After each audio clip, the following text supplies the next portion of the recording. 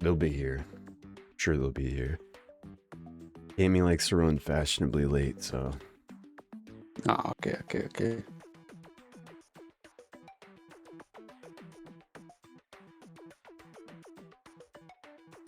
And we are live on Twitch. 2 more minutes until start this timer for the first match, which is going to be between Dop the Gamer and I believe his name is translated to Hong Ma. Hopefully I'm not messing that up, but I do apologize if I am. So definitely get ready, guys. Yeah, great name. Amazing name.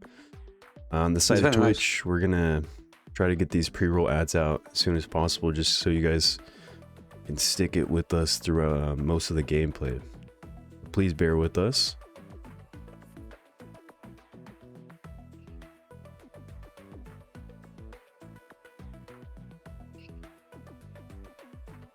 All right, this is gonna be amazing. Morning. Oh yeah, by the way, can you explain how the tournament is gonna be?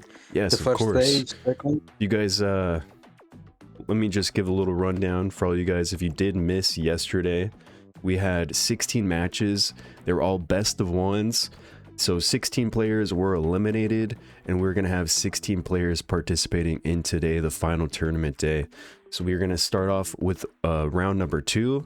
So that's gonna be a total of 8 matches. This is also gonna be another best.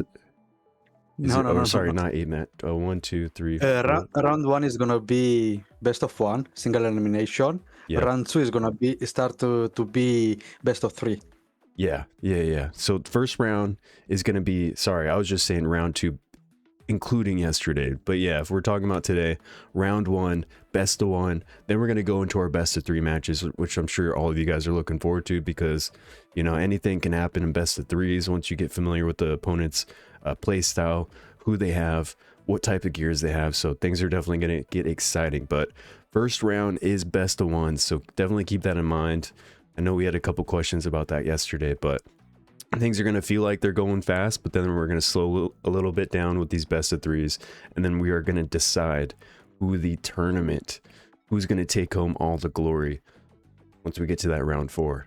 So first match is going to be between Dop the Gamer and Hong Ma. So let me give that little prediction for all of you guys real quick. You're going to have 1 minute to actually put your votes in. Let me know. I'm curious who you guys think are going to win today. A lot of these players were strong. They showed up yesterday, so it kind of gave you a picture of what maybe today's going to look like, but I'm sure those players saved some tricks up their sleeve. They didn't show everything they have. Hopefully, right? Hopefully. So let me know. We've got 50 seconds on that prediction, and then we will start rolling.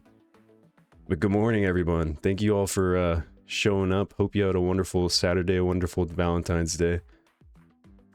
I think we are also doing like doing an ad right now, so great time, great little breather. Dop, I hope you're in the lobby. Get ready. Don't send the match quite yet because we have like 10 more seconds. 10 more seconds. 5,000 on Dop. All right. Good luck, everyone. Good morning, Ranga. You're going all in on Dop. All right. I like that. I like that energy, Dop. You hear that? You can't let these fans down, okay? They all believe in you. The pressure is definitely not on. Maybe a little bit, but you got this, buddy. Good morning, Hideous, Mega, Vega, Jojo, Aventus, V. Good luck, everybody. Yeah, good luck, all these participants. We have a prediction on Discord as well, if you want to vote. Alrighty. Okay.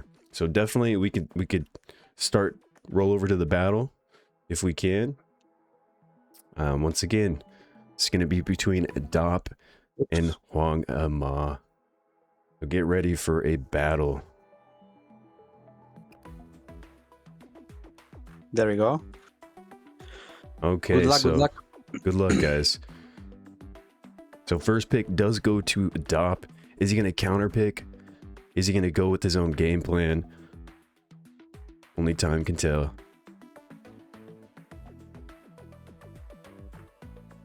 What is he going to start off with? He goes with the Fire Twin Blade, picking up that amazing 33 speed lead.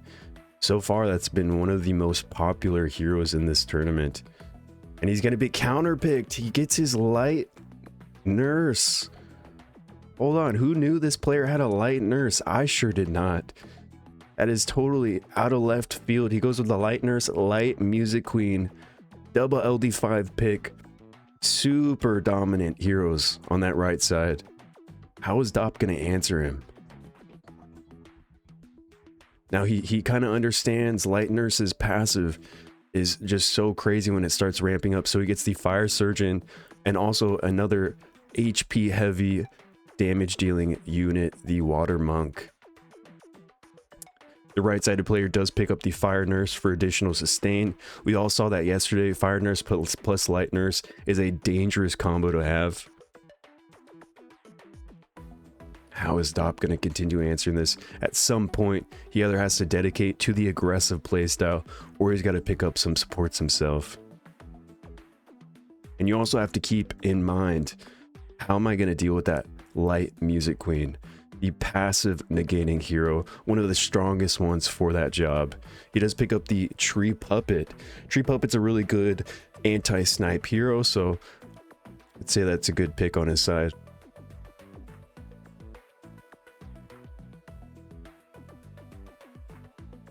Now Hwang and Ma does go with the Fire Barbarian. It's almost like Hwang and Ma is right beside Dop, looking at his roster, just stealing his picks out from underneath him.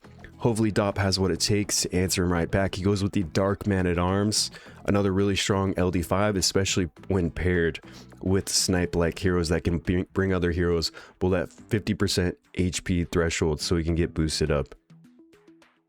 Now he's on his last pick. He does finish it up with a Tree Iron Fist. I mean, that's always a great substitute to have in your back pocket. The S3 does revive everyone, and it also can top you off quite well with that HP based heal.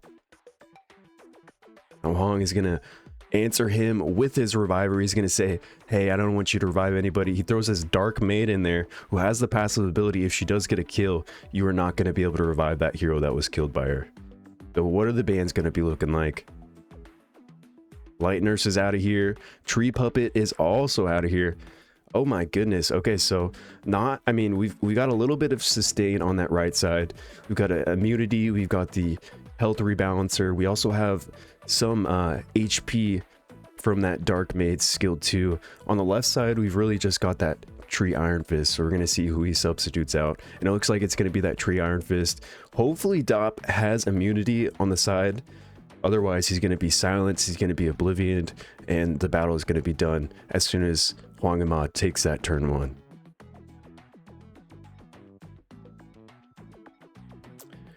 Now, turn 1 does goes to Hwang and Ma. He can skill 2 and buff or boost someone up, or he can just basic. Doesn't really have to skill 2 because he can save the cleanse for maybe when it's daytime or goes to nighttime for that sleep debuff. He is trying to skill 2 into that Water Monk, and he gets resisted. That's actually a huge resist. His Water Monk can get the skill 3 off into the below 50% HP hit, which will boost up his Dark Man-at-Arms, allowing him to snipe out that Light Music Queen without getting her S3. That is actually massive for Dop. Very well played. Oh my goodness. Skill 2 comes out from the Tree Surgeon. It only lands a heal block on the Water Monk because everyone else has immunity. So far, things are looking like they're in favor of Dop because, I mean, without that Light Music Queen, Dop is going to be dominating the pace. But he does get answered back with the kill from the Dark Maid, so he cannot be reviving that Water Monk. That is actually massive on the side of Hwang and Ma as well. So this Tree Surgeon is actually hitting relatively hard as well, and he can't land any Oblivion with the Fire Surgeon because everyone has immunity. So what is Dop going to do? Can he get a snipe? I mean, that if I'm Dop, I'm looking at killing that Dark Maid because she was hitting really hard. There's no way she has a lot of HP. She does have the skill 2 up, but she goes for the skill 1. Another kill on that Dark Man-at-Arms, denying the revival that the Fire Twin Blade does give. Oh my gosh, Hwang and Ma is playing this so well. I mean, both players are doing a great job. Hopefully, Dop is not done for. Hopefully, I mean, that Fire Twin Blade has to continue working down that Dark Maid. Otherwise, things are not looking too good for the side of Dop. Now, skill 1 does come out from that fire nurse. It looks like he is trying to save that skill 2 for when daytime goes to nighttime and everyone gets put to sleep. But unfortunately, Hwangema does have Tree Surgeon, who applies the immunity buff every single time he attacks, every turn. So it does help negate that sleep debuff. And it looks like Dop understands that there is no way to come back from this position, and Hwangema does take that win. Oh my goodness, great game, guys. I've never seen a damage dark made like that. And rip, Vega went all in on Dop. I mean, that was a great play from both players. That snipe, you don't really expect that much damage to come from the dark made. So let's go ahead and go over to the please wait before starting your next matches, guys. The winner for that match was Hwangema. And we're going to start our next prediction really quick. You guys wouldn't mind just waiting just 1 second. So this is going to be between Azric, really strong player for sure,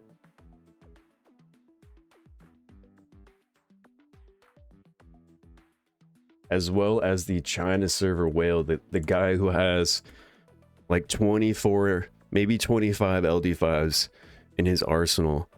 I believe his name is Gyofu Ling Kiao Hung.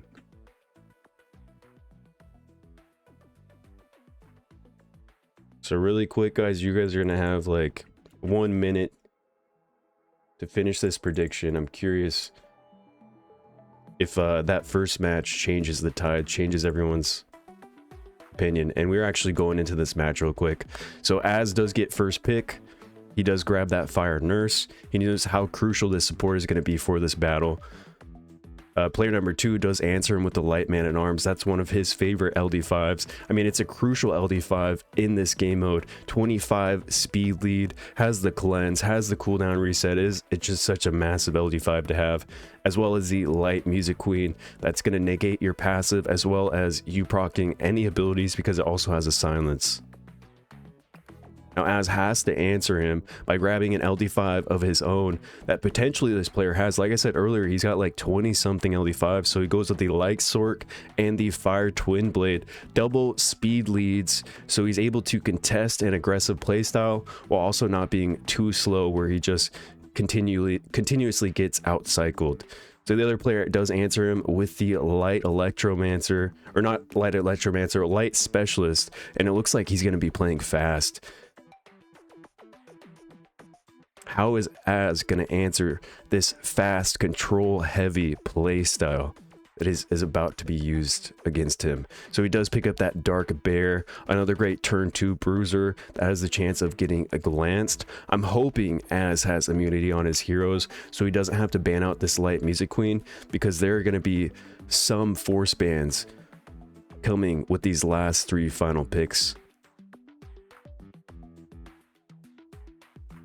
And he does go with that popular 3-star that we saw in the tournament yesterday, the Dark Clockwork, that scales with speed, it ignores defense, it can hit up to 40k without any buffs. It is actually just an insane hero to have. And he also picks the Dark Iron Fist to further ignore defense. Az does answer him with a Tree Twin Blade, another great turn 2 bruiser. If you guys did see the matches yesterday, it definitely popped off once it has max stacks. Once that daytime damage buff does start ramping up, it just starts hitting so hard. And he also, the other player, does pick up a Dark Ninrat. Now, I have not seen this hero from him in a while. I know it has that stealth when it starts the battle. I know it has some ignore defense, so this is going to be very difficult for Az to survive if the other player does ban out his Light Sorcerer. It's looking like a very snipe heavy comp on that right side and a very standard composition on the side of Az. So it looks like Light Sorcerer is going to be banned out. Light Man at Arms is also banned out. We're hoping Az has Zeal. Otherwise, things are not going to be looking good. I know the Light Specialist does have the strip, but maybe Az does resist that. And then RNG is on the favor of Az, but this is definitely going to be a tough one for Az. So leaders does go to the 25 speed for Dark for player number 2. So he's going to be going fast. But Az does actually take the turn 1 out from underneath him. Is he going to boost someone up? It looks like he is. He's boosting up the tree twin blade. Can he get a kill on anybody, or can he set up at least a defense down? So he does steal some of the attack from that dark clockwork. Does that mean he will not one-shot with the skill 2? Okay, the dark clockwork actually only doing 9k damage with that skill 2. That was actually a very crucial move from Az. The fire twin blade does have the ignore defense buff from the dark iron fist, and it is not looking too good, because as soon as that twin blade does get knocked out of here, Az is going to be missing a reviver. So he has to kill someone. He has to either kill he has to stun the light music queen. He goes for the kill on the dark clockwork. The fire nurse does move, rebalancing the HP of the fire twin blade, helping him survive a little bit longer while also giving him the unkillable debuff. But that does mean the iron fist debuff does land on that fire nurse, and it doesn't actually do too much damage, but it does set up the defense down, meaning that this dark nin rat potentially can snipe her out of the battle. But also he does have the revive from that fire twin blade. No, he does not. He does get oblivioned from the light music queen. That is just such an insane hero to have. He was saving that skill 3 for the time that was right where this immunity ran out perfectly, but he lands the defense down on the nin rat. Maybe if his sorcerer does move next, he could potentially get another kill here, making a 3v2 battle. And if Az can keep that fire twin blade healthy and alive as soon as that oblivion runs out, he can also revive his character that was downed. So what is he going to answer with? Things are actually looking like they're on the side of Azric right now. I mean, he has really healthy heroes, and the main damage source on the other side is going to be that dark iron fist. So let's see how Az plays this match out. So he actually goes for the swap into the dark bear. And just because it comes out fresh, it has no debuffs on it. Now, unfortunately, well, actually, maybe fortunately, Fire Twin Blade takes that debuff from the Dark Iron Fist, allowing him not to one-shot his Dark Sorcerer, which is actually kind of huge in my opinion. His Fire Twin Blade does get slept by the Light Music Queen, meaning he is not going to be bringing anybody back, but the Dark Bear does set up a defense down, putting really nice damage on that Light Music Queen. And actually, because the Dark Bear does synergize with Sleep, he can move right now with the Sleep debuff. And holy cow, guys, I think Azric just won against one of the China server's best players out there. And since this is the best of one, there is no rematches at all. Holy cow, congratulations, Az. That was a massive draft, massive gameplay on your side of things. Oh my gosh, I never would have guessed, dude. Congratulations, GG, Az. You just took out China server's best player, in my opinion. That was crazy, dude. Let me choose the outcome. It looked like everyone was kind of 50-50, not sure who was going to win that match, but you never guessed it, Az just did. Congratulations, Az. So next matchup is going to be between Keeb and Aventus. Real quick, please do not start the matches quite yet, gentlemen. I really do appreciate it. Just give me 1 second.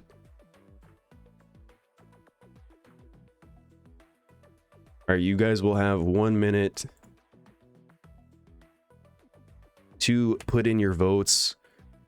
Maybe 30 seconds, and then you guys can start finding that match. But that was just a crazy roller coaster.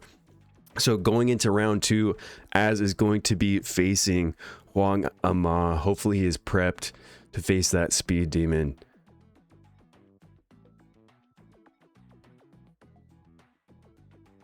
GG. First round is best of one. Yes, thank you.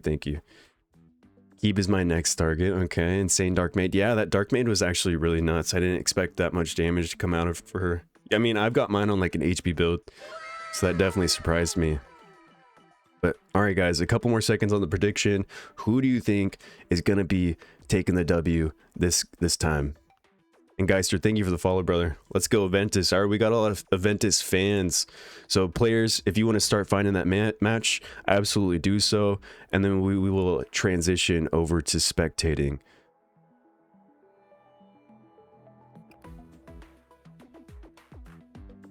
Alrighty, so first pick Let's see who gets it. So Keeb actually gets the first pick. He takes the light man at arms, which is actually huge because Aventus does have that in his roster. Aventus does steal the double speed leads with the Fire Twin Blade and the Fire Specialist. Great picks to have in that first 3 drafting order. Keeb also answers him with another speed lead of his own. He's got the Light Assassin that has that 33 speed lead, so this might be a speed race. Maybe this is the part of the draft where these guys are going to pivot a little bit, but so far it's looking like these players want to go fast, and Keeb solidifies that fast playstyle with the Fire Robo, which synergizes really well with that Light Assassin. He's going to get the action bar boosting along with some nice buffs on his side. So how is Aventus going to answer him? He does pick up the Dark Specialist himself, one of the most broken single target damage dealer for Theme Arena, so that might be a ban right away. But Keeb also picks up the Tree Nurse, another buff heavy synergizer with the Light Assassin. So if I'm Aventus, I'm thinking, dude, maybe I just ban this Light Assassin out, or maybe I'm definitely considering that Light Assassin right now. Aventus does go with the Light Maid, a very fast support that can boost someone up.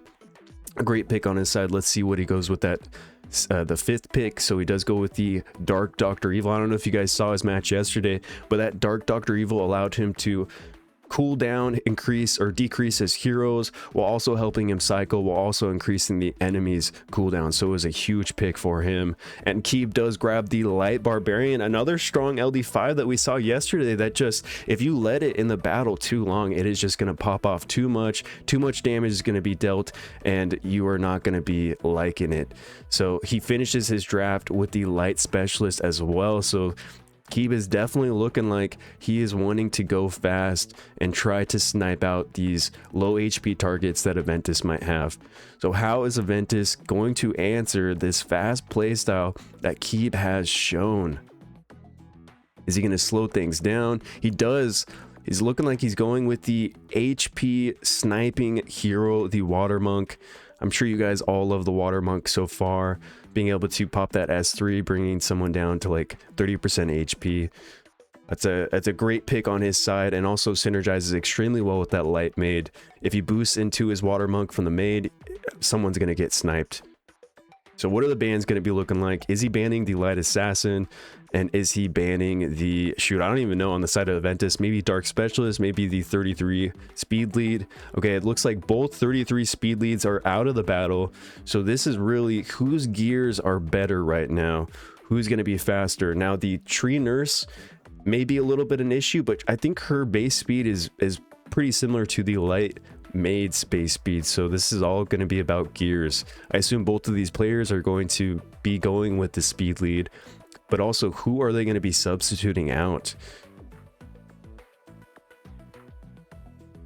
Looks like Aventus is actually going to be substituting out his Dark Evil, and Keeb is going to be subbing out that Tree Nurse because he notices that he doesn't need double buffers on the field quite yet. That's not there yet. So first turn does go to the, hold on, the Fire Robo. That was an insanely fast Fire Robo. Boosts everybody up. He gets a skill 3 from his Light Specialist, increasing the cooldown of everybody on the side of Aventus, also putting that crucial slow debuff on everybody.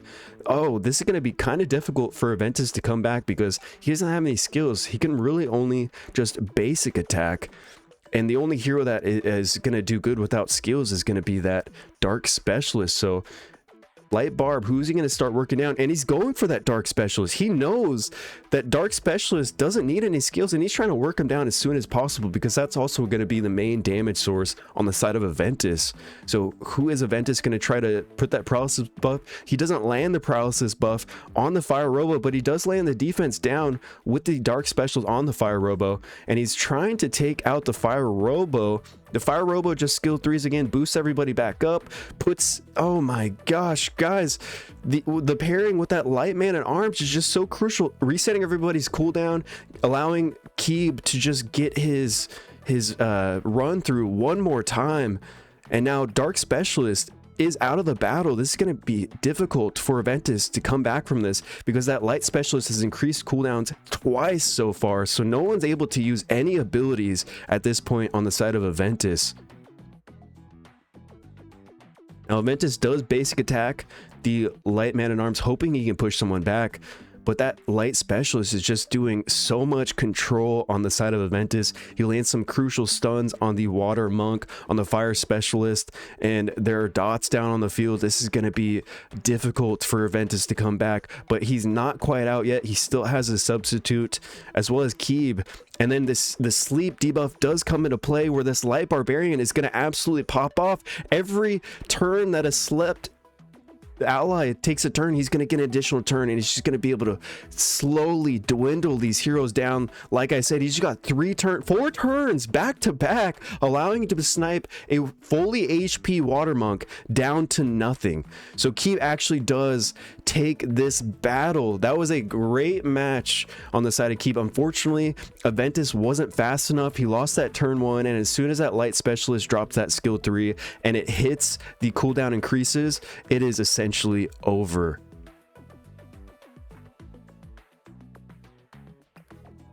GG nerf light barb.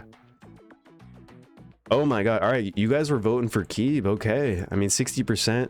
I mean, great match, players. Thank you guys for participating. We're gonna start this next one. Actually, we won't even be able to because they're already running it. So player number 1 does go with the light maid and the fire twin blade, as well as the fire electromancer to help counter the debuffs. That player number 2 is going to be dropping with that fire specialist. It looks like both of these guys are going to be going fast, but there's a little bit pivot on that left side with the dark sorcerer to help counter these heavy AoEs that are going to be dropped, as well as another debuff counter with the water fairy. So the right side player notices that he is making that pivot, and he's just trying to put his foot to the gas. He does grab that dark maid as well as the dark assassin to help him snipe things out if they do survive his control, as well as picking up the dark monk that is going to help silence and keep the heroes controlled. After you use a support ability, the following speed tuned hero is going to get that silence, so that might be a crucial pick for him. But the left sided player does finish his draft out with another bruiser. That means I'm looking at banning this dark assassin. Okay, and he does. So dark assassin is banned out. The fire twin blade is also banned out, so he cannot contest that speed. Player number 1 is going to be going slow. He's going to be trying to survive this control that's about to be dropped on turn 1 from player number 2. So depending if he does, maybe player number 2 runs out of gas and he can start dwindling people down. Maybe he doesn't. Maybe he gets lucky. Let's see who wins this one. So substitutes are going to be the fire electromancer and the dark monk. I'm curious why he's subbing out. I mean, I guess he doesn't really need double counters against the heavy debuffs from the fire specialist, but I mean, it wouldn't help. So first turn does go to the right-sided player. Is he going to buff up? He does boost everyone with the skill 2 of the Dark Maid. He drops the skill 2 from the Fire Specialist, which does make the Dark Sorcerer counter, because anytime you get AoE'd, Dark Sorcerer is going to counter with that skill 2, hitting really hard. He drops the skill 2 with the Fire Music Queen as well. This is kind of just feeding into that Dark Specialist right now. This might be a Dark Specialist game. The Water Sorcerer gets frozen, increasing the amount of damage that the counter from the Dark Sorcerer is going to be dealing to him. And he's starting to work down the Water Fairy because he realizes this is the main counter to my composition that I have right now. So who is he going to, is he going to skill 2? It looks like he does skill 2 into Dark Specialist. Someone is going to die here, ladies and gentlemen, with that skill 2, and that's going to be the Fire Music Queen. So now it is a 4v3 battle, and it looks like player number 2, or the right-sided player, it has kind of run out of gas. As soon as he dropped all those AoEs, pretty much he can't drop anymore. Otherwise, that Dark Sorcerer is going to start killing people without even having to move. So he goes with the skill 2 from the Water Sorcerer, dies from the skill 2 counter from the Dark Sorcerer, and everyone is looking very healthy on the left-sided player. This is going to be difficult for him to come back. He goes for the skill 1 onto the Light Maid to maybe apply that paralysis, but he basics the Fire Specialist right back, pushing his action bar gauge even further, and he does get the sleep plus the pushback with the skill 1 from the Water Fairy. This is not looking good for him, folks. I mean, really, the Dark Sorcerer has kind of been carrying this fight. Can he kill that Fire Specialist? He does not, but he hits the stun just to add the cherry on top. It barely survives, but really anything, you could blow dust on that Fire Specialist, and he is out of the game. So that Water Fairy does take it out of the battle. It is a 4v1 matchup, and I just don't see player number 2 coming back from this with just a dark maid, unless it can one-shot everything on the battle, and it looks like it's only doing 2k per hit, so it's not like a complete damage build. And this Dark Sorcerer is going to be able to finish it off because he actually does more damage when you have more allies than opponents, so he's going to start ramping up, especially against those heavy AoEs. That was just a super crucial pick for this left-sided player, so congratulations, that was a great match. Unfortunately, we were not able to get the predictions rolling for all of you guys, but it is what it is. Hopefully, I mean, Raptor and NoFlow is up next, so hopefully we can get that going for you guys. And we're also going to take a little intermission. Here is your code, Proof of Strength. We've got 4 more matches left for this round 1. I'm curious, how are you guys feeling about the picks so far, the players so far? I mean, China server is just dominating. Can we stop their win streak? Ladies and gentlemen, I will be right back. I'm gonna get some water, I'm gonna use the restroom. We'll be back with some more gameplay.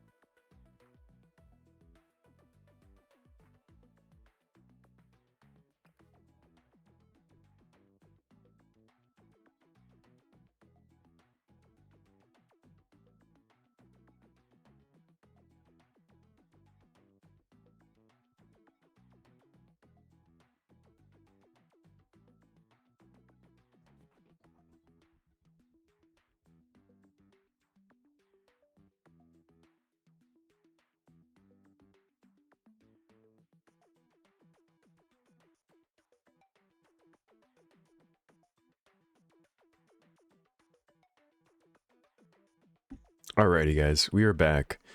I'm gonna get that prediction rolling just so you guys have some time to vote. You'll have 1 minute. Next match is gonna be between Raptor and No Flow. We still have 5 minutes of intermission, so take your time. But also use those channel points. Someone's trying to get Dark Sork nerfed with that game. Oh, for sure. Ranga, dude, that was a Dark Sork carry, man. That was actually crazy. Busy, what's going on? Ayo, Light Barb. Oh, yeah, for sure. Very OP, especially in this game mode. You really have to like plan how you're going to take out. You really have to plan your draft around a Light Barb. Otherwise, you're banning it out, right? You have to bring Snipe. You have to bring Oblivion. Shoot, does maybe even Water Specialist, you can hex it, but you have to have an idea of how you're going to deal with it, because as soon as that nighttime mode hits, everyone gets put to sleep. He's about to take turn after turn and just do so much damage. GG nerf Light Barb. Yeah, very fast clock. I mean, dude, great match, Aventus. Great match so far. Very fast matches. These guys are trying to speed clear this tournament as quick as possible. We haven't really seen a lot of turn 2 gameplay just because a lot of damage has been dealt out so fast. And honestly, as soon as you lose one hero, maybe 2 heroes, you have no revivers, it's just such a difficult position to come back from, especially with that nighttime mode. Because then you're put to sleep, there's an additional turn that you're missing out on, your opponent is getting their cooldowns back. Just very difficult. Has Water Spec been used in this tournament? I don't think so. I'm actually very shocked, honestly. I mean, Water Spec is a great counter for all of these passive heavy heroes. So I'm surprised that we really haven't seen any Water Specs. Even someone mentioned earlier, or I think it was yesterday's stream, the combination between Water Spec and Dark Twin Blade. I understand that in Theme Arena, you're probably not going to get that combo off quite often, but if you have other scary threats to pair with those guys, it's like, you know, pick your poison. And if you do get the Water Spec Dark Twin Blade combo off, everyone's getting hexed. Everyone is just losing their turns and probably just going to die immediately. But yeah, I'm kind of shocked. We've been seeing a lot of Water Sorks. I mean, really, we've been seeing like turn 1 control compositions. We've been seeing like a lot of snipe compositions with that speed, that Dark Clock, the Dark Assassin. I mean, turn 2, we've been seeing a little bit of, more so in that second set yesterday. But yeah, everyone's been liking turn 1. I understand, right? Because a lot of players just stick in stay grinding boxing club. I do it myself. I'm trying to get speed as much as possible, but I'm just also shocked that there haven't been too many turn 2 high effect res, maybe immortal gamers out there. People have been grinding in Anonymous Dungeon or Lab. But honestly, what has been the most surprising match so far for you guys?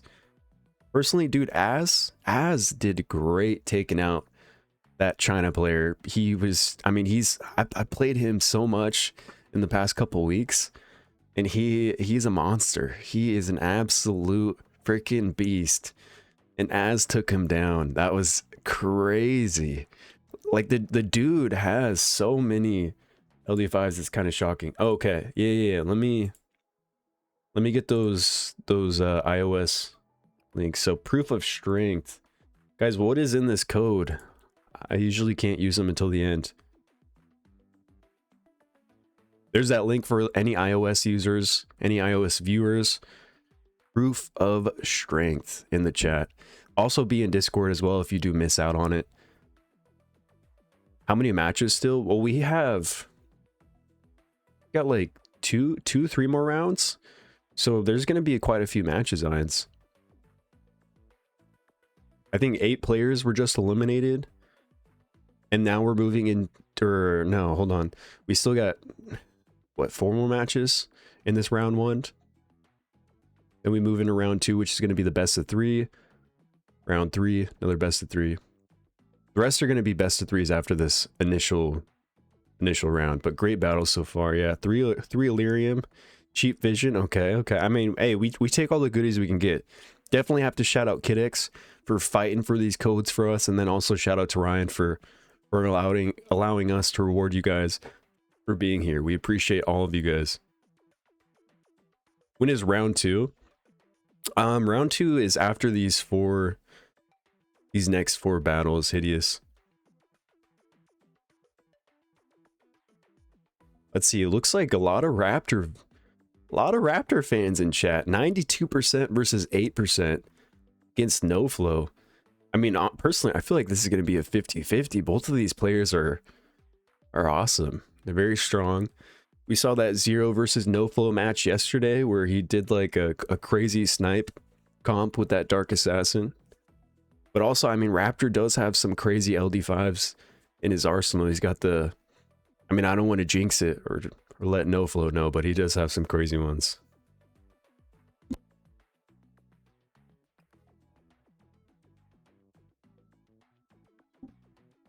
So how many codes today? I think there's like 3 codes. Or so many codes yesterday and today. Yeah, we got a couple more codes for you guys though. So don't y'all worry. Raptors OP. Crit, what's going on, bro? Crit, please, by the way. Yeah, I could tell, man. Great match yesterday. Unfortunate that you didn't have enough time for the light popo, but here we go. Match between Raptor and NoFlow. Ladies and gentlemen, this is where legends are made here. Both very strong players. Raptor picks up that 33 speed lead with the Fire Twin Blade. NoFlow answers him with another speed lead, Fire Specialist, and a great support, the Fire Nurse. So Raptor is going to go ahead and pick up the Light Bar because I think he saw NoFlow's match, and as well as the Dark Assassin. So he is just counter picking NoFlow completely in these first 3 picks. How is NoFlow going to answer him? I know NoFlow does like that snipe composition. Is he gonna go fast? It looks like he's gonna put the foot to the gas pedal. He's going fast. He grabs that tree sphere. Another high-based hero, has some pushback, has a single target strip. Raptor does go ahead and grab the Light Nurse in that 4th slot. NoFlow does pick up the Water Twin Blade and the Water Surgeon for his damage dealer. Nope, he does not confirm the... Okay, he is confirming the Water Surgeon. Now, NoFlow does have both of his speed leads, Water Surgeon and Fire Specialist. Raptor does solidify his draft with the Tree Barb, and the Tree Surgeon. Tree Barb is going to reduce the damage dealt by these speed damage dealers like the Water Twin Blade, like the Water Surgeon. So that is a great counter pick, last 2 counter picks actually, because that Tree Surgeon also applies AoE immunity every time it takes a turn and does damage. So how is NoFlow going to answer him? He answers him with a Reviver, a support himself, the Tree Iron Fist. Guys, have we been seeing... I feel like we've been seeing so many Revivers throughout this tournament. What are the bans looking like? Is the 33 speed lead going to get banned out? It looks like Light Barb's getting banned out, as well as Fire Specialist, just because Raptor is saying he doesn't really want to have to deal with all of that control, and NoFlow is saying he doesn't want to have to deal with all of the turns that Light Barb is going to be taking, or was going to be taking. So what are the substitutes going to be? If I'm Raptor, maybe I'm subbing out, like, yeah, Dark Assassin works. As well as NoFlow, subbing out that Tree Iron Fist. That seems to be the strategy. Subbing out your Reviver to bring him back once everyone has died, so you can pop that skill 3 and then bring all the dead allies back. Now, turn 1 does automatically go to the Tree Barb just because of his passive. He does actually insane damage with that skill 2 onto the Water Twin Blade, just because he knows the main damage sources are going to be that Twin Blade, are going to be the Water Surgeon. And if you can get those guys out of there as soon as possible, then it is easy coasting for Raptor. So Raptor's going to continue working down the Twin Blades. Now, unfortunately, the Fire Nurse does move and applies the unyieldable, unkillable buff on that Twin Blade while also rebalancing their HP. She does go for the skill 2, increasing or healing everybody up, basically back to full. Now, NoFlow is recognizing he has to take out the Fire Twin Blade, so he's going to start working it down as soon as possible. Unfortunately, because the Tree Barb is on the field, everyone's damage is going to be reduced on the side of NoFlow.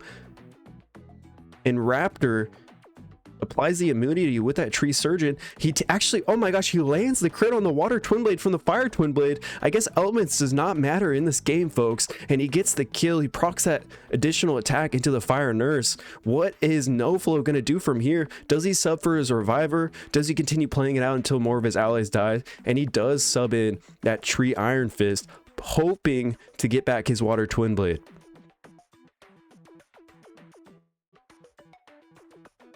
Now he has his skill 2 from that tree sphere. He doesn't really need to reset anybody.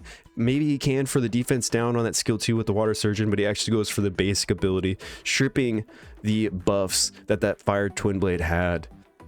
And that constant immunity is actually so crucial for Raptor, because I don't know if you guys can see that clock at the top right, but it is almost nighttime, and you guys know what that means. Everyone's going to be put to sleep if you don't have immunity. And now Raptor is refocusing to the next best damage dealer on the side of NoFlo, which is going to be that water surgeon. He lands a crucial dot that's going to decrease his HP even further. NoFlo actually doesn't pop his skill 3 from the tree iron fist. Maybe he's waiting for his other allies to get a little bit lower. Could be a good play. Now that tree surgeon still refocusing all his damage into that water surgeon, hoping he can bait out the S3 from that tree iron fist. Now nighttime does come in play. This is where tree surgeon is so huge, applying that AoE immunity, because Raptor, his heroes aren't slept, while NoFlo, everyone basically got slept. And hold on, is his tree barb on Echo? Did that just double hit? Oh my gosh, that is a crazy set, but dealing lots of good damage on the side of Raptor into that tree sphere. Now the water surgeon's actually still slept. He's landing double dots onto the tree sphere. That tree sphere is going to be going down anytime soon. He also lands the defense break from the fire twin blade. Now he barely survives after the dots are activated. Is he going to skill 2 someone? Is he going to, he's just going to basic. He's kind of holding his skill 2 for when the iron fist drops that skill 3, I think. And the iron fist does pop the skill 3, heals the tree sphere a little bit up, puts the revive buff on everyone that was not revived, and brings back the water twin blade. And he does actually swap back for his fire nurse. It's so far interesting plays. I like what NoFlo's doing with his substitutes, but that doesn't even matter. Water twin blade came back for literally a second, but Raptor does get lucky with another additional proc from that echo sec on his tree barb, taking out the water twin blade. That was just such massive damage. And also, because the defense break is set up on the tree sphere, the fire twin blade is able to take out one of the revives from the revive buff that was on the tree sphere. So what does tree sphere do now? Does it S3 for the pushback? Does it skill 2 for some sort of skill cooldown on one of his allies? He's going to go for the skill 3. He pushes back everybody, lands the paralysis debuff on everybody except for the light nurse. But this just feels like an uphill battle for NoFlo, because not to mention, guys, we still have double revives available for Raptor, and Raptor does substitute in his dark assassin, allowing him to take out the fire nurse, basically removing all sustainability that NoFlo has on his side. And unfortunately, just because tree barb is still on the field, his water surgeon is not able to do very much damage because of the passive that tree barb does provide. And this is just not looking good for NoFlo, folks. Constant uphill battle. Does he go for a reset? He doesn't really have any more HP, so as soon as tree sphere goes down, it's going to be a 4v1 battle. He does start working down the water surgeon a little bit with this dark assassin. Does he go for the basic ability? He does go for the basic ability. I don't know if you guys know, but whoever's target is the water surgeon, he's going to continue revenging. And it looks like Raptor doesn't even care about the revenge. He just goes straight into the water surgeon with that tree barb, getting lucky again with another double hit from that echo set, finishing NoFlo off. Wow, great job, players. That was some crazy tech on that tree barb. I did not even realize that tree barb could be hitting that much damage without being below that HP threshold to ignore defense from that skill 2. That was very well played from both of these players.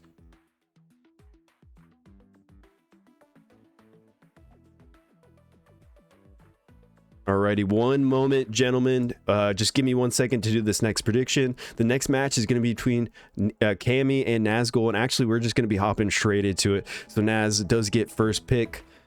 What is he going to roll with? Is he, I mean, so far we've seen a lot of speed leads in that first slot or some very strong counter picks. And he does go with the speed lead. He goes with the fire specialist. Got great control, great buff removal, solid damage as well. How is Cammy going to answer him?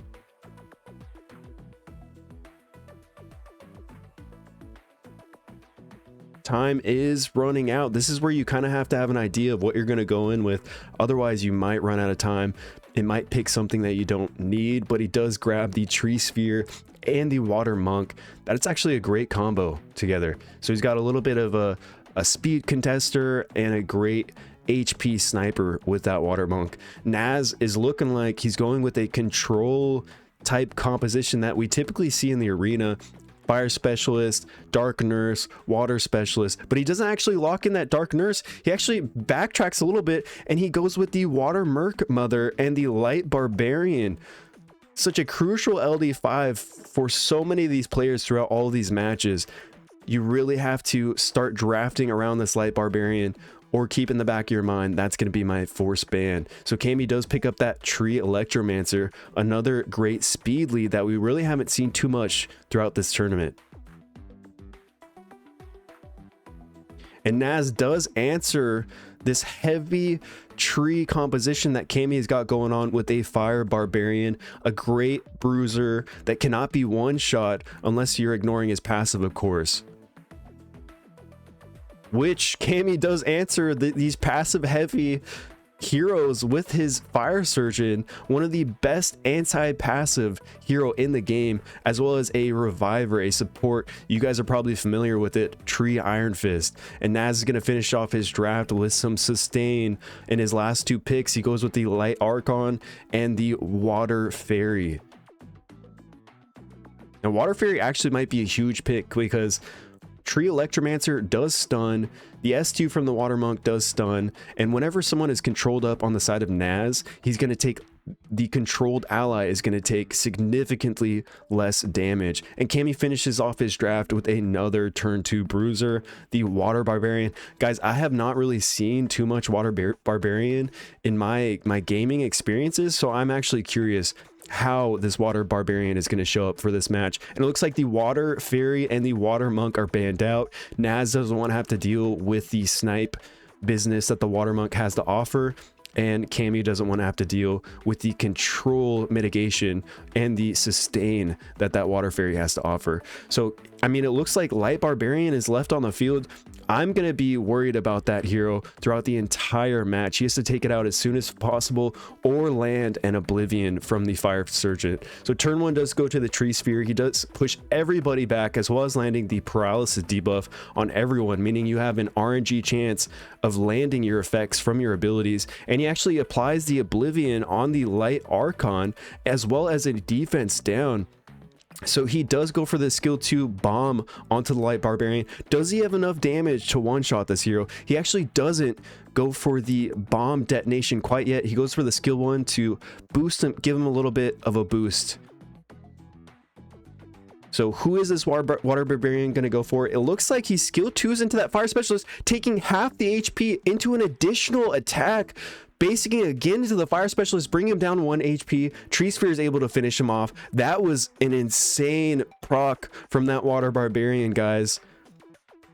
Now he does go for the detonation with the Tree Electromancer, but he does get revenge and stunned by this fire barbarian. It's not over yet, but it's not looking good for the side of Naz, because that oblivion that the fire surgeon is applying to his heroes, his passive heavy heroes, not to mention, is just so crucial for Cammy. Can he get any RNG stuns? So he's not even on Bash. He's actually on Immortal with that Light Archon. He's able to suck some action bar, but it's not quite enough. The Light Barbarian does go down. Is the Tree Sphere going to reset anybody? He actually doesn't. He goes for the basic into the Light Archon. Light Archon does get a nice revenge, but no slow debuffs were applied. Fire Barbarian's actually able to take out the Tree Electromancer, making the field a little bit more even. A 2v3 3 battle, but that water barbarian does not even care. Set up with the defense break, does almost 40k damage with that skill 2. Water barbarian is definitely showing up for this match, because now it is a 3v1 battle. The fire surgeon is going to continue placing that oblivion onto the light archon, making his passive completely useless. Everyone does get put to sleep, but because Cammy is so fast, he's able to wake up, get the next turn, and it is not looking good for Naz.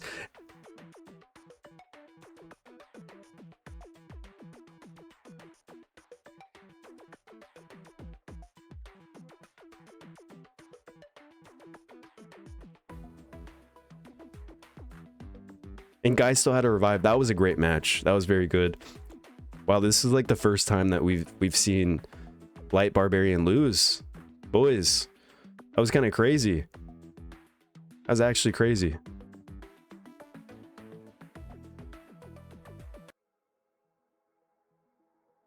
GG. That was a great game.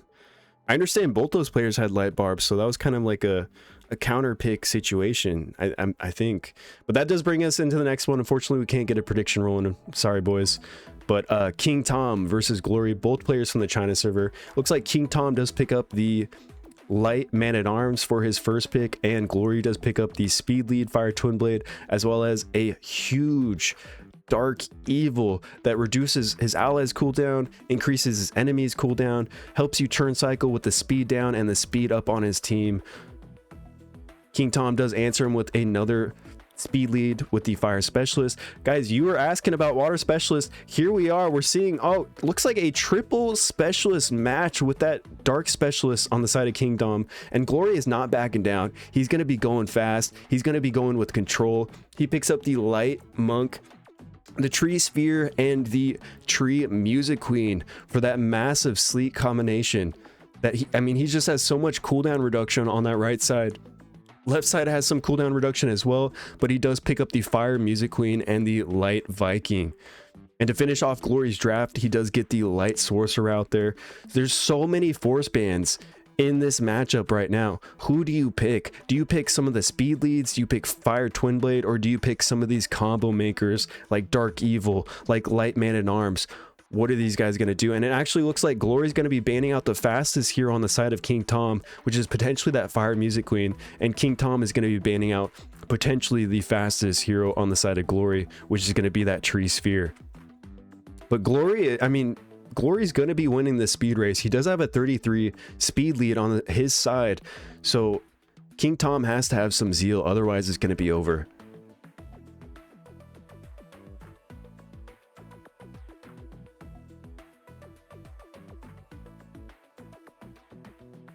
Now, actually, hold on now. King Tom does get turn 1 with the water specialist. He hexes into that light monk, gets the skill 2 dropped from the fire specialist, and gets some nasty stuns on the fire twin blade and the dark evil. That was so crucial, but the tree music queen still has her skill 3. Doesn't pop it. She goes for the skill 2 onto the light man at arms, but gets resisted. And now everyone is taunted from that light Viking, and it is not looking good for Glory, because King Tom can just reset all of his cooldowns, all of the abilities that he just dropped. So now he can go for another hex target, which he does on the tree music queen, goes for another skill 2 from the fire specialist, gets some nasty damage out there, some nasty stuns, and some dots applied.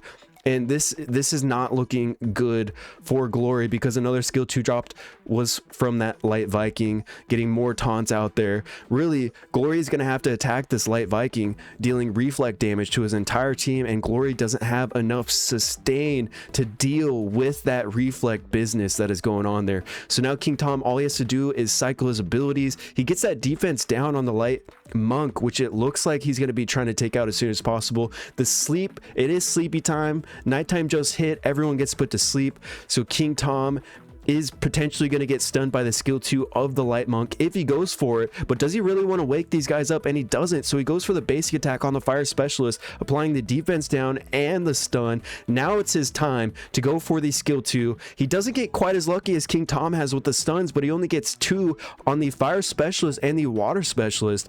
This might not be looking good for Glory, because all of his heroes have been dwindled down. They're surviving with barely any HP, especially that fire twin blade. But does he have enough control to come back from this battle? He has that skill 2 up again on the side of the light monk. He drops it, doesn't get as lucky, gets the same stun targets, drops the skill 3 from the tree music queen, and gets resisted once again. This light Viking and this light man at arms must be on a high resist build because nothing is landing on them at all. I feel like it doesn't even matter from this point on because Glory has lost his reviver, his fire twin blade. It's all up to whether or not he can continue landing his debuffs, which has not been lucky for his side so far. He tries to get the bash down on that light mine arms, but he does not land it from the light monk. And if he continues working down or attacking into this light Viking, he's just going to take reflect damage like no other. And the light Viking does hit the defense down on the Dark Evil, and it looks like this game is over, and King Tom does take the win.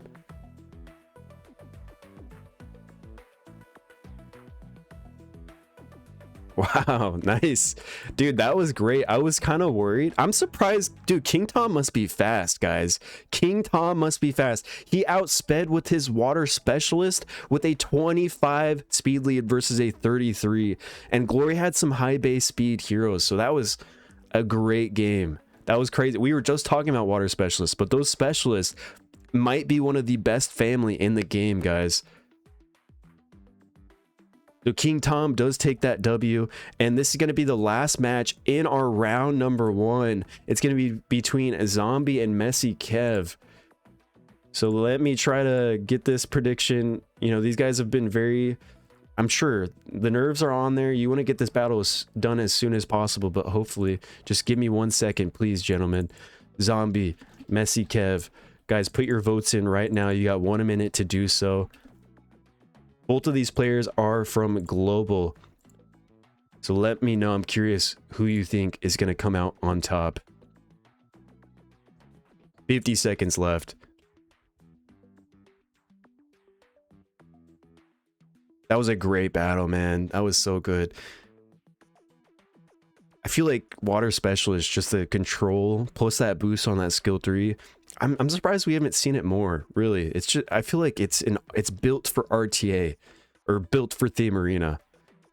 There's not much you can do once like 2 heroes of yours have been hexed, especially when paired with like a cooldown hero like Tree Sphere, Dark Evil, Light Man at Arms. We're going to be seeing that combo just constantly throughout this tournament.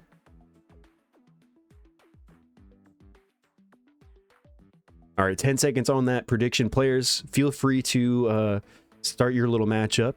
I'm looking forward to it. It's going to be a good one between Zombie and Messy Kev.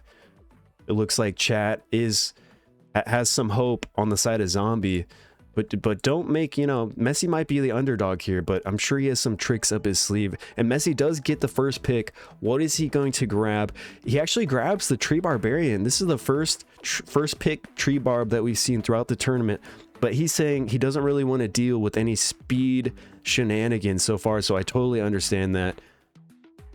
What is Zombie going to answer him with? He does pick up a speed lead himself, the Fire Specialist, as well as an anti-passive hero like the Fire Surgeon to potentially help him against the passive that the Tree Barbarian does bring to the table. And Messy answers him with a Light Viking that we just saw in the last match. Such a crucial hero. 2-turn taunt, has reflect, super tanky, also boosts his own action bar, as well as a Fire Nurse for some support. And Zombie does get the Water Specialist pick in there that we just saw from last match as well, guys. So far, these drafts are looking stacked, and Messy actually has a Light Man at Arms as well. I had no idea, but that is an additional speed lead for him, as well as all the other utility that Light Man at Arms does provide for his team. I mean, that combo with the reset on the skill 2 taunt or 2-turn taunt that the Light Viking has, if that gets through, it's going to be difficult for Zombie to get out of that control. So Zombie does actually have a Tree Vanguard, one of the newer heroes that was just released. So far has had really good win rates in this tournament, as well as a turn 2 bruiser, the Tree Twin Blade, that just does massive damage, steals your attack, steals your defense. What is Messy going to finish his draft with? How is he going to round this out? He actually goes with a water twin blade and a... No, he's not locking in the dark joker. A dark clockwork. Hold on now. He started off slow, but he's kind of speeding it up a little bit with the sniping 3-star speed scaling, ignoring defense hero, the dark clockwork, to help counter that defense-based tree twin blade potentially. Now, Zombie's last pick is the fire bear. That's actually a really good counter pick into the water twin blade, I believe. Just because he doesn't actually take full damage until it's his turn, so all the damage he's able to stack, and potentially if it's on revenge set, is going to throw it right back at Messi. So what are the bans looking like? I mean, on the side of Zombie, I've got to break up this light man-at-arms, light Viking combination. On the side of Messi, I'm taking out the anti-passive hero. So it looks like Fire Surgeon is gone, and it looks like Light Man-at-Arms is also gone because he does not want to deal with that double 2-turn taunt that potentially could happen.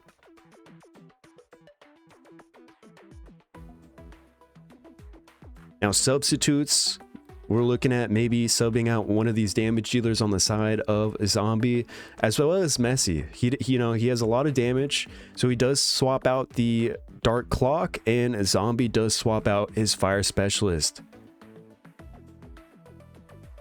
Probably a good swap on the side of Zombie just because he doesn't really need speed, because that's going to be countered by that Tree Barbarian. And they go with a 42% accuracy leader and a 33% crit rate leader. So turn one is of course going to be going to the Tree Barbarian. Who is he going to push back? This is actually, hold on, is this like a fast Tree Barb? Is Messi on some kind of crazy tech? The Twin Blade is going to be pairing up with the Tree Barb, but I feel like that's like a 200 speed Tree Barb, guys. I have no idea. He does boost up his Tree Barb again because he's going to try to get those additional attacks as much as possible, and he drops a skill 2, getting 2-turn taunts on everyone except for the Fire Bear. This is a tricky position for Zombie to come back because he doesn't really have any cleanse. He's got some nice sustain or mitigation with the shields that the Tree Vanguard does apply, but is that enough to withstand the damage that this water twin blade is going to be dealing? Hold on now, Zombie does land a defense down from his Fire Bear onto that water twin blade, but it does get cleansed by Fire Nurse. So Zombie knows he's got to take out that twin blade as fast as possible because that's the main damage source on the side of Kev. But Kev is just going to continue working down that water specialist. He doesn't want anybody to be hexed, and it looks like he's going to be able to take it down with the water specialist or water twin blade. It is a 3v4 battle here, but it's not looking too bad for Zombie because he's got a defense break set up on that water twin blade. So potentially this Tree Blade could be able to take it out as soon as it takes a turn, if it takes a turn, of course. So the Tree Barb does go into the Tree Twin Blade because Messi understands that's going to be the next best damage on the side of Zombie. Zombie does basic ability into the Water Twin Blade, getting the additional attack into the Fire Nurse, landing the defense down, but Sleep Time is here, ladies and gentlemen, making it so Zombie cannot finish off that Fire Nurse quite yet. And because Kev does have Fire Nurse, he's able to cleanse all the debuffs, rebalance all the HP, and it is not looking good. I mean, Zombie had such a great setup, but that nighttime just ruined his plan completely. He's got the defense down debuff on his Tree Twin Blade, but he's still able to take out that Light Viking. I have no idea how, because, I mean, he's a defense scaling hero, but he must have a lot of attack on there too. This Tree Vanguard is doing such a great job at keeping everybody alive, guys. Depending on whether or not he can take out this Tree Twin Blade, I mean, it's scaled so much so far, it might be too late for Kev. And he barely misses the kill on that Fire Nurse. She's able to stay in the battle a little bit longer, but is that enough HP to survive what this Tree Twin Blade is about to do to him? He gets the basic ability down on that Tree Twin Blade, doesn't do enough damage, unfortunately. Who is Zombie thinking about taking out right now? Does he take out the Tree Barb? Does he try to gamble for the kill on the Fire Nurse? And he gambles for the kill on the Fire Nurse, and it pays off. The Fire Nurse is out of the battle. Now Messi Kev no longer has any sustain, whereas Zombie has that constant shield application that the Tree Vanguard is going to be dropping. Dude, Zombie just got a nasty counterattack from the Fire Bear onto the defense broken Light Viking, finishing it off. Messi Kev tries to go for the swap into the Dark Clockwork, but it is already too late, and that Tree Twin Blade has stacked so much damage, has scaled so much throughout the match, he's able to take it out immediately.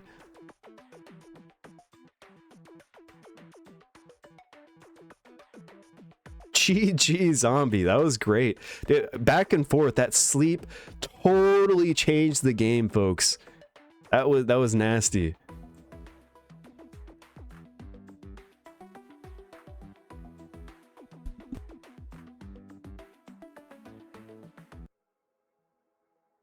All right, guys. So now I believe we're gonna do a quick little intermission one more time. We do have some more goodies, some more codes for you, but here's what round 2 is going to be looking like. Az is going to be facing Huang and Ma. Keeb is going to be facing, I think that's Zheng Yi De Guang. Raptor is going to be facing Cammy, and King Tom is going to be facing Zombie. So we've got 1, 2, 3, 4. It's a 4v4, guys. We got 4 global server players versus 4 China server players. So we are still trying to figure out who is going to come out as victorious.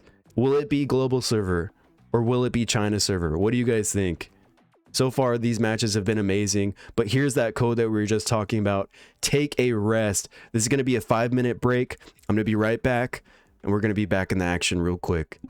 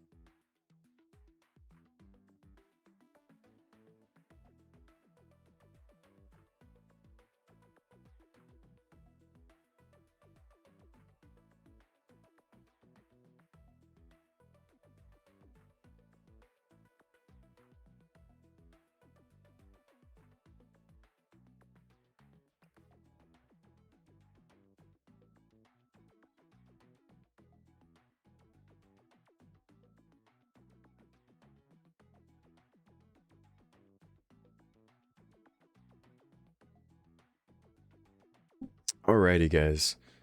So we got 3 more minutes on intermission. Let me go ahead and get that next prediction rolling. Who was it again? It was Huang and Ma versus Az, yeah, Kidix.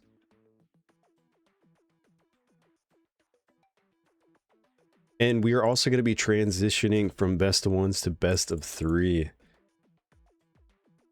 So that's something to look forward to as well.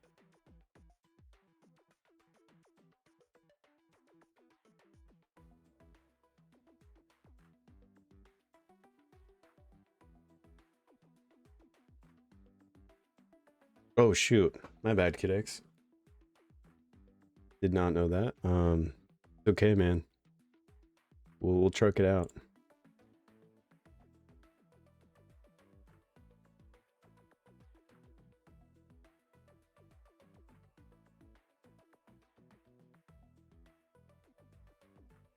All right, I think this is Huang and Ma's.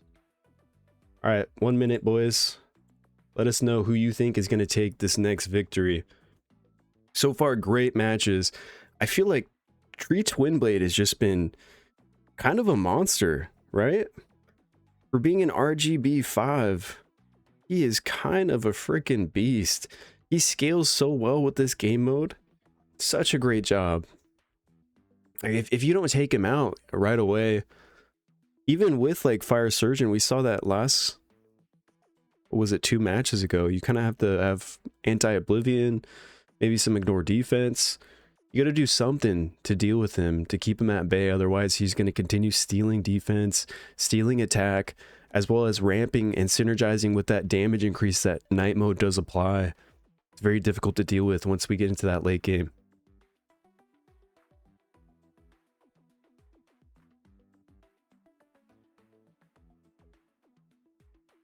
I built 4 tree twins. No regret. All right. Sounds good, buddy. Okay.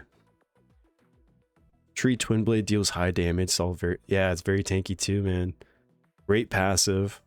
Passive's very good. His passive's almost as good as Light Barbarian that we saw. We've seen, that's been one of the most popular LD5s throughout this tournament. Light Barb, Light Man at Arms. We see those guys more than anything. Light Nurse too.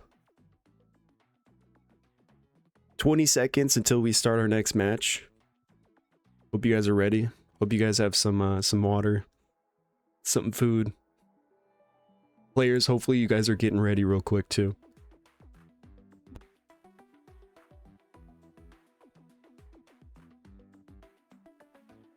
And here we go. Definitely feel free to start matching up. Let me go ahead and check that prediction. Oh my gosh. All right, guys. You guys, where are my global fans at? Feels like no one's in chat right now. We will be swapping over to the battle real quick, and let's see who gets first pick. Looks like Hwang Ma does get that first pick. Is he going to snipe any picks that he's seen as play so far, or is he going to go with his own play style? He does pick up that Fire Twin Blade. 33 speed lead is just such a massive first pick, as does answer him with the Fire Nurse, as well as his own Light Sorcerer, which does have that 25 speed lead too. Typically, it has to be a force ban unless you do provide or make your composition around it. And Hwang Ma does grab that Light Music Queen. Looks like potentially he's going to be going fast, but he does have to get some buff removal into his draft. Otherwise, as soon as Az gets that immunity procced, it's going to be hard for that Music Queen to really do anything. And he does finish that pick with a Fire Barbarian. The Fire Barbarian is actually kind of nice because it's on the skill 2. It does ignore buffs, which is exactly what the Light Sorcerer is going to be bringing to the table. And we were just talking about it. Az does pick up that nasty turn 2 bruiser, the Tree Twin Blade, as his third pick. So now on the side of Hwang Ma, I'm thinking, how am I going to counter this Twin Blade? Do I bring some ignore defense? Do I ban it? Do I bring some Oblivion debuffers? Maybe a Hexer? What am I going to do? Looks like he gets the Dark Bear as well, because he's seen Az play around with that with his previous matches. So that is a nice counter pick on the side of Hwang Ma.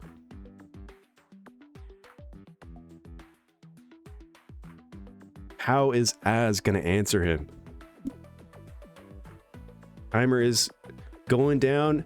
Looks like he does grab the Water Merc Mommy and the Tree Bear. That's a nice combo to have if it gets through this drafting phase.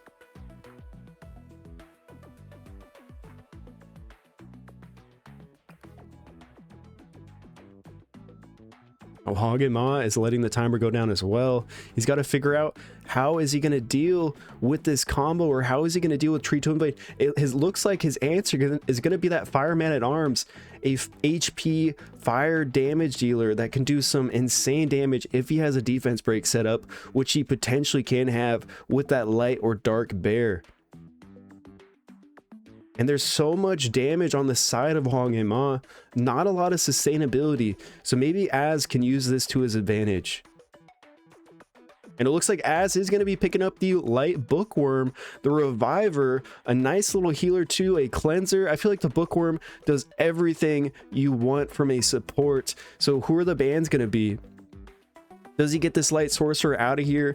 Does he get the Merc Mommy Bear combo out of here? And on the right side, is he going to take out that anti-passive hero, the Light Music Queen? Maybe the speed lead? What is it going to be? And it looks like it's going to be that light music queen, and on the side of Az, it is going to be that light bookworm.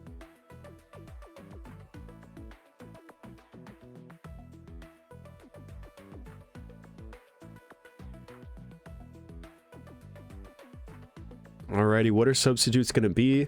Maybe Az is thinking about swapping out one of his damage dealers, maybe a support, as well as Hwang Ma. He's got a lot of damage on his side, so he can really pick anybody and anyone. So he's actually swapping out his speed lead. Kind of interesting, but not too interesting, right? Because his draft is really turn 2 based, it looks like, but he's missing some sustain on his side of the field. Whereas Az has so much support from the Fire Nurse, from the Light Sorcerer, it's going to be difficult for Hwang Ma to survive long enough. And that Water Merc Mommy gets the first turn because the Bear combo was let through the draft. So the Bear starts with Sleep, that does proc her instant turn, and she's able to do some massive damage onto that Fireman at Arms, almost taking him out, which, I mean, is kind of crazy because typically he's a insanely high HP built hero. Now, who is he going to skill 2 in? Fire Barb is going to start working down that Tree Bear, rightfully so. Tree Bear does get counterattack, but it doesn't matter because Light Sorc has already dropped his immunity. He's already dropped his invincibility, and this is where Az can kind of use this to his advantage because it's this Fireman at Arms doesn't strip with that skill 3 and it misses. It gets resisted onto that Light Sorcerer. So now Hwang Ma is definitely in trouble here, folks. Az has a very healthy roster. It looks like that Fireman at Arms is going to be taken out relatively soon. Now, that's a little bit of a gamble. He goes for the basic into the Fireman at Arms where he could have procced his skill 3, but I mean, his Light Sorcerer is probably built with high resistance, so it wouldn't have mattered anyways. But it looks like the Water Merc Mother is potentially going to go for a kill, and it does go for the basic ability onto that Fireman at Arms. So what is Hwang Ma going to do from here? He's got some nice bruisers on his side, but it's a 3v4. It's an uphill battle from here on out. And he doesn't really have a lot of support to help him keep or stay healthy outside of the basic abilities and the skill 2 on that Dark Bear. So Dark Bear does get hit. It does get procced into his sleep mode. So potentially he could take someone out if he does proc that additional attack.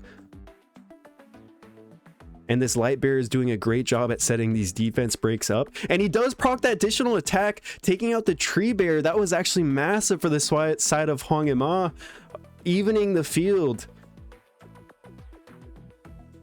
And just to remind you guys, I think it's like a 35% chance that the Dark Bear hits those additional attacks. So this player just got extremely lucky right there with that defense break. But really, that's all it takes to win these battles. But this is also a best of 3, so luck can't be your only factor.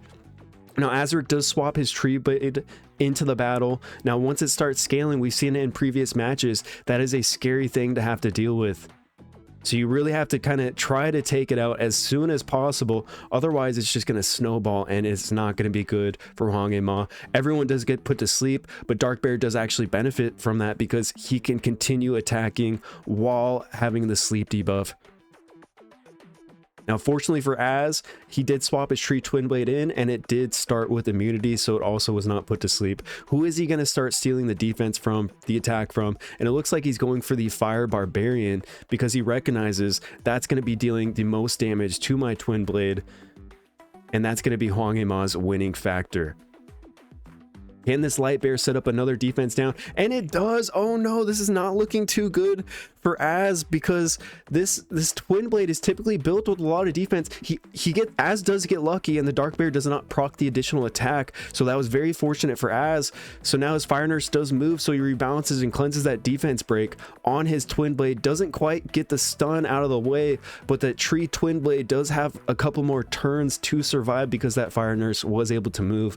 So Water Merc Mother does start continuing to work down this Fire Barbarian because he knows all of this damage. The main counter is going to be that Fire Barb, but he actually swaps the Fire Barbarian out for his Twin Blade because he has one hero down, so that as soon as that Twin Blade moves, he's going to be able to revive someone. And that the Dark Bear is doing so much damage, almost taking out that Fire Nurse. This is not looking good for Az. It was looking great for him at the beginning of the match, but somehow these bruisers are being able to stay into the battle on the side of Hwang Ma, and that Fire Twin Blade does move, bringing back the Fireman at Arms. And this is looking trickier and trickier for Az the longer this battle does go on. So Fire Nurse does take a turn. She doesn't have her skill 2 up quite yet, but she is able to heal another hero with her basic ability, which ends up being herself. So now Az has to figure out who is he going to steal the attack from with this last hit, but he actually swaps out Tree Twin Blade for the Light Sorcerer, hoping to potentially buy him more time with that skill 3 that the Sorcerer does provide with the invincibility and the immunity. So he does do a massive hit from that Water Merc Mommy onto the Fireman at Arms, barely surviving because it had the unyield buff, and that Fire Nurse is able to basic ability into the Man at Arms, taking it out of the battle. We have the skill 3 from the Light Sorcerer, so now this is going to be able to allow Az some breathing space. It's going to allow him to get some relief, get his cooldowns back up, because Hwang Ma has been dealing so much damage to him. Now, does he pop the skill 2? He does not pop the skill 2 from the Fire Nurse. He is saving that for a rainy day. He's going to continue working down this Fire Twin Blade because that was kind of what brought things back for Hwang Ma. He cannot let him get that revive back up. Now, Hwang Ma is not able to do any damage because Az did get that skill 3 from the Light Sorcerer where he has the 2-turn invincibility. Such a massive hero to have on this field and to let through the ban phase. And it looks like Az is debating on whether or not he skill 2s, boost someone up to potentially do more damage to that Fire Twin Blade. And he actually does onto his Water Merc Mommy. So Fire Twin Blade does land the defense down on the Fire Nurse, which is a little bit scary, folks, because if that Fire Nurse goes down, it is not going to be good for Az. So if Fire Nurse moves, she can cleanse that debuff, but if she does not, and it's going to be a rainy day for Az. And it looks like he is lucky. She does take the next turn. She cleanses the debuff. She does not have the skill 2 up quite yet, but she is able to cleanse that debuff, which is going to be crucial for Az. But is he going to be able to land another debuff defense down? Because that is going to set up for these bears to snipe someone instantly, and that is not going to be good. The Dark Bear is working down that Light Sorcerer. The Water Merc Mommy does snipe out this Fire Twin Blade, taking out Hwang Ma's revivers. So now it is down to Hwang Ma's best bruisers, which, I mean, guys, the battle is not over by any means. These two bears can make it an awful day for Az, depending on the RNG, whether or not they're landing these defense downs, whether or not the Dark Bear is hitting the additional attacks. But Az does get very lucky with that basic ability from the Sork, stunning the Dark Bear, buying himself one more turn, potentially getting that skill 3 back from the Light Sorcerer. And I don't know if you guys are paying attention, but top right of the battle, the clock is about to hit. Nighttime's about to come in here. He needs the skill 3 from the Light Sorcerer, but he does not pop the skill 3 from the Light Sorcerer, which is okay because the Fire Nurse moves next. She cleanses the sleep debuff on the Light Sorcerer. She also has a skill 2 available as well. So what is he going to do? He goes for the boost on the Water Merc Mommy. Now Az has to figure out who is he going to start working down. That target is actually going to be the Dark Bear because there's too much burst damage threat from that bear if it procs that additional attack into a defense downed hero. Now, does he pop the skill 3 with the Light Sorcerer? He actually does not. He goes for the swap. He knows that the battle has scaled. The battle has gone so long. This Night buff provides his Tree Twin Blade so much damage, maybe enough damage to where he can be able to one-shot one of these bears if he actually lands a hit. The Water Merc Mother is actually hitting so hard now, guys. 14k with just a basic ability, and he doesn't glance with the Tree Twin Blade, killing off that Dark Merc Mother, also landing a defense down debuff on that Light Bear, which is so massive. Now this Tree Twin Blade is fully scaled. It has max stacks. It's at a very scary position for Hwang Ma because now Az doesn't even have to crit to deal enough damage to negate that Light Bear's passive where he counterattacks. And this is not looking good for Hwang Ma. I mean, he still has his Immortal Revive, but is that enough? Has this Tree Twin Blade scaled too much? It looks like it has. He keeps getting these defense downs on that Light Bear, increasing the damage that these damage dealers are going to be doing. And the light bear takes or gets his immortal, his revive, knocked out of the battle, a little bit more damage, and it is looking like this battle is going to be going to the side of Az. That was very well played, but actually Hwang Ma says, hold on, I'm not out of this battle quite yet. He swaps in for the Fire Barbarian, looking for some potential crazy stuns depending on whether or not this fire barb is on lifesteal, and it looks like it is on lifesteal. So if it can do enough damage, it can stand in this battle, but not if it is stunned. That was a massive stun from the water Merc Mother. It has literally 1 HP. I feel like this battle is going to Az. That was a great match. Insane substitute plays from both of these players. I feel like you guys did a really good job at managing when you were swapping heroes in and out. That was very, very, very nice. That was a great game. Definitely a long fight, but I mean, like we've seen with previous matches, the longer the fight, the more that Tree Twin Blade is gonna scale with that damage debuff from the nighttime mode. I mean, also from his passive ability, right? So you just cannot let him stay in the battle for too long, otherwise it's going to be game over, as we just saw. Congratulations, Az. That was massive, dude. Very, very good game.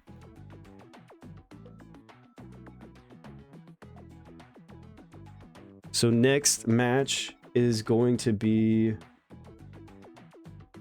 wait. Oh, best of 3. So yeah, next match, best of 3 is going to be Az and this Hwang Ma once again.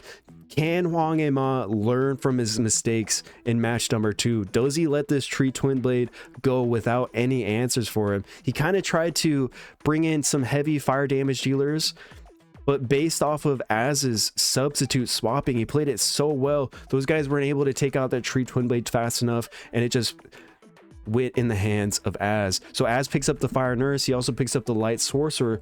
Very crucial supports for Az. And he also grabs that crucial turn 2 insane bruiser, the Tree Twin Blade, while Hwang Ma does pick up a Light Nurse. He also picks up the Fire Twin Blade. He's got double revivers on his side, so now he has to kind of figure out how he's going to deal with that Twin Blade with the rest of his draft. But it also looks like Hwang Ma is potentially putting his foot to the gas. He's saying, we're going to speed things up. He grabs the Fire Music Queen for that pushback, for the buff removal, to help counter that Light Sorcerer pick.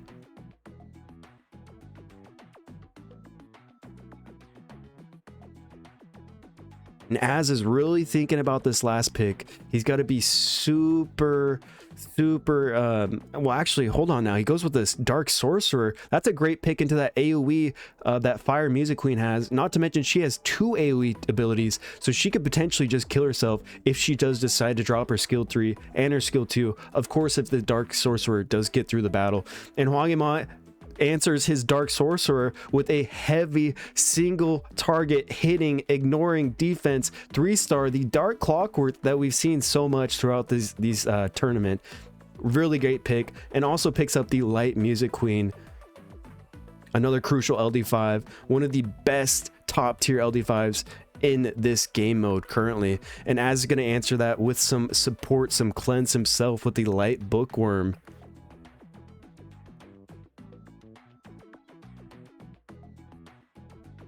And he is really considering this last pick. What is it going to be? He actually goes with the Light Archon. Okay, very interesting. So he's got a lot of passives on the side, on his side. So could we be looking at a Light Music Queen ban potentially?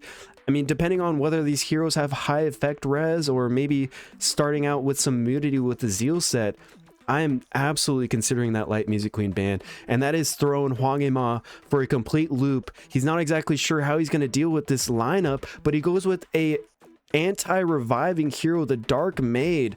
Potentially she might be built for high damage, so that is also something that Az has to be looking out for. And she also ignores defense because she does do true damage from her passive ability, so that could be scary for that Tree Twin Blade.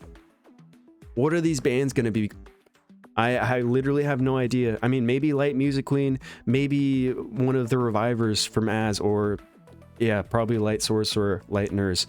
Very great decisions from both these players. Now that does mean Az does not have any speed lead on his side, so he is totally going for the long game here. Depending whether or not Hwang Ma runs out of gas, or if he can put enough pressure on Az, is going to be the deciding factor for who wins this match of this best of 3. Currently, Az has 1 win on his side. So it looks like Az is also going to be swapping out his Light Bookworm for the substitute, and Hwang Ma is going to be swapping out his Fire Music Queen for the substitute. Great subs from both these players because, like I said earlier, Fire Music Queen does feed into that Dark Sorcerer's passive ability where he does counter AoE attacks.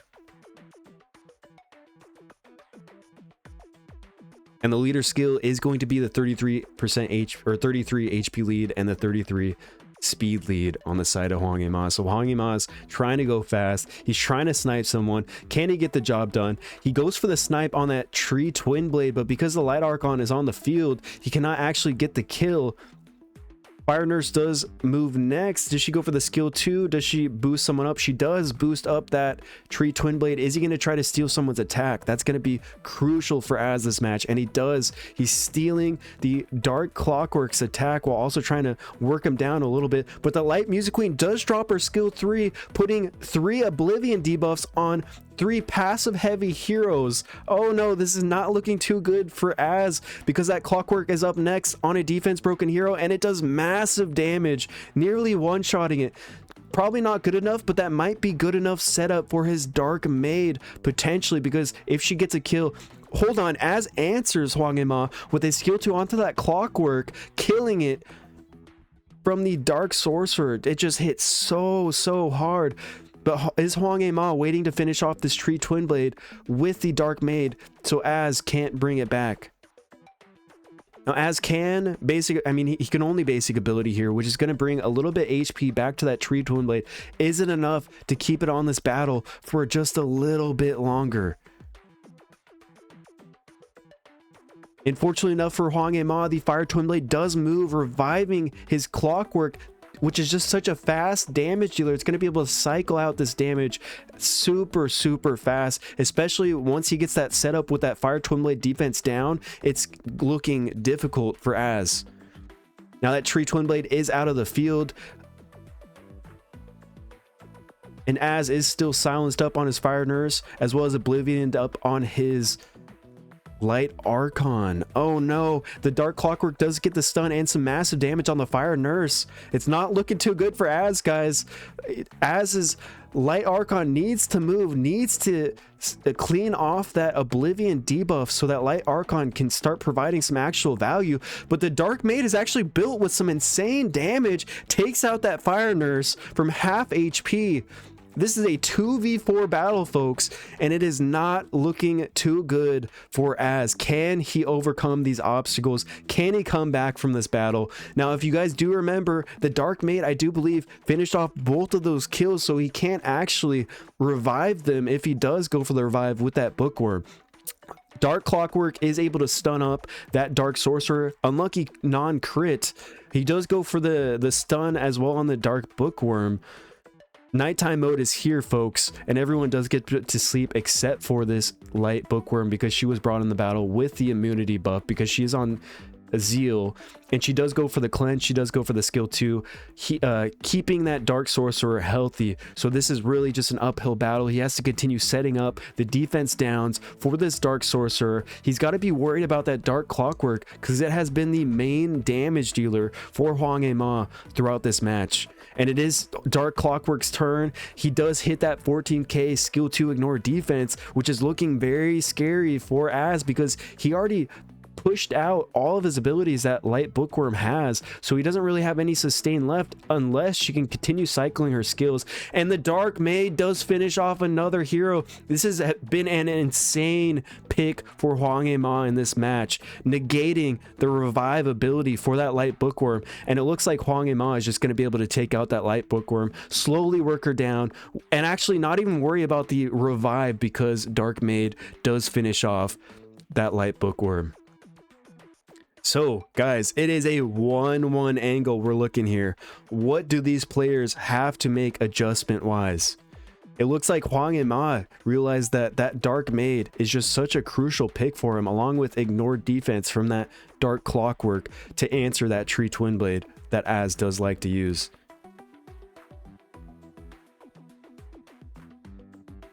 Insane Dark Maid.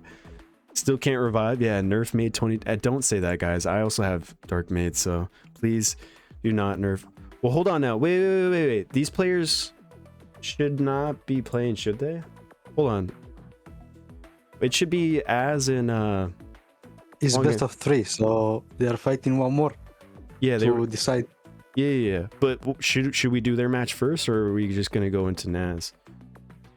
No, we do this so they can go to the next one. Okay. All right. We are with Naz, and wait, is Az fighting right now? I'm a little confused. Hold on now. Oh, it's Naz. No. It should be Azrak. One moment, guys. Naz, you're gonna have to leave that match. This match is not gonna count because we have to do the best. We have to figure out who's gonna win between Az and Huang Ma. Naz, if you're listening, brother, please back out of this match because we're not done with the first one.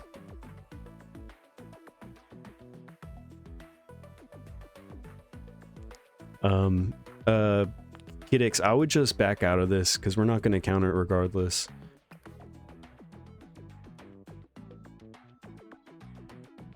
Sorry, folks. Okay. One moment, please. Bottom left. You should be able to exit the battle. Right there. Yep. All right. So, if you guys haven't started your match already, please send a request to each other. Because we have to finish your best of 3. So far it is 1-1 Az versus Huang and Ma.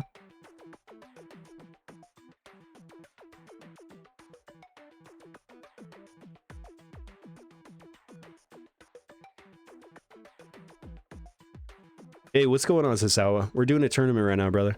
Nerf Dark Maid or let me pull her. I feel that. Thank you guys for bearing with us. It's just going to be 1 second until we get this figured out really quick. But once again, we're continuing with this match between Az and Huang and Ma just to figure out who is going to be moving on into the next round. So please, Az, if you are listening, we're gonna swap over to a quick little intermission while we figure this out. If you're listening, we have to do your best of 3, brother.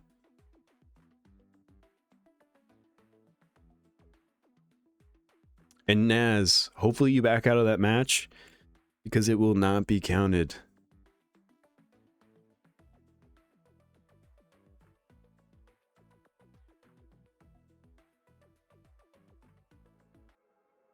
All right, here we go. Quick little intermission. We're back with it for the winner deciding match. First pick does go to Az. What is he going to grab? Does he pick up that 33 speed lead from the Fire Twin? Does he go with the Fire Nurse that he's been liking a lot so far? What is it going to be? And he goes with the Fire Twin Blade, one of the most popular first picks in this tournament. I mean, he just provides so much, right? He has the leader skill, he has a defense down set up, he's got the revive, he deals decent damage. Just such a crucial core pick in so many of these players' drafts so far. How is Huang Ma going to answer him?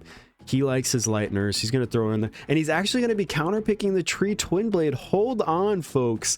I had no idea he even had this hero geared up, but that might be bad news for Az because that is Az's bread and butter. Does Az have an answer for this Twin Blade pick, or is he going to be banning it out? So he does go for the Fire Nurse. Great support. He also picks up that Dark Bear that they were fighting over in match number 1.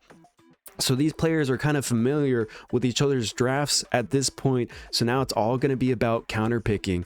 Who can get the best counter picked overall draft at this point? So what is Hwang Ma's third pick going to be? Is he going to grab his Dark Maid? He's probably saving that for one of his last picks, because that was an insane pick for his last match. But we will see. He actually counter picks the Light Bookworm. Like I said earlier, guys, this is a counter pick match at this point because these guys have played each other so much. They're familiar with who they have geared up, who has who in each other's players roster.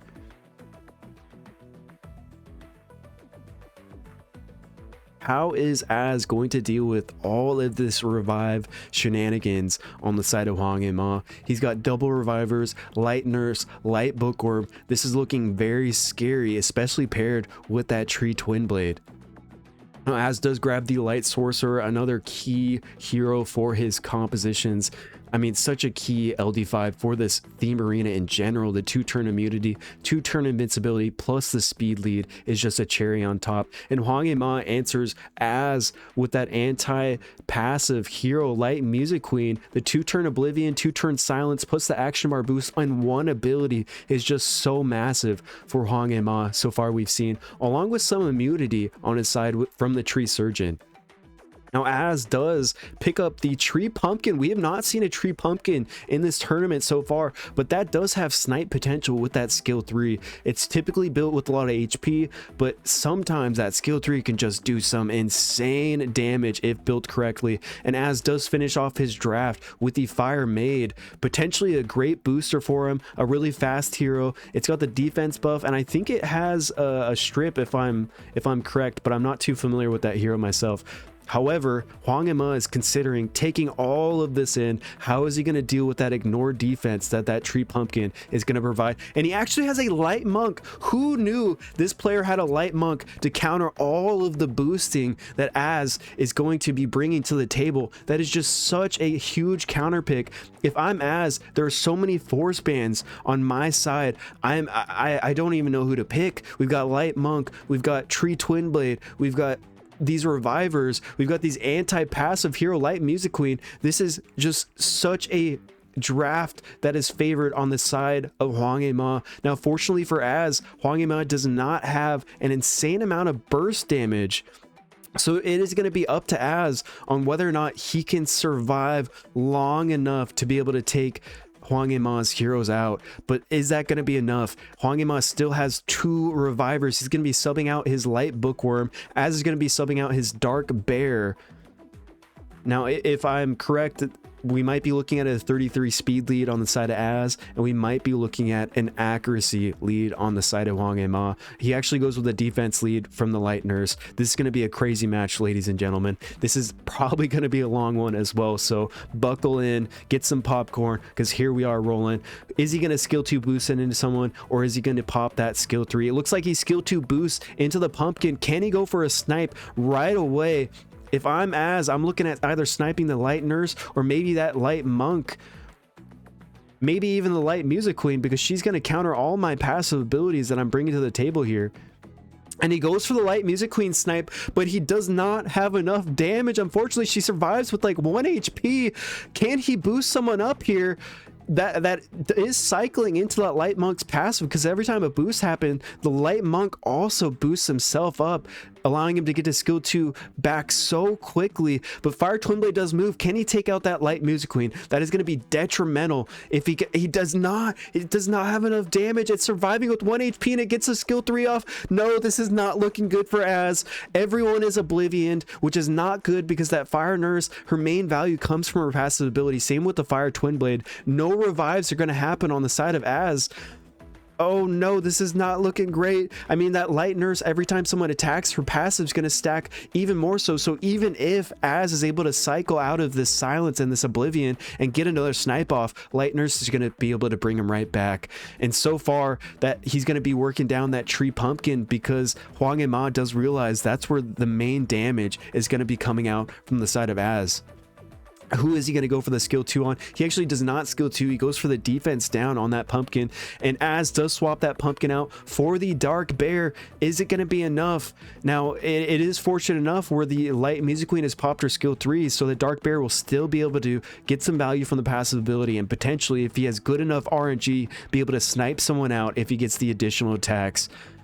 And it looks like Hwang Ema is refocusing his new target to that fire twin blade. But like I said, Hwang Ema unfortunately does not have enough burst damage to potentially capitalize from the he really isn't going to be able to take out that fire twin blade quite yet, unless he has a defense down set up from that light monk. Now, really, Hwang Ema is just trying to buy himself time to get that skill 3 back on his light music queen, and this might be the perfect opportunity. Everyone is put to sleep because we are swapping into nighttime mode, boys, but Fire Nurse does move. Everyone is ready on the side of Az. What is his game plan next? Is he going to skill 2 boost? And it looks like he does boost into his dark bear. The fire twin blade unfortunately doesn't have the defense break set up, but can he get lucky with the additional procs on the side of the dark bear? He does actually go for the skill 2 to sleep himself to improve the glancing chances. And this battle is just gonna, I mean, everyone's healthy right now. It's looking like we're buckling in for the long run once these damage buffs have increased to the point to where you potentially can snipe someone on both sides. So Hwang Ema still focusing down this fire twin blade, as still trying to work down that light music queen. But I'd really be, in the back of my mind, I'd have to look at that light nurse. She's got max stacks right now, meaning as soon as someone dies on the side of Hwang Ema, they're going to be instantly brought back, and it is not going to be good, because then as soon as she's brought back, the passive is just going to continue stacking up, and I'm not sure Az has enough burst damage to deal with that. Now the defense down is set up on that fire twin blade. Can Hwang Ema capitalize from the defense down? Luckily enough, Az does have the skill 3 available from that fire maid, applying the defense buff, basically negating the defense down debuff on that fire twin blade. But actually, Hwang Ema answers him right back. He skill 2s, strips the debuff, the defense buff on the fire twin blade, and now it's all about having enough burst damage to follow up that defense break. Does he have what it takes? Is he going to pop the skill 2? He looks like he does pop the skill 2 from the light monk, getting some nice stuns out on literally everybody on the side of Az. Now unfortunately, the fire nurse is only able to cleanse just that fire twin blade. Does he use the skill 2? Does he go for the boost? Because every time he does, that light monk is going to continue cycling, getting more action bar every single boost that Az does. And the light music queen looks like she has her skill 3 back. No, folks, now this is Hwang Ema's opportunity to capitalize, because the fire nurse, she already used her cleanse. She can't rebalance everybody's HP, so this is where someone has to go down. Otherwise, we're going to be looking at a healthy roster on both sides, and we're going to continue until the dark buff, the nighttime buff, gives them enough increased damage to where someone can one-shot each other. And it looks like the fire twin blade is also on the corrupt set, because the light music queen's total HP is slowly being dwindled down, and that might be Az's gameplay right now. If he can continue surviving, which may be difficult, maybe not, Hwang Ema does get lucky with the pushback skill 2 from the tree surgeon, buying him a little bit more time to get his skills off cooldown, especially that light monk, which does have that skill 2 back up. Like I said, he's cycling that skill 2 so fast, but he actually goes for the defense down setup on that dark bear, because Hwang Ema is thinking, if I can take out the damage threat and keep that fire twin blade and the fire nurse oblivioned and controlled up, we should be good to go. But that might be a gamble. I'm not too sure. The tree, hold on now, that tree surgeon just did a massive skill 1 into the defense broken bear. 17k almost taking out, but not good enough. How is Az going to answer or navigate through this uphill battle? Unfortunately, nighttime mode just hit, and Az just used his skill 2 cleanse, and now everybody is asleep on the side of Az. This is not looking good, because Tree Surgeon has been applying immunity for the side of Hwang Ema. He's been ready for that sleep debuff this entire time. So now Hwang Ema has the opportunity to get his skill 3 back on that light music queen, to continue cycling the abilities and the defense down with the light monk.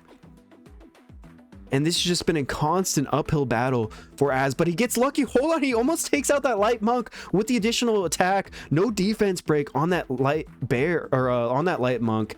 And he almost one-shot it with the dark bear. That was kind of crazy. But remember, folks, once we're in nighttime mode, the damage is increased, and that is a ramping buff throughout the battle. So we're going to get to the point where Dark Bear is going to be able to one-shot somebody. However, Light Music Queen doesn't have that skill 3 up. She applies the Oblivion. She gets that Oblivion down on everybody except for Dark Bear, which would have been the crucial hero to get it on. Oh my gosh, Dark Bear is able to take out that Light Monk, and Light Nurse does not have her passive ready. She's still stacking her passive stacks. She's only at 7 out of 20, so there cannot be a revive quite yet. But remember, Hwang Ma still has that Light Bookworm in his back pocket. But will it be too late? Will the damage buff have ramped up too much to be able to survive long enough against Az? Az is looking pretty healthy on his, I mean, for all of his heroes, really. As soon as this Oblivion goes away, that Fire Nurse is going to be able to rebalance everyone's HP. Maybe she even has her cleanse again. Well, actually, she can't pop her cleanse because she is actually silenced. That Light Music Queen has been so detrimental for the side of Az. He really hasn't been able to do too much outside of his Dark Bear proccing into those additional attacks. Now, he misses the defense break setup, unfortunately, but still, if Az gets lucky enough, okay, no luck on the side of the additional attack, but he is able to set up another defense down on that Light Music Queen.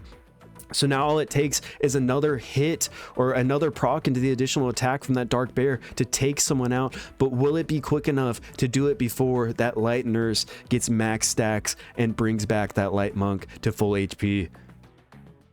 So he has a skill 2. Does he skill 2? He doesn't have to worry about boosting up anymore because Light Monk is currently off the field for now. It's about to be back as soon as this Light Music Queen does move.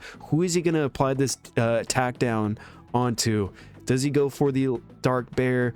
Maybe not, because there's a chance of getting glanced. Okay, he actually basics into this Fire Nurse, but Light Monk is back on the table. But as you guys can see on the side of Hwang Ma, his total HP has been slowly decreasing because Az does have Corrupt set, which is actually helping him so much because he's not having to worry about a 40k HP Light Monk. Now it's probably about a 30k HP Light Monk, and the longer the battle goes, the easier it's going to be able to potentially one-shot those heroes with his Dark Bear. And Hwang Ma does go for the swap. He brings in his Light Bookworm for his Light Monk.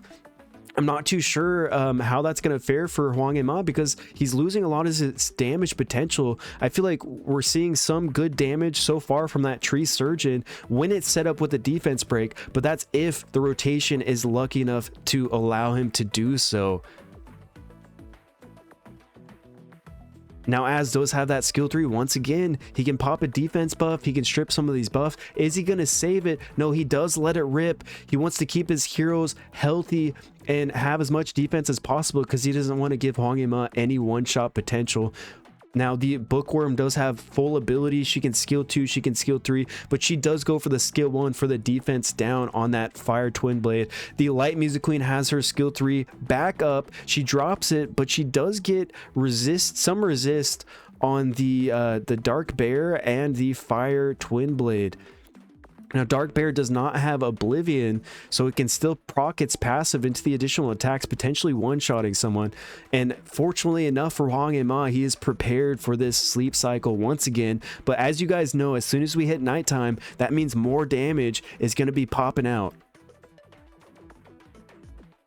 Now, this is looking a little bit scary for Az because the longer the battle goes, I mean, even that Light Bookworm is going to be hitting really hard onto a defense broken hero. He goes for the skill 2, massive damage on that Fire Twin from the Tree Surgeon, about 50k, but not enough. Now, Az has to move with that Fire Nurse. He has to cleanse pretty much, most of this debuffs with the skill 2. Is that what he does? Does he try to boost someone up, or is he going to save the skill 2 for a rainy day later? Tough decisions but he does actually go for the boost into the Fire Maid once more. Is he going to do like a little boost cycling action between his nurse and his maid to help cycle cooldown? What is his game plan here? Does he go for a pushback with the basic ability? He has to do something because there's so much sustainability on the side of Hwang and Ma. He's really just praying to RNGesus. He needs his Dark Bear to proc those additional attacks during night mode to get that one-shot kill. But is that going to be enough? That Light Nurse already has 20 stacks. Once again, I mean, Hwang and Ma's HP has been slowly dwindled down, but he's still looking relatively healthy, while also having immunity to help counter that defense debuff that Az has been heavily relying on. Now also the Fire Maid is able to strip some of that immunity, giving Az potentially a chance to land that defense down, but he does not get lucky enough to do so. The Light Music Queen is surviving on a thread. She's barely alive. She continues cycling into her skill 3, and the longer this battle goes, it's just going to be trickier and trickier for Az to get his proper setup, because all Hwang Na needs at this point is a defense down into a nasty Tree Surgeon crit, and that's going to take somebody out. But luckily enough, Az does have that defense buff, and Hwang and Ma doesn't have any strip available. His Dark Bear is still just short of taking out that Light Music Queen. She is just not going down, guys. I don't know what build this guy has Light Music Queen on, but it is so tanky. Maybe this is his opportunity. Now, fortunately, for Hwang and Ma, if the Dark Bear is not in sleep or does not have the sleep debuff, it does not have that chance of proccing the additional attack. So I'm not sure if this is going to be enough. Well, actually, it is enough. The Fire Twin Blade does take out the Light Music Queen, but like I said, Light Nurse had max stacks. She had 20, so she just brings the Light Music Queen right back into a skill 3 from the Music Queen, making it a trickier battle for Az, because all the debuffs landed on all of his heroes. So now he has Oblivion, he has Silence, he can't proc any of the abilities, and Hwang and Ma actually swaps his Light Bookworm back for the Monk. I'm not exactly sure why he did that in that moment. That might have been a huge misplay that Az can potentially capitalize on, because his Light Nurse isn't max stacked. He can't revive the Light Monk right away. He probably would have been better off with the Light Bookworm in that position where she was super healthy, but I think his game plan was potentially trying to set up more defense breaks with the Light Monk basic attack. So can Az capitalize off this 4v3 battle currently until the Light Nurse has enough stacks to bring someone back? That is going to be the winning factor. So now this Nurse does have the opportunity to boost someone. He boosts the Dark Bear. He gets a little cleanse action in there too. And he sets up the defense down, but it gets cleansed by that Tree Surgeon. Dark mode does hit. Everyone gets slept except for the side of Hwang and Ma, because that Tree Surgeon is providing so much value with that AoE immunity every turn it takes. Light Monk is back in because Light Nurse is stacking that passive so quickly. It just doesn't seem fair. That Light Nurse is so broken, paired with that Light Music Queen skill 3 is buying him so much time to get these revives off. And also, not to mention that Light Monk was brought back as a healthy hero. I'm sure it has a skill 2 ready for any buff removal or stuns that it needs to do so. So now Az has to continue getting lucky. He does get the defense break on that Light Music Queen. Does he have enough to take it out? Hold on, this might have been a big gamble, but he does pay off. He gets the defense down plus the stun on that Fire Twin Blade. That was a huge bash proc from that Light Monk. Otherwise, that Fire Twin Blade would have been able to finish off that Light Music Queen. And I do believe that Light Music Queen skill 3 is just about ready to pop, boys. And it is ready. Is he going to drop it? Does he get lucky? Does he get resisted?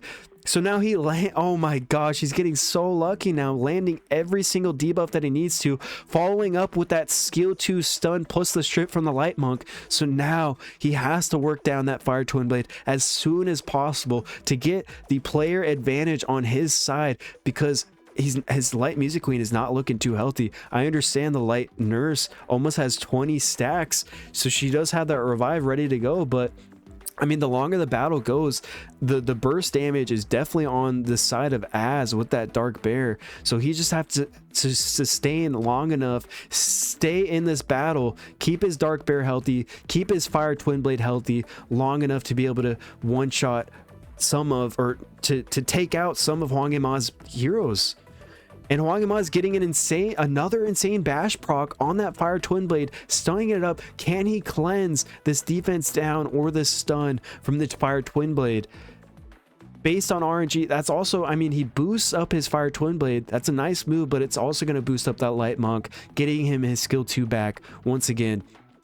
So are we going to do another boost, or are we going to go for a basic attack, go for a pushback? And he goes for the pushback, really just some damage on that Tree Surgeon. The Tree Surgeon answers him with a skill 2 pushback of his own, with also a heal block debuff, which really isn't super beneficial because the nurse actually rebalances HP ratios instead of doing actual healing outside of that skill 2. So now Az has to look at dropping that skill 2 or that skill 3, either boosting someone up or applying the defense buff on his heroes to keep them in the battle a little bit longer. So he does drop that skill 3, which also strips the immunity that Hwang Ema has, but Hwang Ema's Tree Surgeon is built very fast, so it's constantly getting that immunity up. And I don't know if you guys are paying attention, but nighttime is just around the corner, so you have to prepare for that.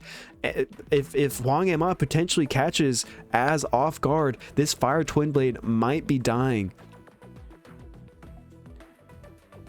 And that Dark Bear does take out that Tree Surgeon, but once again, Light Nurse, her passive has just been providing so much value for this battle. As soon as she gets that 20 stacks, someone's coming back right away at full HP. And he does also have the Light Music Queen skill 3. He drops it before nighttime comes into play, which is just so important because Fire Nurse can't cleanse herself. She also can't cleanse herself into a skill 2, cleansing everybody else. And this is Hwang Ema's chance to take someone out. Does he have enough damage? We've gone through like 6 cycles now of nighttime, so the damage buff should be relatively high, allowing a nice little crit into a defense broken hero to potentially one-shot someone. So does he go for the skill 2? Does he have some nice damage? He has nice damage, but it's still just not enough on that Fire Nurse. She's barely hanging on. Can she move? Can she get her skill 2 off? Can she cleanse? Now, Light Music Queen, that might have been a mistake. She should have skill 2 onto that Fire Nurse, applying the seal, making it so she can't cleanse that stun. So is that misplay going to cost Hwang Ema that kill potential chance that he had? Fire Nurse is still not looking healthy. And oh my gosh, the bash procs from this Light Monk is just going crazy. Setting up the defense break, setting up the stun onto that Fire Nurse. It all depends on whether or not Hwang Ema can follow up that defense down with his Tree Surgeon damage. And as the turns have gone on, the Light Nurse, her passive is stacked up once again, which is kind of just countering that Dark Bear, because as soon as Az has the chance of taking someone out, that Nurse is going to bring him right back. And it is just such a difficult time for Az, because he also has to worry about that skill 3 that Light Music Queen is about to have up once again. He does go for the skill 2 on the Tree Surgeon, pushing everybody back, doing decent amount of damage, but luckily enough, Az does have that defense buff to help reduce the damage dealt to that Fire Nurse. And Hwang Ema does go for the skill 2. He does push his Tree Surgeon back up to potentially get that nice rotation into the defense broken hero. And it looks like that Light Music Queen is like 1 turn away from getting her skill 3 once again. And it's going to be so difficult for Az to come back from this point, because once his Fire Nurse is the lowest HP hero on the field, she's not going to be rebalancing any HP, giving Hwang Ema the opportunity to take her out. And if he can keep that Fire Twin Blade stunned up, oblivioned up, she's not going to be coming back onto this field anytime soon. But I might be thinking too ahead of myself. He goes for the skill 2 heal plus the boost into that Fire Nurse, making her a bit healthier than what we saw before. But he just, oh my gosh, guys, this Light Monk has been getting so much bash RNG. I feel like every single hit, it's landing a stun into a defense break. And it does look like that Light Music Queen does pop that skill 3. The Oblivion and the Silence go off. And the big, massive hit into the defense broken hero from the Tree Surgeon. That was almost 22k damage from a Tree Surgeon, which is typically a support hero to keep in mind, guys. I mean, sure, you can build him on damage. He scales with speed, but that was just a nasty hit. So Az does actually substitute his Fire Maid out for his Pumpkin, but unfortunately his Pumpkin is brought in at half HP with full amount of debuffs, defense broken. Is this Hwang Yimma's chance to finally take someone out? And it looks like he skill 2s onto that Fire Nurse, applying the sleep, so making it a little bit more difficult for Az to cleanse any debuffs, as well as the seal debuff too, because Light Music Queen did get buffed recently. So now Az is working at a 3v4 disadvantage. Can he get another turn with his Fire Twin Blade? Does he have the opportunity to bring back his Tree Pumpkin, or can Hwang Yimma continue controlling that Fire Twin Blade, negating that revive that Az has from his Fire Twin Blade? Now Light Monk does have the skill 2 back up. Does he pop it? He doesn't get lucky with the stun on the Fire Twin Blade. He does get lucky with the stun on the Fire Nurse, but that's not really what his target was going to be. The Fire Twin Blade does revive this Pumpkin. Oh my gosh, does the Pumpkin, guys, this might be Az's chance to take someone out. Whether or not this Pumpkin has a skill 3, he can take that Nurse completely out of this battle, and Hwang Yimma is going to have to scramble to recover from that damage that is about to be dealt from him. Who is his target going to be with this Dark Bear? Is it going to be the Light Music Queen? She doesn't have any immunity, any shield, which means no damage reduction. He actually goes for the attack into the Light Nurse, which procs the additional, bringing her to half health, allowing him to potentially get her out of this battle, because she's been providing so much value with that passive ability. And unlucky enough for Az, his skill 3 isn't quite ready to be able to one-shot with that Tree Pumpkin. This is just such a back and forth battle, guys. Really, it's all about RNG, whether or not you can line up a defense break into some burst damage to take someone out, because that Fire Twin Blade's revive is on cooldown. Az has the chance, if he gets lucky enough with this Dark Bear, to proc an additional attack, but he actually cleanses the Dark Bear. That might have messed him up a little bit, but he gets a nice revenge from that Dark Bear into that Light Monk. Light Monk maybe has like 15k HP left, so there's a lot of heroes here that Az can take out and activate the passive of the Light Nurse, potentially allowing him to get kill after kill with her passive not being readily available to bring them back.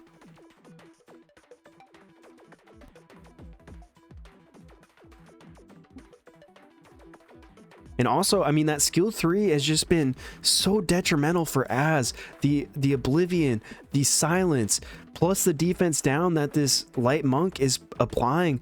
Maybe this is too much pressure at this point of the game. Or maybe Az can recover. If he gets his skill 2 back from with this Nurse, she can heal, she can cleanse. But hold on, folks. We did not think this was possible, but the battle has been going on for so long. It is actually drawn out. What the heck? I had no idea this was even a potential. But ladies and gentlemen, we've been educated a little bit. If the battle goes on too long, there is a draw feature. So these players are actually going to have to probably run it back to decide who's going to be moving on to the next round. Holy cow. Did you guys expect a freaking draw? Hold on. This was just like a 30-minute battle and we just drew. That is so crazy. That's crazy. All right, ladies and gentlemen, put that seatbelt back on, get that popcorn bucket refilled, because we are in for a potential another long battle once again. Holy cow, everything seemed like it was getting set up. The damage buff was ramping up to the point where someone is going to be able to take it out relatively soon, and all of a sudden we get that draw at the very top of the screen. That was so crazy. All right, Ryan, we might have to change that. Either we increase the damage buffs that ramp up throughout the battle so this doesn't happen, or we have to take out that draw feature, because man, I feel like that kind of ruined everything for us. But we are running it back. Az does get first pick once again. What is he gonna go with?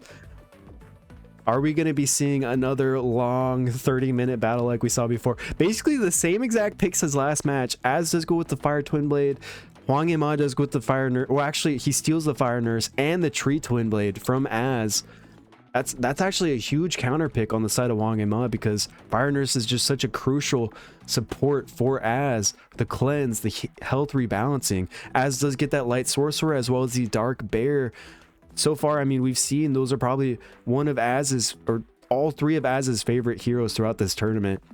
Hwang Yema answers him back with that Light Nurse that we saw provide just so much value with that passive ability in that last match. She is literally the reason why it went 30 minutes. How is Az going to answer back against this potential revive heavy composition that Hwang Yema is going to be throwing his way?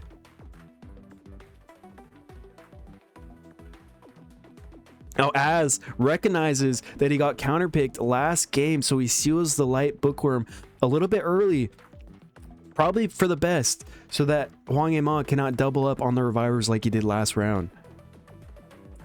And hold on, I completely forgot that Hwang Yema does have an answer for the Light Bookworm. I'm sure Az did too, but Hwang Yema throws out that Dark Maid with the passive ability where if she does get a kill, she denies revival on that killed hero, as well as following up with a Light Music Queen pick. This is not looking good for Az so far. He's got to figure out how he's going to be dealing with the Tree Twin Blade, the Light Nurse, the Dark Maid, the Light Music Queen. There's so many threats on the side of Hwang Yema. Now, Az does answer him back with a Tree Bear. He's going to be doubling up on the bears. He's also going for a little sniper himself, an ignore defense hero to help him out against that Tree Twin Blade, which is going to be the Tree Pumpkin. So Hwang Yema has to kind of fill out his draft here. Does he go for more damage? He actually goes for more support with the Light Robo. This is our first Light Robo we've seen this tournament. I'm actually shocked because Light Robo is like triple S tier in my mind. It provides so much utility, so much action bar increase every time it takes a turn, healing, defense increase, defense down. It does so much. So does Az have what it takes to combat this crazy draft that Hwang Yema is bringing to the table? What are the bans going to be? It's looking like it's going to be the Light Sorcerer on the side of Az, as well as the Light Nurse on the side of Hwang Yema. So guys, we are not looking at a 30-minute match here. Potentially it's really going to be about whether or not Hwang Yema can set up the kill for his Dark Maid onto Az to block that revive that the Light Bookworm is going to try to bring value for. So Az is going to be subbing out his Dark Bear. Hwang Yema is going to be subbing out his Tree Twin Blade. This is going to be a good one, guys. This might be a fast one. Well, faster than the last one for sure. So turn 2 is going to go to Hwang Yema with the Fire Nurse. Is going to boost someone up with that skill 2. Now, actually, if you guys pay attention to the attack bar, that Dark Maid actually might be full damage. It's not built on a speedy set. It looks like it was at half action bar when the battle began. So that's something to consider on the side of Az. Maybe it's squishy enough to be able to snipe with that skill 3 from that Tree Pumpkin. Maybe it's not, but he does go for the skill 2 from the Bookworm for that glancing buff to help him survive a little bit longer. Now, unfortunately, this Light Music Queen is going to drop that skill 3, or maybe it doesn't go for the skill 3, goes for the skill 2 strip, trying to sleep that Tree Pumpkin because he knows that Tree Pumpkin is going to one-shot somebody if he gets lucky with that crit. Now, who is he going to go for? Does he go for the maid? He has to go for the maid. He kills the maid. The maid is out of the battle, and already it is a 3v4 matchup. And it's really looking like the draft, the current position is in favor of Az. And Hwang Yema already knows. He knows as soon as my mate is killed, there's no way I'm going to be able to deal with this double revive. And he forfeits the match. Congratulations, Az. You just won the best of 3, and you are going to be winning or moving on to the next round. That was well deserved. Both players played extremely well. It was just unfortunate for Hwang Yema to where he didn't have enough sustainability or bring a reviver to counter that snipe that Tree Pumpkin provided. That was insane, guys. Very nicely played, both of you guys.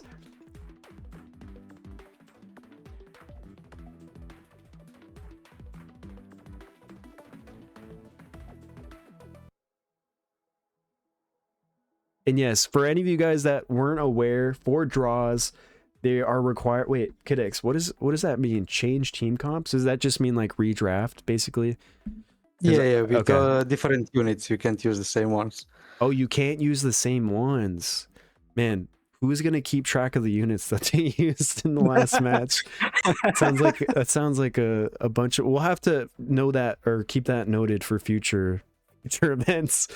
Have a little spot saved for lineups. Yeah, that was insane. That was super insane, guys.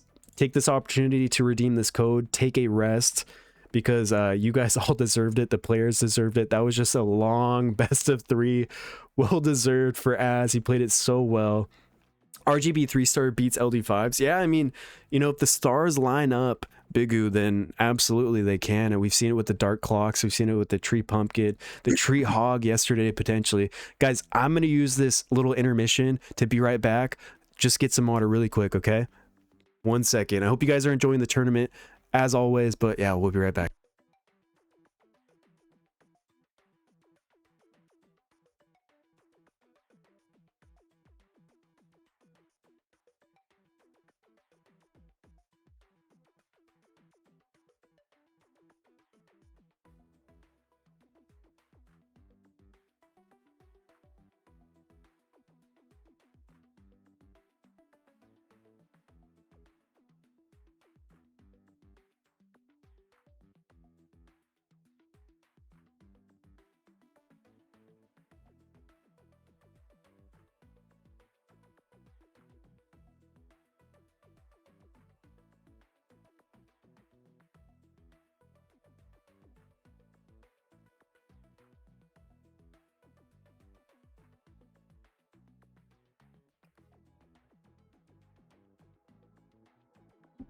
Hopefully they get rid of draw or do something about it so you don't have that. Yeah, I just think like just an increase to the damage buff from nighttime would probably make it so you don't draw battles anymore. Like maybe like just double it as the battle goes on.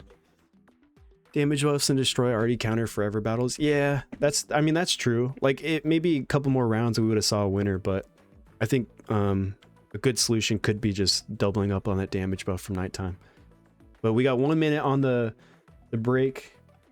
Let me just get that iOS link for you lovely people, for anybody on iOS. So take a rest. Let me know what this code gives you, because I'm not able to use it quite yet. Love to know what the goodies are. Seeing guys are already fighting. Hold on, KidX. Can we might be missing out on some action.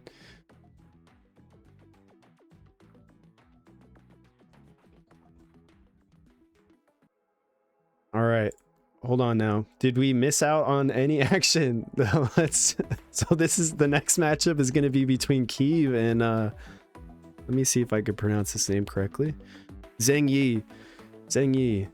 So KidX, are we going to count that first match potentially? No. That was not the right person. That was not the right person.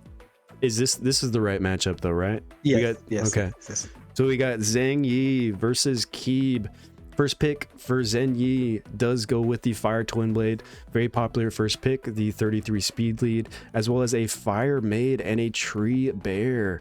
Keeb is looking like he's just going straight LD5. He's running it through. He's going with the Light Man-at-Arms, the Light Specialist, the Light Assassin. And Zheng Yi does answer him back with that Fire Barbarian. A really nice turn 2 bruiser that can't be one shot right off the get-go. Probably a good counter pick for that Light Assassin and the Light Monk that Keeb is picking. I mean, water, or did I say Light Monk? I meant Water Monk. We've been seeing a lot of Water Monks throughout this tournament. It's actually very surprising to me, but it looks like a lot of players are a fan of this HP heavy HP pool into the snipe. I like it a lot, especially paired with that Water Witch, where if the witch does get the kill on her skill 3, she gets it right back while also reducing total HP of the enemy that she skill 3s into. Now Zheng Yi does finish out his draft with the Light Iron Fist and the Light Bear. It's looking very scary on the side of Zheng Yi, but he is kind of lacking a lot of support. Maybe Keep can use this to his advantage during the banning phase. but Keeb does kind of have to finish out his support draft as well. Is he going to look at grabbing some buffers to pair with that Light Assassin? Only time will tell. And he does not. He actually grabs the Dark Ripper. So maybe, yeah, he was anticipating his Light Assassin being banned so that Zheng Yi can contest that turn 1, because the Light Assassin does bring the 33 speed lead. So both 33 speed leads are banned out. Unfortunately, Zheng Yi does not have any speed leads, though. He goes with the 33 resistance, while Keeb still gets to put that 25 speed lead on the table. So we're looking at potentially Keeb getting turn 1, but actually Zheng Yi gets turn 1. He boosts up his light. Oh my gosh, he boosts up his light bear. Well, actually, hold on. Did he boost up himself? I'm kind of confused what just happened there. His light mage just got 2 turns back to back. The bear just did massive damage with that skill too.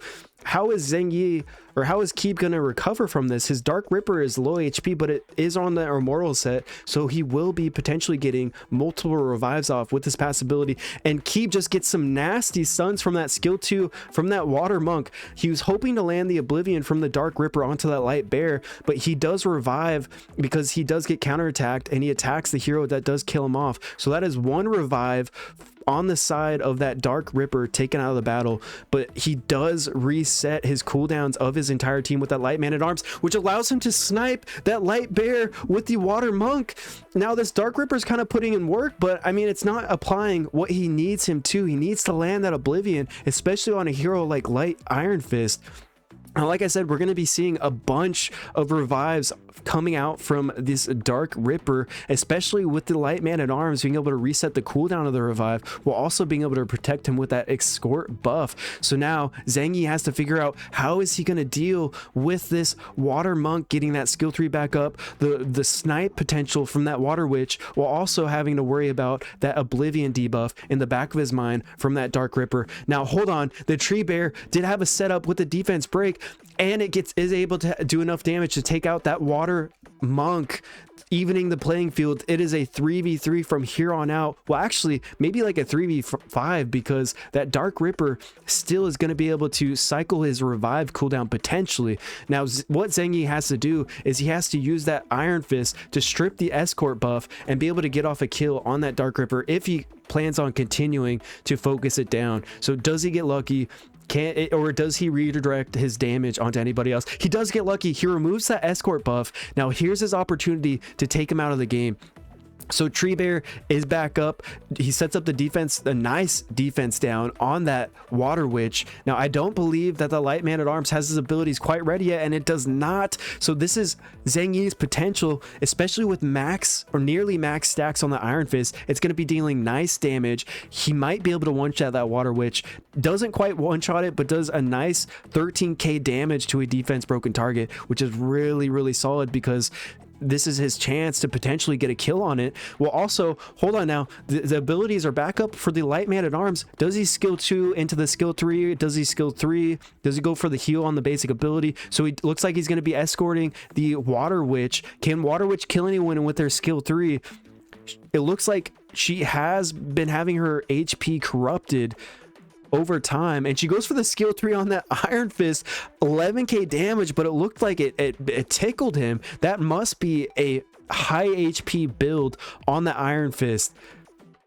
So does he continue working down the Dark Ripper? He does not. He redirects his focus to that Light Man at Arms, because he understands that that Light Man at Arms is the bread and butter for this composition, is the reason why all of these guys are staying alive. And once you take those guys out, then it is game over for Keeb. So it's looking like so far the current situation is going to be in favor of Zheng Yi. And now he pops the skill 2 from that Water Witch, was actually going to bite him in the butt a little bit, because he gets counterattacked by Tree Bear and Light Iron Fist, taking out his Water Witch. Now Dark Ripper is a sole survivor. He probably has another revive, just popped his revive, and I don't really feel like Dark Ripper can solo this match, and he does not. So match number 1 does go in the favor of Zheng Yi.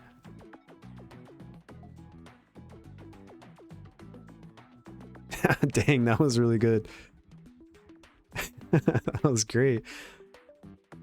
EF merch, I want some. Hell yeah. Are you guys enjoying the matches so far? This is, once again, to remind you guys, this is going to be a best of 3, so we are going to be running it back. The current score is 1-0 in favor of Zheng Yi. Now Keeb has to change up his draft a little bit. He has to bring some supports. He can't just bring full damage. He has to bring some answers to counter out what Zheng Yi is going to be bringing to the table here.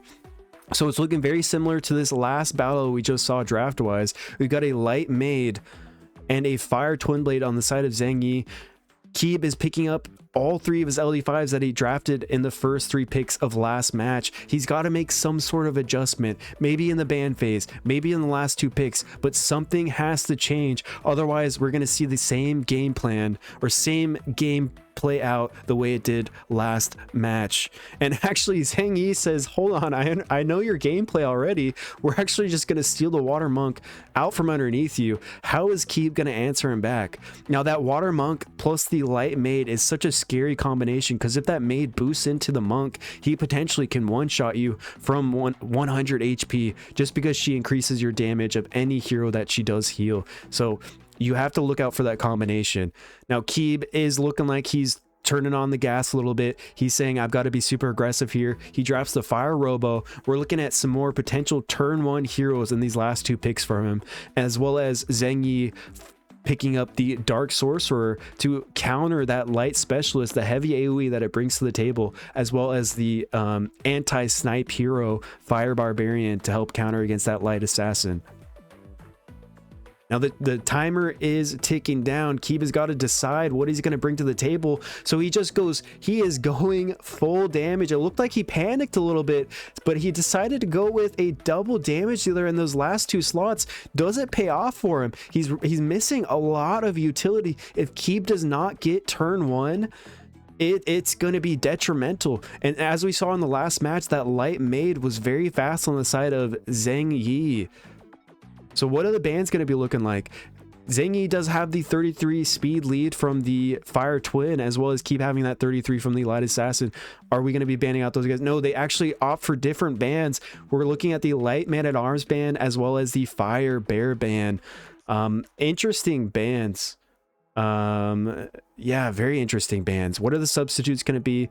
Maybe keep subbing out like Fire Assassin potentially, as well as Zheng Yi subbing out one of his damage dealers, or actually he's subbing out the Fire Twin, which is a little bit weird. He doesn't want to keep that 33 speed lead because you can't pick a substitute as your leader skill. So he actually goes for the 33 resistance lead. Maybe he's on some high resistance tech build for most of his heroes, because Keeb is going to be getting turn 1 for sure. And he does boost up his allies with that Fire Robo. He drops that skill 3 from that the light specialist, and he gets a major counter from that Dark Sorcerer.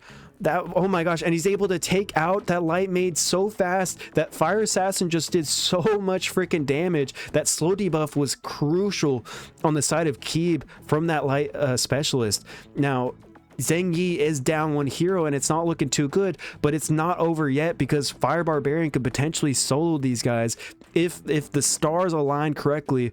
But before that light specialist gets taken out, it does apply 2 stuns along with some dots on some crucial targets there, the Water Monk and the Fire Barbarian. But that Dart Sorcerer is just eating this match. He is just...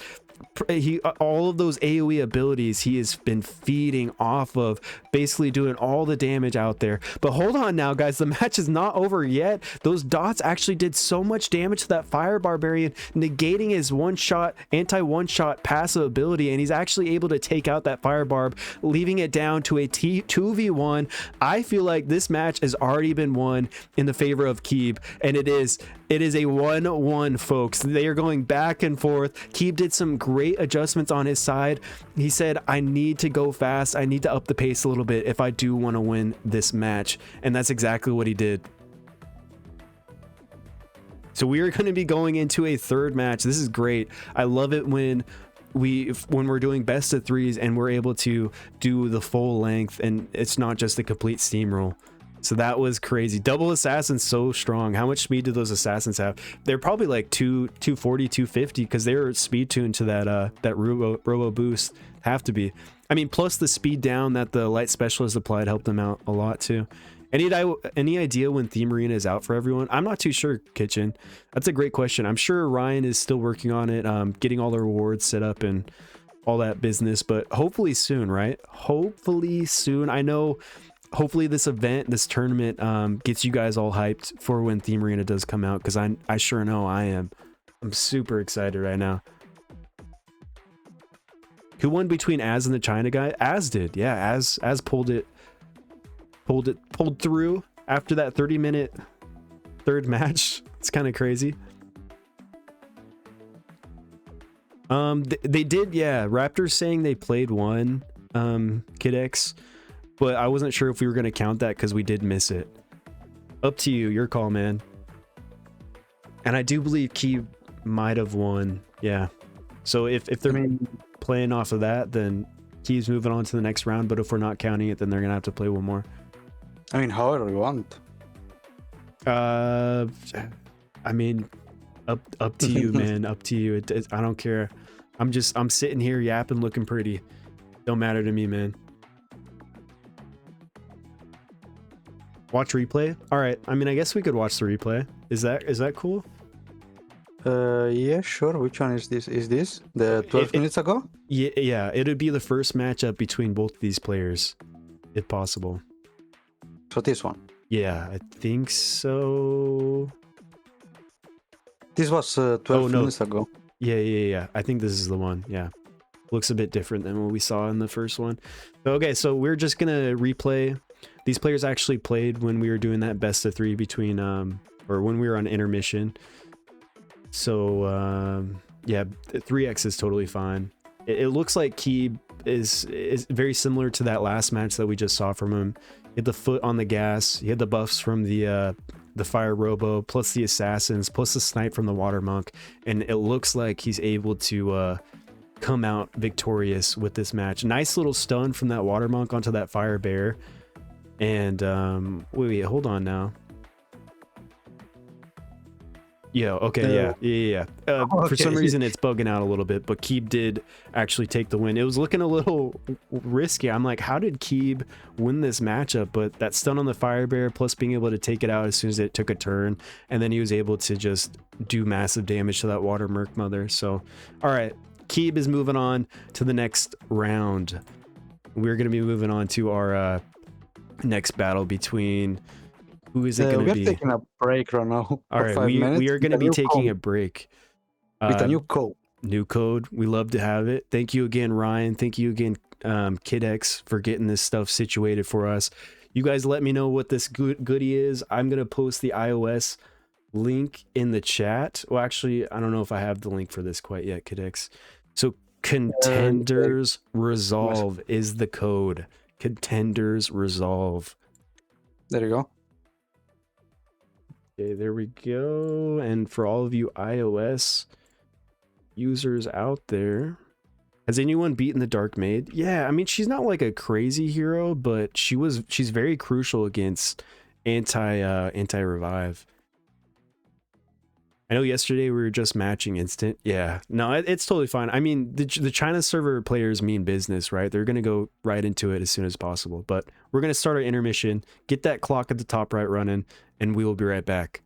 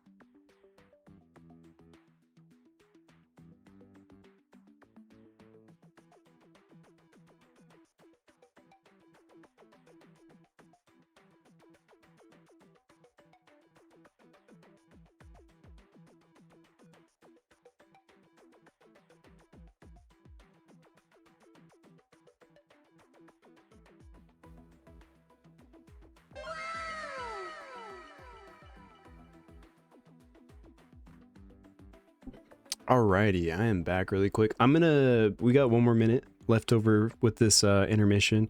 I'm gonna get this next prediction going. I believe the match up is going to be between Cammy and Raptor, and this once again is going to be a best of 3.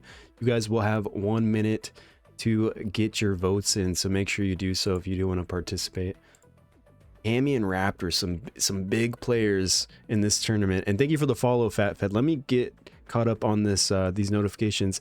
Sog Alvix, thank you for the Prime subscription, buddy. I appreciate you if you're still here. Arby, thank you for the follow. Kitchen, thank you for the follow, man. Do appreciate you. Welcome everybody. I hope you're enjoying this tournament so far.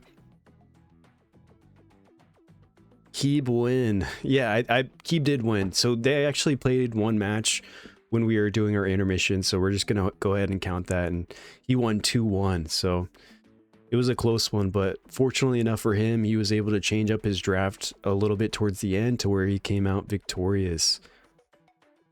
Let's go Raptor. Yeah. I'm sure. I mean, Raptor's got a lot of fans in the chat. All in on Raptor, no pressure, man. All right, you hear that, Raptor?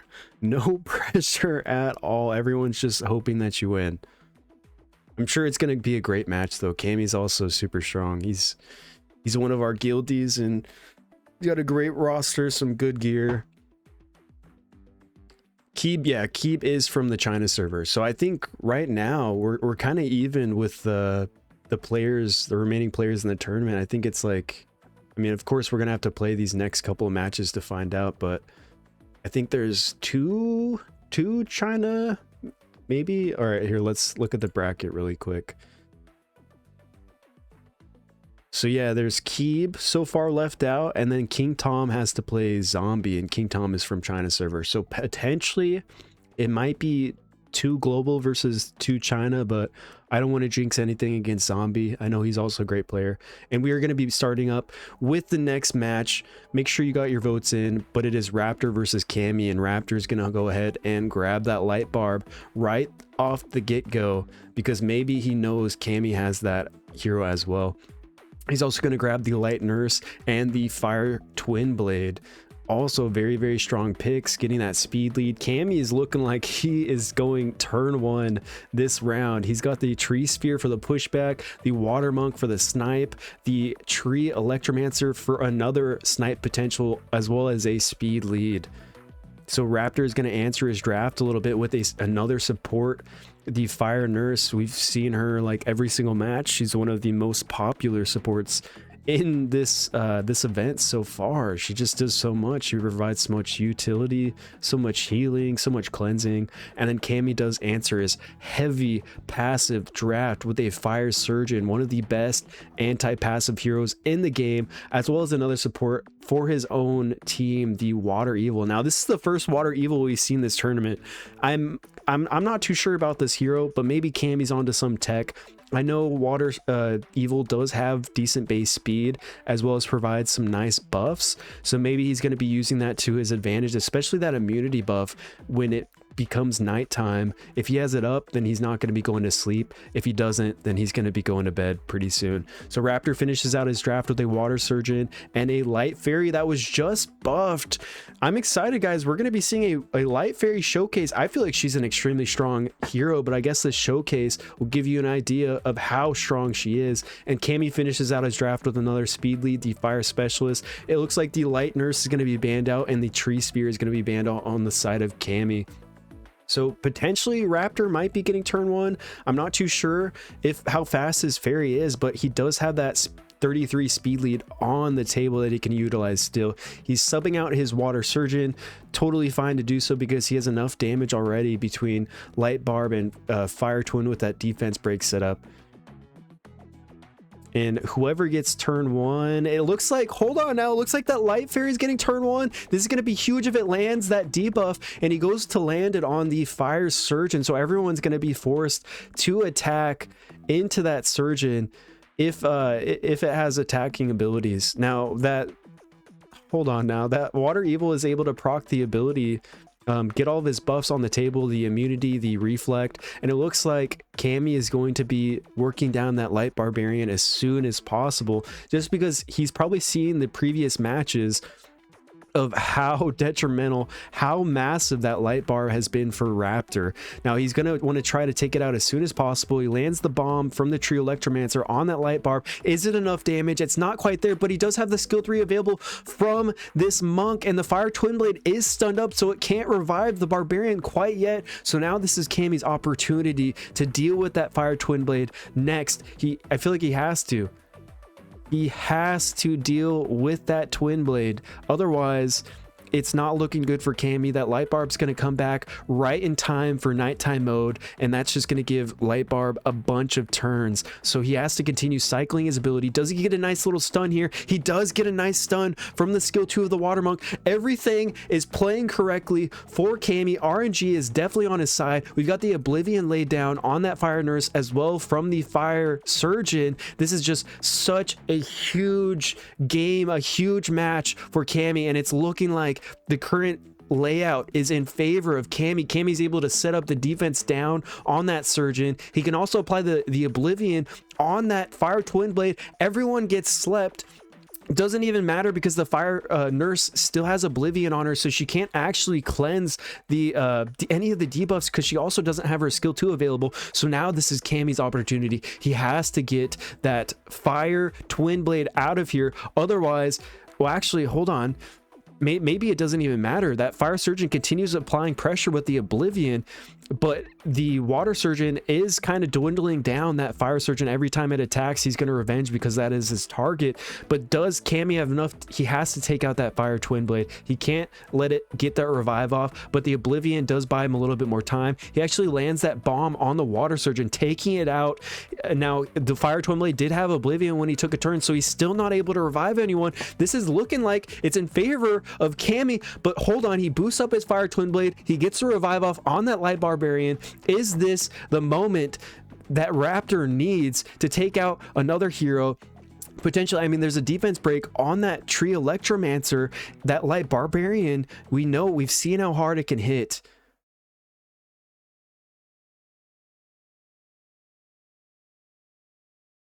One second, guys. I don't know if you can hear me right now, but the stream did freeze.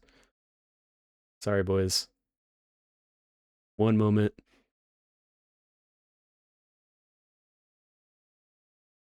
Twitchy, are you still here? Okay, I'm back. All right, it looks like Raptor had enough damage to take out that Electromancer. And it looked like Cammy was able to take out that Fire Twin Blade. So it is a 2-2 battle right now, very even. I do want to apologize. We did have a little bit freeze on that PC, but we're back in business. That Light Barb is looking ready more than ever. It's got 4 stacks, increasing the damage. It's going to be hitting relatively hard, and it doesn't really look like Cammy has too much sustainability or healing to be able to pop that skill 3 from that Water Monk quite yet, as well as this Light Bar being on the Corrupt set and just doing massive damage. That 35k Cammy is getting taken out in this first match. I feel like it had to be so. There was a couple misplays in those first couple of turns. He had to take out that Fire Twin Blade, otherwise he was going to revive up that Light Barbarian and things were just not going to play out very well.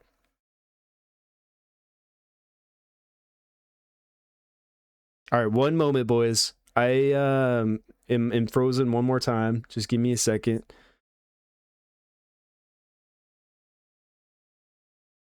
May have to restart the stream really quick. One moment. Please bear with me.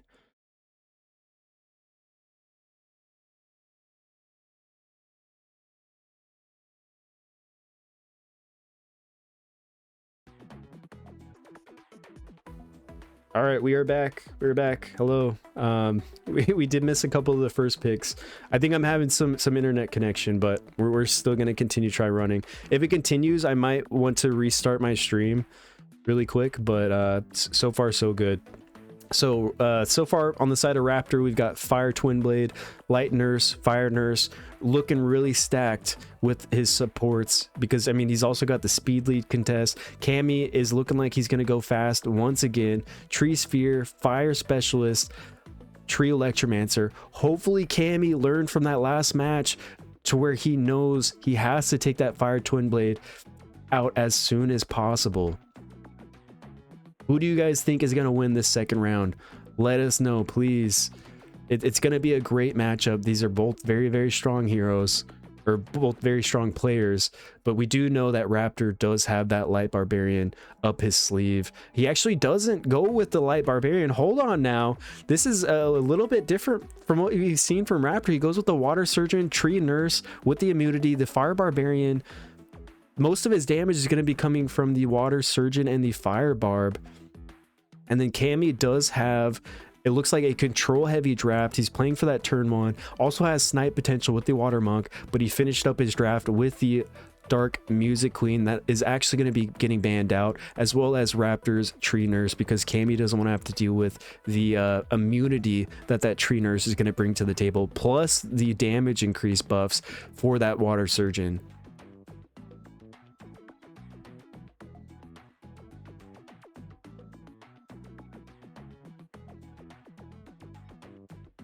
Now, what are these substitutes going to be? It looks like water surgeon is going to be subbed out, and the tree electromancer.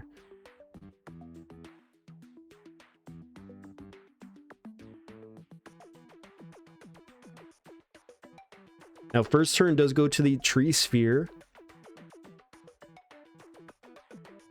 He does go for the skill 3 pushback. Gets the pushback on everyone except for Fire Nurse because she does have immunity. This is her opportunity to potentially skill 2 and cleanse some of these debuffs that were laid out on the table. And also she is going to do that. She's going to boost up the Light Nurse to potentially get another skill 2 off. But she gets cut by the Dark Nurse, who does pushback and reduce cooldown of his own allies. I think she did hit the increased cooldown on that Light Nurse potentially, making it so he can't fully cleanse with that skill 2 from the Light Nurse. And not to mention that skill 3 from the Dark Nurse. I'm surprised we haven't seen her at all during this tournament, because she's just such a crucial hero for this control composition. Her skill 3 is going to help cycle back that skill 3 from the tree sphere, and they could just continuously cooldown reduce each other back and forth. And he does go for the snipe with the water monk, taking someone out immediately. Now this is his opportunity. Now potentially, if that fire twin blade does not have its revive because it's been increased cooldown by that dark nurse, which has happened, then he's not going to be able to get his revive off quite yet. And it looks like he also has oblivion on that light nurse, so things are really coming into fruition for Cammy here with this control composition. We've probably seen this a lot in regular arenas, but he's actually being able to pull it off in theme arena. And this is actually crazy until sleep hits, where it kind of ruins his game plan a little bit. Or does it? It looks like Cammy has enough speed to be able to pop out of that sleep back into his next turn and be able to cycle back into what he was just doing at the beginning of the match. So he's once again popping that skill 3 from the tree sphere, getting that paralysis down, pushing everyone's attack or action bar back to the very beginning, and just doing massive damage, getting some stuns out from that water monk skill 2. Is he going to pop that skill 2 again? He does not land the oblivion this time on the light nurse, which might actually bite him in the butt here, because light nurse is looking like she's going to be reviving someone relatively soon, which she does, and she brings back the fire nurse. So now the unfortunate thing about Cammy's draft is he doesn't really have a lot of sustain on his side. That tree sphere is looking really low enough to where this fire barb is eyeballing that tree sphere. But luckily enough, Cammy does pop that skill 3 from the water monk, taking out another hero of Raptors. So now is his opportunity. He has to continue taking out people before that nurse passive stacks back up to 20 to where Raptor can bring back his twin blade.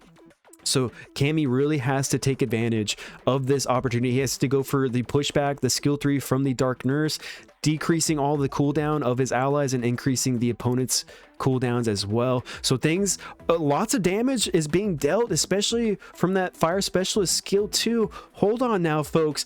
Do we go for, he goes for the basic attack on the fire nurse. It looks like his next target is going to be that fire nurse, but that water surgeon is looking mighty scary in my opinion. Now he doesn't have enough damage to take out that fire nurse, which might bite him in the butt, because she's able to cleanse that defense down. She's also able to heal herself back up and allow that water surgeon, give it the opportunity to start taking heroes out one by one, which it is doing. So it defense breaks and is sniping out that fire specialist out of the match. It's looking like it's a 3v2 matchup now in favor of Raptor, but Cammy still has that skill 3 available from the water monk, and he goes ahead and pops it, taking out the fire nurse.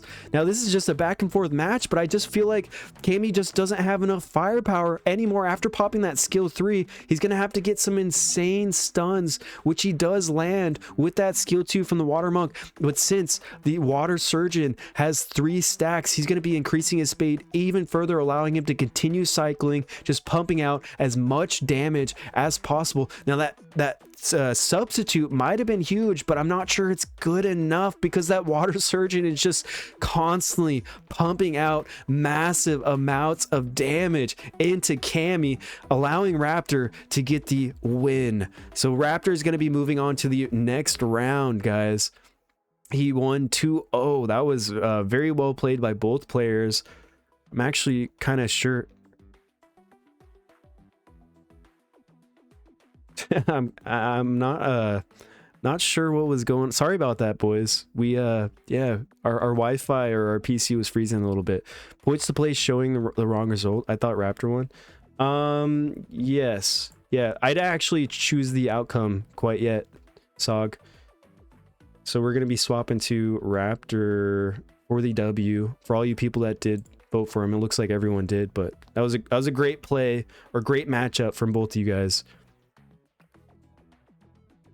Am I losing my voice? Maybe. Yeah, we've been, you know, just talking, yapping for a little bit, but I've got some water over here. Don't you worry about me. So next matchup is going to be between King Tom and Zombie.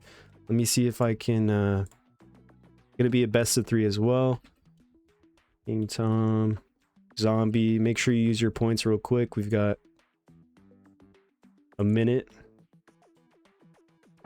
Now, King Tom is from the China server, so you guys aren't probably familiar with his username, but very strong player.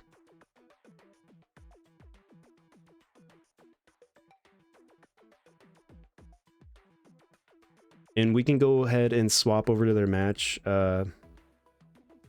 whenever they are queuing up.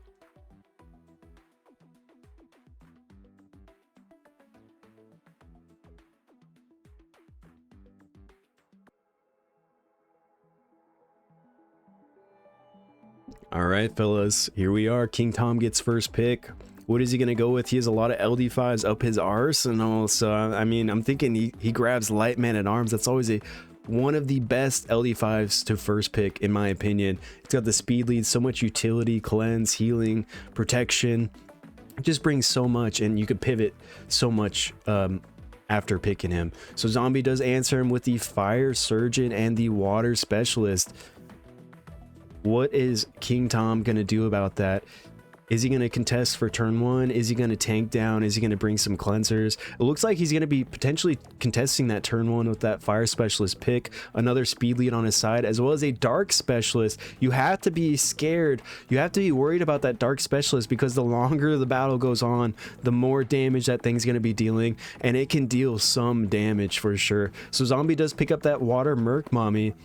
Looks like he might be doing like a anti-control. I mean, that was a great counter pick for that Fire Specialist, depending on how much damage that Merc Mommy can be hitting. But King Tom does pick up another speed lead, a 33 speed lead, the Fire Twin Blade, while Zombie also picks up the Tree Vanguard, a nice support to help set up defense downs, as well as provide some shield. And an RNG hero, our first, oh my gosh, our first Fire Archon we've seen this tournament.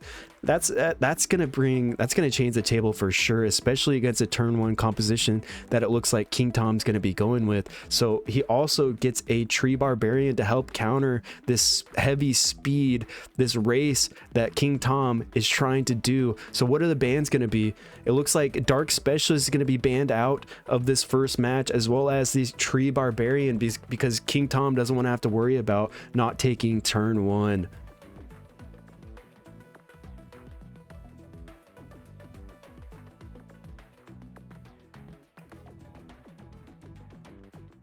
And it also looks like King Tom is going to be subbing out the Light Man at Arms, and a Zombie is going to be subbing out that Fire Surgeon. Turn 1 is of course going to be going to King Tom. Does he get some stuns here? He does get a stun that does activate the Merc Mother's passive ability. Who is she going to go for, the taunt or the snipe? Is it going to be the skill 2 onto the Fire Twin Blade, dealing some decent damage, bringing it almost down to half HP. Now he does proc that skill 2 from the Dark Evil, decreasing everyone's speed, increasing their cooldowns. So also further increasing their cooldowns. Oh no, King Tom has got the Dark Evil plus the Dark Nurse combo out, and I'm not sure Zombie is familiar with it, but there's just going to be a constant cooldown increasing on the side of Zombie and constant cooldown reduction on the side of King Tom, and I'm just not sure Zombie was quite prepared for this lineup. You cannot let these two LD5s get into the battle together, or you have to bring some insane counter debuffs to help fight these guys off, because this is just such a crazy combination. The Dark Evil can reduce the cooldown of Dark Nurse, Dark Nurse can reduce the cooldown of Dark Evil, and that's just basically how the battle is going to go. Because Dark Nurse can also do some decent damage while also pushing people back, and then also resetting the skill 2 of the Spire Specialist, which also deals some great damage. So this combo cannot be let into this next match if Zombie does want to win. This is just such a crazy composition. I'm hoping this isn't the showcase that Ryan or the developers are looking for to nerf my lovely Dark Evil, because this is the team composition that you have to be afraid of. Not to mention that King Tom also has Light Man at Arms to pair that was actually banned out of his draft. So it's just a scary thing that you really have to play around, and you really have to draft to counter these specific comp. You can't just pick one counter like this Water Merc Mommy if you do want to take the W. So we're gonna have to make some adjustments. It does look like there's nothing really Zombie can do. He actually can't even move. That Dark Nurse is dealing some insane damage with that skill 3 because it's based off of the enemy's HP. She's also pushing back the Merc Mother, and the game is over. So round 1 does go to King Tom.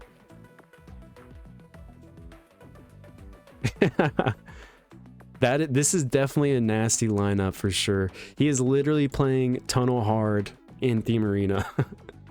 So first pick does go to Zombie, and he right off the get-go is picking a counter for this debuff heavy composition, the Tree Surgeon. That's going to help him out a little bit with the immunity, as long as it has the opportunity to attack, of course. So King Tom is grabbing that Light Man at Arms, always a wonderful first pick, as well as the 33 speed lead Fire Twin Blade. Such a nasty combo as well, because this Light Man at Arms can continue reducing the cooldown of that revive of the Fire Twin Blade if he uses it, as well as the Dark Dr. Evil. So King Tom definitely has quite the stacked account. How can Zombie adjust to defeat King Tom in this round, or in this match number 2? So Zombie goes with the Fire Nurse. He also goes with the Tree Vanguard that we saw in the last match. King Tom does bust out that Dark Specialist.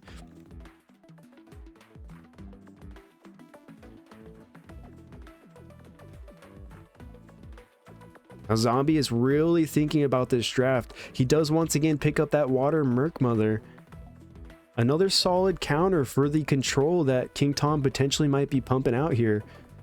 But now, I mean, really, King Tom is in the position of being able to pivot to anything. He doesn't have to go heavy control or heavy debuffs. He can go snipe. He can tank it down a little bit, bring it down to turn 2, slow down the pace. Because Zombie's draft is really catered around what we just saw that last match. But it does look like King Tom will be ending up with the Water Specialist pick, as well as the Water Monk for that snipe, for the Hex.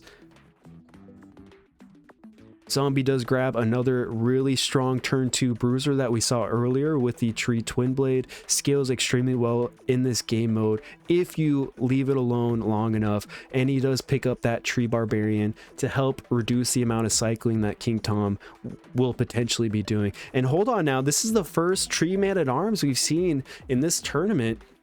Let us see. I'm curious how this pick is going to be. I understand that Tree Man at Arms is probably a good counter for the buffs that the Merc Mother applies, as well as the buffs, shields that the Tree Vanguard brings to the table. as well as the immunity. Hold on, that's actually a really good last pick on the side of King Tom. What do we ban out here? His draft is so stacked. Once again, we see a Dark Specialist ban on the side of King Tom, as well as a ban for that Fire Nurse on the side of Zombie, because King Tom is thinking, if I just take out that sustainability, there's no way Zombie is going to be able to withstand the amount of damage that we're going to be dealing to him.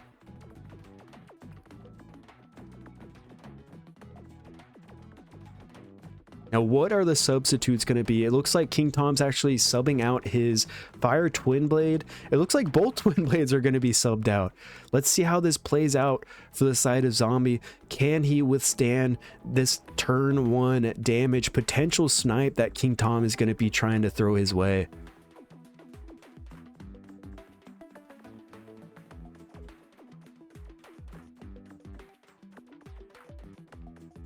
Now, first turn, of course, is going to go to the Tree Barbarian due to the passive ability. He has to push back the Water Specialist. That's the only one without immunity. He goes for the skill 2 pushback on the Specialist, gets the pushback. So now Tree Man-at-Arms moves next, escorts the Specialist, drops that skill 3. So there can be no buffs on the table outside of the Water Merc Mother. Everyone got rooted, everyone got buff blocked. This is not looking good for Zombie. But I may be speaking too soon. Can he get a nasty taunt on somebody, anybody? I think he has to do it on the Water Specialist. Otherwise, someone's going to get the Hex debuff from the Water Specialist skill 3.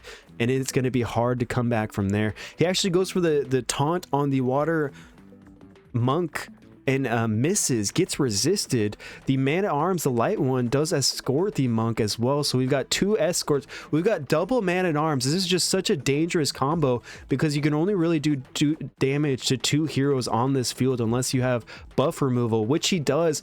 The Tree Vanguard pops that skill 2, gets the escort off of the Water Monk, sets up defense down on the light and the Tree Man-at-Arms as well. So now this is Zombie's opportunity to capitalize. Can he take someone out that has the defense down debuff?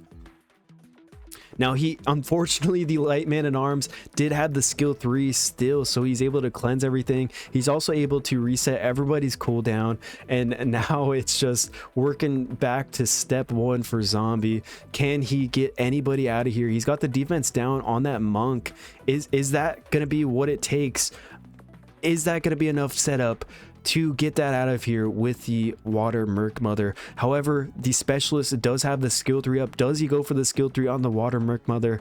Can he hit it? Because typically, actually, he doesn't even worry about hitting it. He goes for the skill 2 stun, and the Merc Mother doesn't have enough damage to take out that Water Monk, unfortunately. Now, the escorts are back up from the Tree Man-at-Arms, and he protects the Monk from being taken out of this battle and drops that skill 3 once more. So everybody on the side of Zombie is relatively healthy for now, but that nighttime mode hits, everyone gets put to sleep, including all of Tom's, including all of Zombies. This is actually a nice little breathing period to get everybody's cooldowns back up, but the Water Merc Mother does get that turn off. So does she go for any damage? She actually goes for the basic ability on that Tree Man-at-Arms, and she does land the crit, totally ignoring element advantage or element disadvantage. So now Tree Vanguard is up. Does he try to set up a defense break on anybody? He does try to set up. He actually lands the nasty stun on the light Man-at-Arms as well. Dude, Bash is just carrying this tournament. Great RNG. Can he go for the skill 2 snipe on the light Man-at-Arms? He hits 43k on that light Man-at-Arms, and Zombie just wins it from that one snipe, that one crucial move. The stars aligned and everything came into fruition for Zombie, able to take out that light Man-at-Arms, and King Tom said that's enough. We're going next round. Now, first pick does go to King Tom. What is he going to go with? Does he go with the light Man-at-Arms once again? Looks like he is.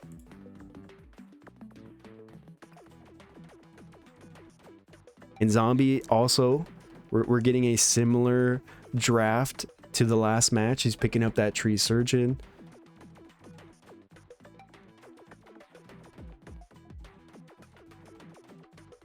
and the water Merc Mother. He says, I do not want you to counterpick that Merc Mommy. She was crucial for my win last match. Rightfully so. Now, how is King Tom going to answer that? Okay, looks like we're going to be seeing a little bit of match 1. He goes with the Dark Evil, the Dark Nurse.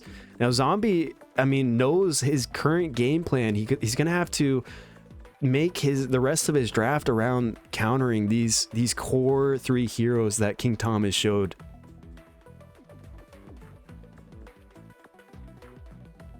And hold on now, who knew King Tom has another LD5 up his sleeve? He's also got this Dark Man-at-Arms, which can deal some insane single target damage while also being able to increase its own action bar when someone goes below 50% HP. Now, in the back of my mind, I have to think, if I'm Zombie, is King Tom about to Water Monk me or Fire Viking? Does he have one of these heroes up his sleeve? Because that is an insane combination with that Dark Man-at-Arms. And oh my gosh, he actually goes with 2 of those HP sniping heroes, Dark Ant and Water Monk. Oh my gosh, Zombie finishing up his draft with a Fire Bear, potentially trying to stop that snipe.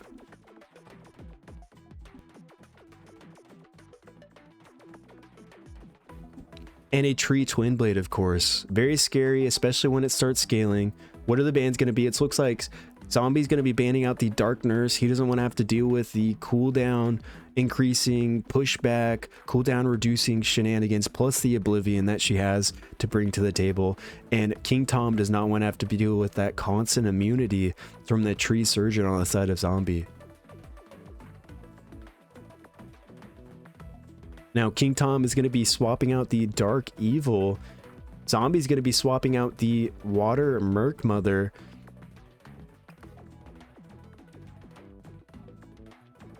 And hold on, turn 1 goes to the Water Monk. He goes for the snipe on the Tree Twin, which does proc the Dark Man-at-Arms, instantly able to take out that Tree Twin Blade instantly.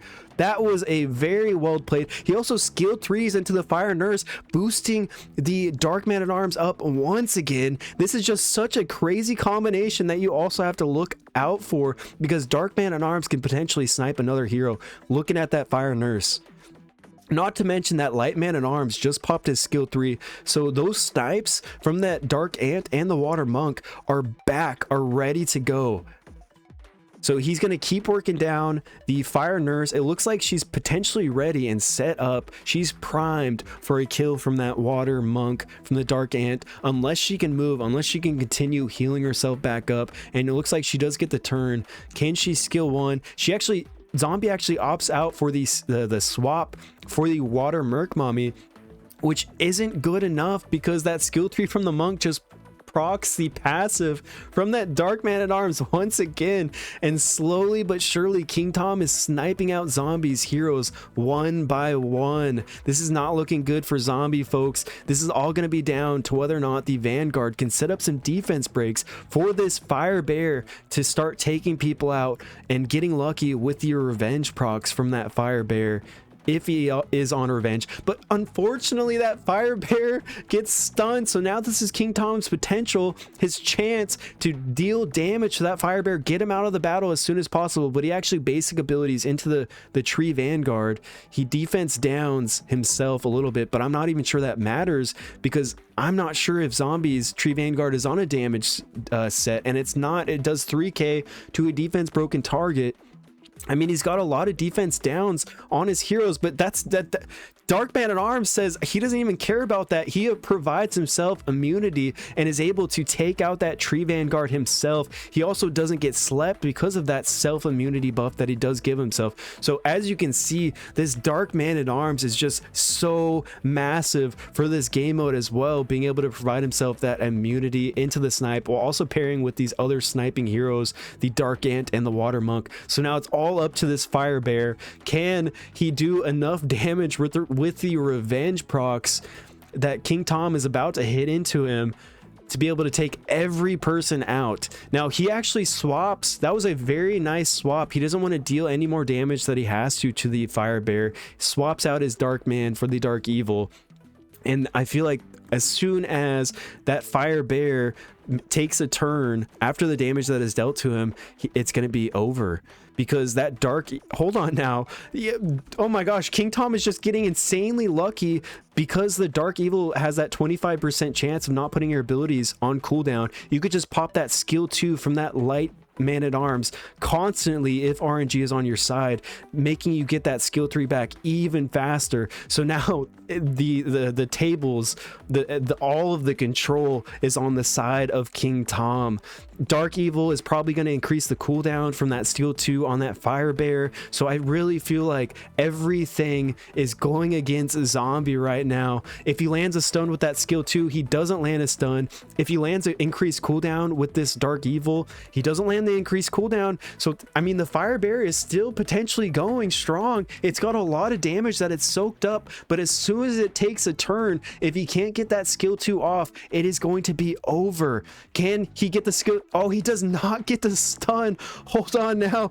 Now RNG is looking like it's changing to zombie side until that point where Dr. Evil lands a debuff, increases his cooldown so he doesn't have the skill 2, and there's no way he's going to be able to survive further. The match is already over. He can do a lot of damage with that basic ability, but as soon as he takes a turn, he's about to take a huge amount of damage himself, and that's exactly what happens. King Tom finishes strong and takes this best of 3, moving on to this next round. That was very well played from Zombie. I mean, King Tom is one of the stronger China server players that I played against, and that was a great fight. So we have another code for all of you lovely people. Last Stand. Make sure to redeem this. I will go ahead and get that iOS link for all of you people. And then also, for all of you players that lose in the semifinals, you're going to want to stay here in the tournament because you guys will play again to decide who is going to be third place. Because once again, we have rewards for players first through third place, along with participants, of course, but you're going to want to stay in the stream, in the lobby, please, please, and thank you. But KidX, do you have the link for this code so I can post it in the chat? Yes, I will give you in a second. Thank you, brother. Thank you. All right, guys, I'm gonna run to the bathroom real quick. I gotta pee and get some water. Okay, I hope you guys are enjoying the battles. They've been actually kind of crazy, very insane, but I will be right back.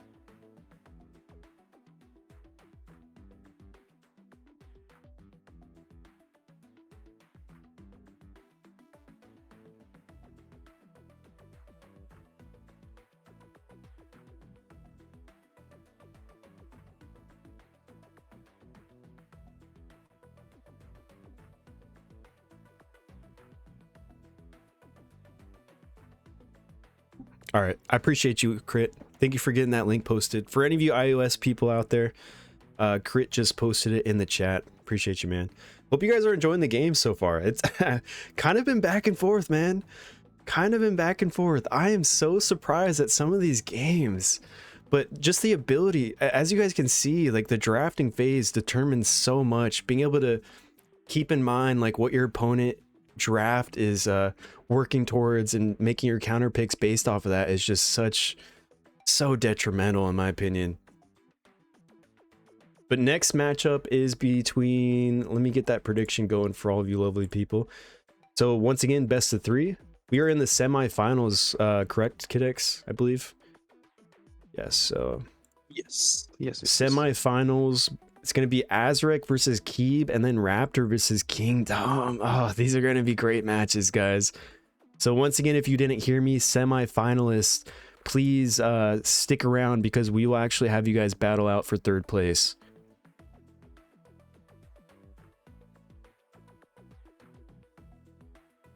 Let me get that prediction rolling. So Azrak and Keeb, y'all have 1 minute. 1 minute to use your channel points. Who do you think is going to win this best of 3? Azrak has just been doing an extraordinary job throughout this tournament. I mean, him being able to take out that insanely strong China server player is just, I'm still stuck on that right now. Battle of the Titans, King Tom versus Raptor. No, for sure, Fo. That's going to be a great one too. That's going to be, I mean, all of these remaining players are very smart with how they draft. They've got a good roster as well. Great gears. They know exactly what they're doing. Then them Twin Blades have been the deciding factor. No, yeah, we've been seeing a lot of popular heroes for sure. Fire Twin Blade, Water Twin Blade, Tree Twin Blade. Great family. The specialists have been amazing. A lot of, I mean, shoot, even 3-star and 4-star picks have been kind of catching us off guard, right? We kind of expect this tournament to be very LD5 heavy, but that hasn't been the case.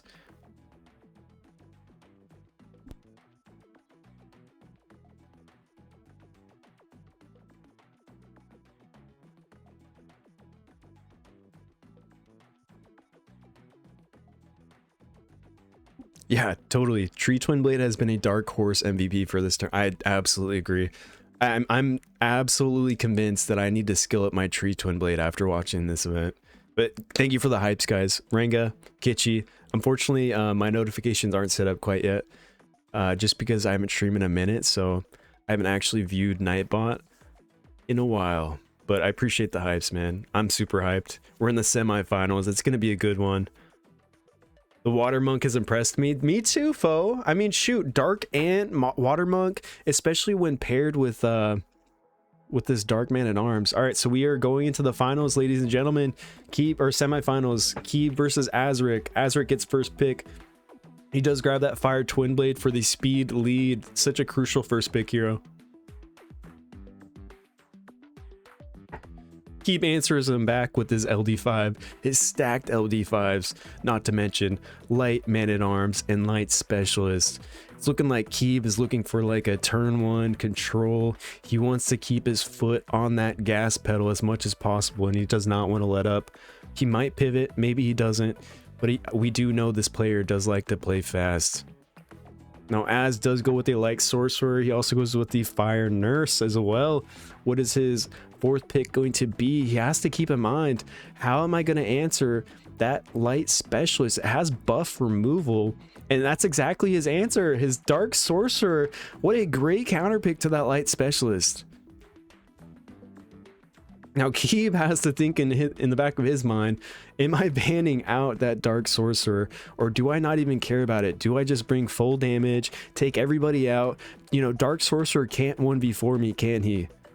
So he also grabs the Fire Robo. What a crucial pick for Keeb in that last set that he had, for giving him turn 1, the boost into the action, into the attack buffs. Plus the action bar boost if paired with the Light Assassin. And then he finishes out that pick with a Light Barbarian that we're all scared of. I don't know about you guys, but after watching this tournament, Light Barb is one of my most feared LD5s. And then Az does finish out his draft with a Tree Twin Blade, another really strong turn 2 bruiser, probably even scarier than this Light Barb in certain situations, as well as the Light Bookworm. A nice little support, a nice little reviver to round out his draft.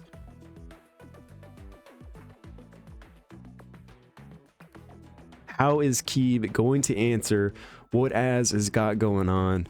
He's got to bring a little bit more sustain, in my opinion, or he's got to bring some more aggression, and that's exactly what he does. He does the Fire Assassin. That was kind of an MVP, a massive hitter in his previous matches. So what are the bans looking like? Do we take out the 33 speed leads? Do we take out some of these strong LD5s on the side of Keeb, on the side of Az? You know, that Dark Sorcerer is going to be countering that Light Specialist quite a bit. The Light Man-at-Arms is going to be helping everyone get their cooldown back up instantly, while also providing some nice protection. So Light Man-at-Arms is going to be banned. The Light Sorcerer is also going to be banned. I feel like Az's Light Sorcerer has not been getting a lot of action just because you kind of have to ban it, right? It provides so much time for your team. The 2-turn immunity, the two-turn invincibility. It's got a silence on the second skill as well and a 25 speed lead. So it just, hey, you got to get it out of there as soon as possible. So Az swapping out his Tree Twin Blade, Keep swapping out his Light Specialist as well. Now this is all going to be down to whether or not Keep can snipe as many people out as possible. Az is going to be starting out with a Reviver though, so he does have to keep that in mind. So Keep probably going to go for the skill 3 boost, the attack up, the immunity. What is he going to do here? And he does go for the skill 3. He boosts everybody up.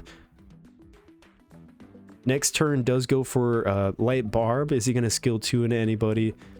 He's got to start working down this Immortal proc from the Light Bookworm or the take out the Fire Twin Blade as soon as possible. So that's exactly what he does. He skill 2s to the Fire Twin Blade. Is that enough damage to set up this kill from the Fire Assassin? Almost baiting out that revive instantly from that Light Bookworm. And he goes for the kill. That's not enough damage. 20k, it's barely surviving. He's going to use the skill 2 once again from the Light Assassin to finally take out that Fire Twin Blade. But hold on now, did he just waste all of his momentum trying to take out that Twin Blade? Because the Light Bookworm is going to be able to revive that Fire Twin Blade right back up instantly, and then if the Fire Nurse moves right afterwards, their HPs are going to be balanced once again. So that Dark Sorc does hit relatively hard. He skill 2s into the Fire Robo, almost taking him out. So what is his game plan? Does he skill 2 here? Does he skill 3? Does he hold the skill 2 so he can cycle his skill 3 later? What is he going to do? He actually goes for the skill 2 to give himself some more survivability with that glancing buff. Does he go for the skill 3 here? He's kind of contemplating the skill 3 because one of his assassins are going to move before and just be able to take that Fire Twin Blade out right away. So that was a great play by Az. The assassins are now redirecting their damage towards that Bookworm because they know that's the next best thing. That's going to be taking or keeping everyone alive on the side of Az. So now this Robo doesn't have his cooldowns back quite yet. It looks like Az is looking at taking out that Robo as his next target, but will it be too late? That the Dark Sorcerer is going to be coming out as stealth relatively soon, and typically Dark Sorcerers aren't built with a lot of HP, so depending on how the turn order goes, will Key be able to take out this Dark Sorcerer, or is he going to continue focusing down this Light Bookworm? Now, no abilities are ready quite yet for the Fire Nurse. This actually might be perfect timing because as you guys can see the clock at the top right, it's about to be nighttime mode. People are about to be sleep nighty night.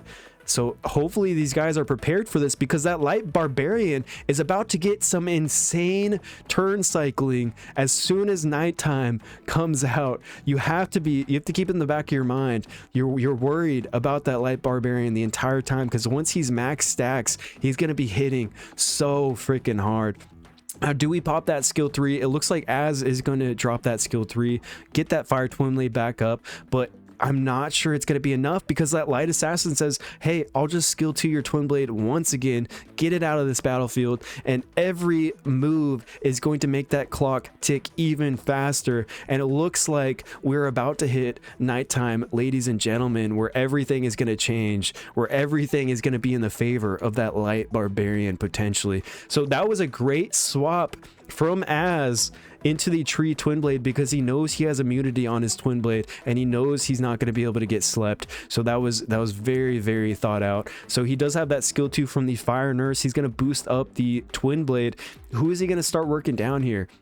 There's a lot of threats. I mean, especially that Light Barbarian. You're going to have to start sucking that attack with the Tree Twin Blade passive as soon as possible. Otherwise, that Light Barbarian is going to be dealing massive damage, which it already is. 16k skill 2 without any setup, no defense break, no attack up. It's already starting to hit hard because it has max stacks. So who do you land your defense down on? He's going for the Light Assassin. It looks like potentially setting up that Tree Twin Blade to joint sprint attack into someone else if it does get the kill, if it can kill, of course.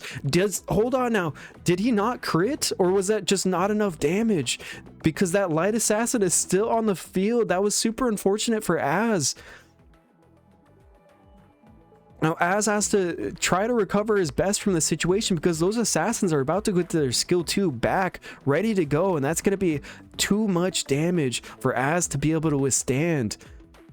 Now, fortunately enough, Keeb does not have any cleanse for that light assassin, so here's his opportunity once again. He hits a crit this time, gets the kill on the light assassin, into the fire assassin, into a nice crit.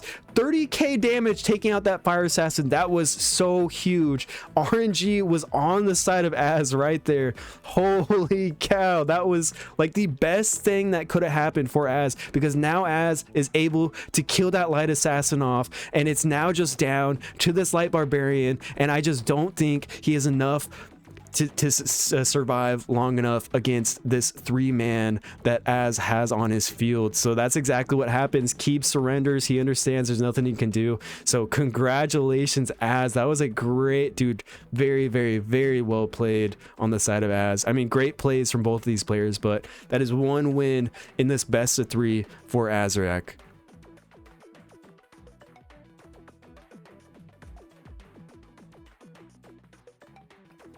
Yes, we are going to be going to the finals. Yes, we will. Yeah. So, hey, what's up, PCPs? Hey, buddy. Hope work's going good for you, man. Let's go, Az. That was crazy, man. Az is just showing up today. So, Az does get first pick again. What is he going to go with? He goes with the Fire Twin Blade. Crucial first pick for a lot of these players throughout this tournament. Now, who do you guys think is going to win this match? Keeb he's got to do some adjustments, because Azrak has his game plan ready to go with that Tree Twin Blade. Keeb kind of changing it up a little bit, snagging that Fire Nurse, also getting that Light Assassin for that speed lead. Az also picking up his lovely LD5, the Light Sorcerer.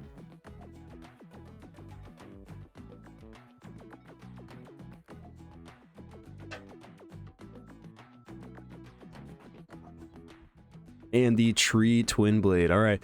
I mean, very, very good, great picks on the side of Az. He does not want to get counterpicked, especially his Tree Twin Blade is bread and butter right there. And Keeb showing up another LD5 that we haven't really seen throughout this tournament, the Light Surgeon. Now, there's actually quite a bit of synergy between Light Surgeon and Light Assassin, as long as Keeb does pick the correct buffers to help with that synergy. And Az is going to show up with the Dark Sorcerer. That might be a little bit more premature, because there's not a lot of AoE on the side of Keeb. But regardless, the Dark Sorcerer is a great damage dealer just to have on the field, because he can't get sniped immediately, because typically you throw him in that cloak set. And Keeb is picking his buffers up finally. He's got the Fire Robo. We've seen how fast his Fire Robo is, as well as the Dark Ripper. A very interesting pick, a great LD4 for sure, but I think he's going to be banking on the Oblivion from that skill 2 if it does land. And Azrak is going to be finishing up his draft with some support. He's got the Reviver, the Light Bookworm, not locking it in quite yet, actually totally changing up the game. He's going to be maybe trying to do a little bit of a turn 1 contest with that Fire Maid, as well as picking up that Dark Bear as a great turn 2 bruiser that does synergize with the current sleep nighttime effect. So how is Keeb going to answer this draft from Azrak? Is he going to keep his foot on the gas? Is he going to do a little bit of pivoting? Essentially, he is going for turn 1 right now, but he only has 1 buffer. So if Az bans out that Fire Robo, it's going to be a little bit tricky to get that synergy going with the Light Assassin and that Light Surgeon. But he does pick up that Dark Iron Fist, another really strong LD5 that does provide that ignore defense debuff, as well as the always critting on that debuff target. So what are the bans going to be? On the side of Az, if I had to guess, it might be Light Sorcerer. It might be Tree Twin Blade. Maybe there's a little bit trauma there, but Az actually does ban out the light assassin because he does not want Keeb to have any speed lead whatsoever, while Az does have that 33 speed lead on his side from that fire twin blade. So turn one, really, I think it's going to Az. That fire maid is going to be able to boost someone up. Potentially Az is going to be able to snipe someone right off the get-go, and then Keeb's going to be down one man. So Keeb does go for the HP lead, and Az does go for the 33 speed lead. And turn one, like we said earlier, he's probably going to boost either Tree Twin Blade or this Dark Sorcerer to go ahead and snipe out that Light Surgeon, maybe, if I had to guess. Or maybe, yeah, maybe he goes, oh, actually he goes for the defense steal onto that Dark Iron Fist. Very interesting, allowing the Fire Robo to boost everybody up. This skill 2 from this Light Surgeon potentially can hurt, and it does hurt into the defense break that it sets up for itself, killing off that Fire Twin Blade. Oh no, everything is going wrong. The Dark Ripper kills off the Fire Twin Blade. Az is down one man. He doesn't have a reviver to bring it back. What does he do from here? Does he go for a kill? He has to go for a kill. If I'm Az right now, I'm looking at trying to snipe that Surgeon out for sure. He has to. Otherwise, he's going to be taking way too much damage. Now he goes for the skill 3, gives himself some defense, allowing him to mitigate a little bit more damage, allowing his Tree Twin Blade also to do a little bit more damage, taking out that Light Surgeon on the side of Keeb. Now his Tree Twin Blade is still defense broken, but luckily enough for Azric, the Dark Iron Fist debuff does not land on that Tree Twin Blade. Otherwise it would have been one shot right there. Now Az is in a good position here. Who does he take out? Does he go for the kill on the Ripper? That's a little bit risky because the Ripper does counterattack whoever does kill him, and he can potentially land Mark and Oblivion if his debuffs do land, of course. And that's exactly what happens. He lands Mark, he lands Oblivion. Who is he gonna go? He also gets, oh my gosh, the Dark Ripper is fast enough to boost himself up from the revive from his passive and then go into another skill 2 on the defense broken Twin Blade, allowing him to get another kill.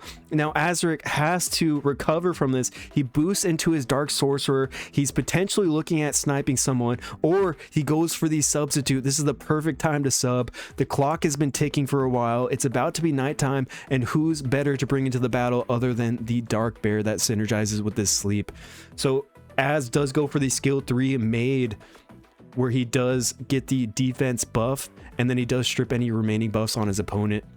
And luckily enough for Az, he maybe has some resistance on that Maid because that Dark Iron Fist missed everything. And nighty night, folks. Everyone is going to bed except this Dark Bear does synergize so well with the sleep debuff.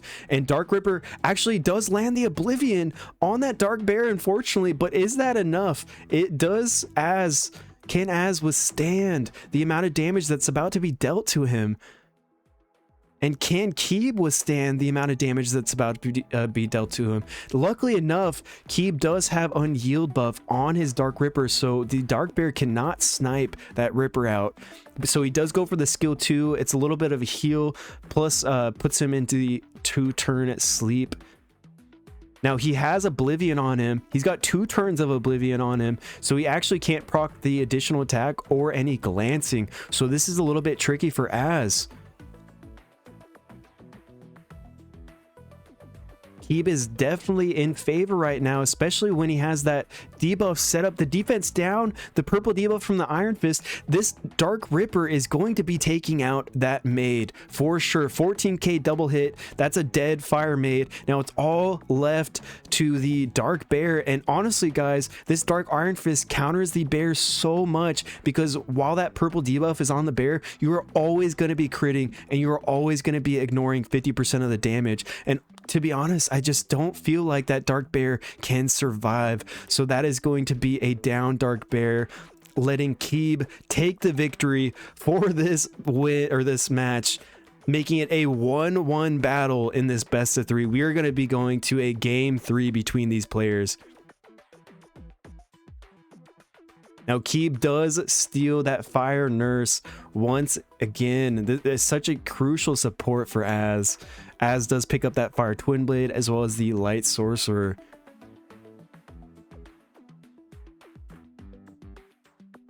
Keeb does counterpick another one of Az's favorites, the Light Bookworm, following it up with the Light Surgeon. That Light Surgeon did so much damage in that turn 1, especially when it can set itself up for that defense break into more damage.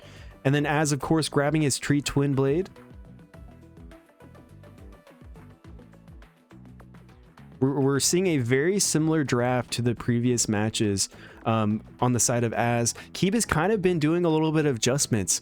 Before he just went full LD5 in that first 3 picks. Now he's kind of counter-picking Az a little bit. He also grabs that Fire Surgeon to help counter against that Tree Twin Blade. Well, honestly, against both Twin Blades because they're very passive reliant.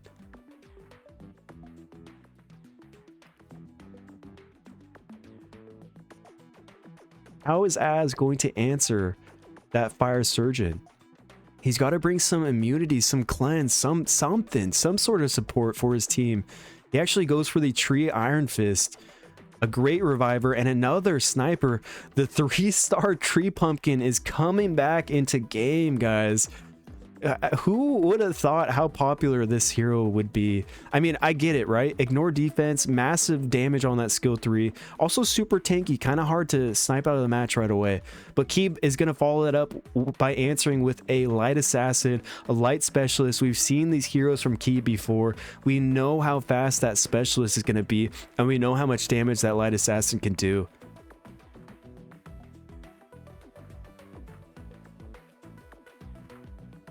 What is Az going to do with his final pick?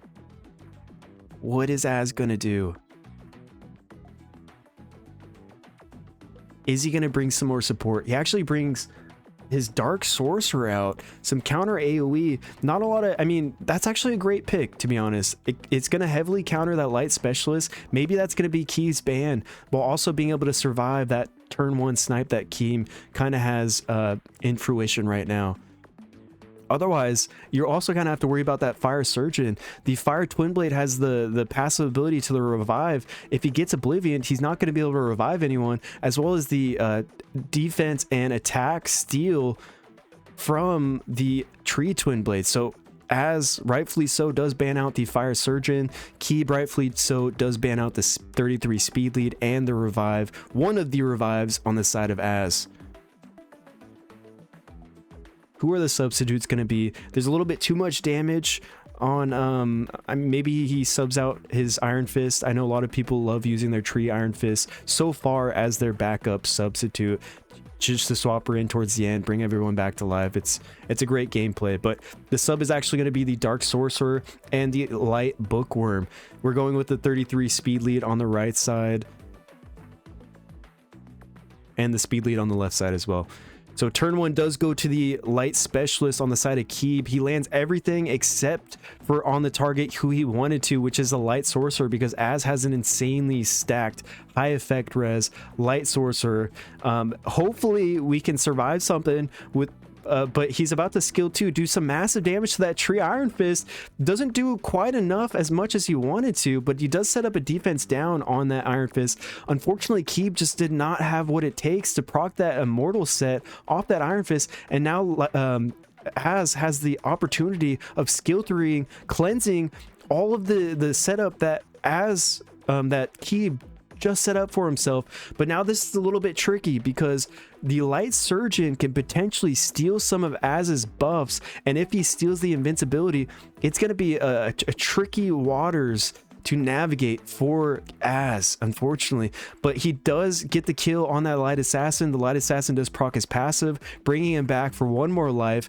Can we get some stuns? We cannot get stuns with that skill 2 on the Specialist, so he does opt for swapping to the Light Bookworm into the battle.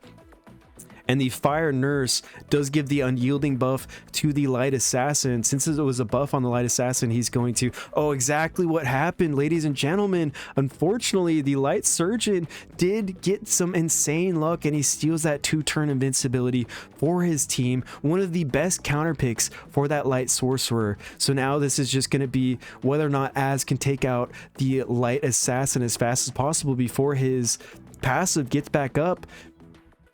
Can he do it? He has glancing buff, so he's not going to be doing massive damage with that tree twin blade. So he brings the light assassin down to half HP, but the fire nurse is putting work this match, guys. The tree pumpkin does set up a nice defense break onto that light assassin, but is the match prolonging too much? Is he going to be able to take out this tree iron fist before Azaric, before the tree twin blade can start really ramping up his scale? Now you do have to remember that clock has been ticking for quite some time. We're about to enter nighttime mode and everyone's going to go to sleep. Are these players prepared for it? Does Keeb have the skill 2 available for the cleanse?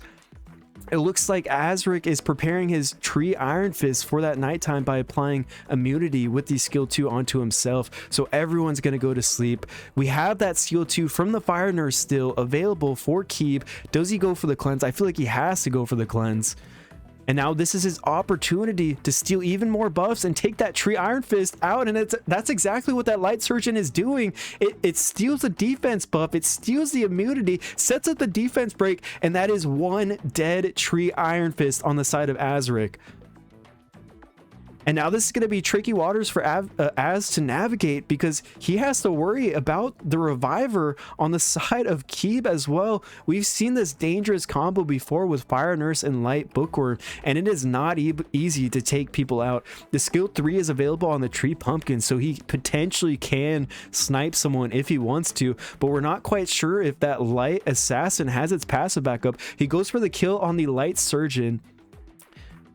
Does he go for the revive? The Light Bookworm has it ready, brings the Light Surgeon back. Now, fortunately enough for Az, the Light Surgeon is relatively squishy, so it's not too difficult to kill it again. But now we're worried about this Light Assassin. The passive looks like it's back up. The skill 2 is going to come back up soon, which does ignore defense, which is potentially going to allow him to kill off that Tree Twin Blade or the Tree Pumpkin. So Az has to scramble to get that skill 3 back up from the Light Sorcerer. Otherwise, it might be too late and it might be over. However, he does get the kill on the Light Surgeon with the Tree Twin Blade plus the joint attack into the Light Bookworm. That was a great snipe, evening the playing field quite a bit.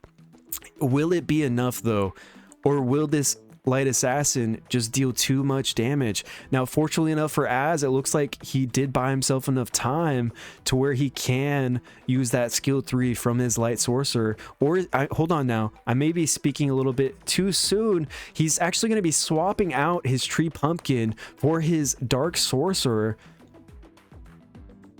And you can't attack straight into the Dark Sorcerer right away because it's going to start the battle with its 2 turns of cloak. So he's forced to either attack the Tree Twin Blade, which has revenge set also, by the way. So if you want to attack the Twin Blade, you're going to be hit also and take some damage too. So you have to keep that in mind. So Az procs that skill 3 from the Light Sorcerer, cleansing all the buffs, putting the 2-turn invincibility, 2-turn immunity down, and he's able to take out one of the lives from that Light Assassin. So Light Assassin, if he's taken out one more time, he can't revive unless revived by that Light Bookworm.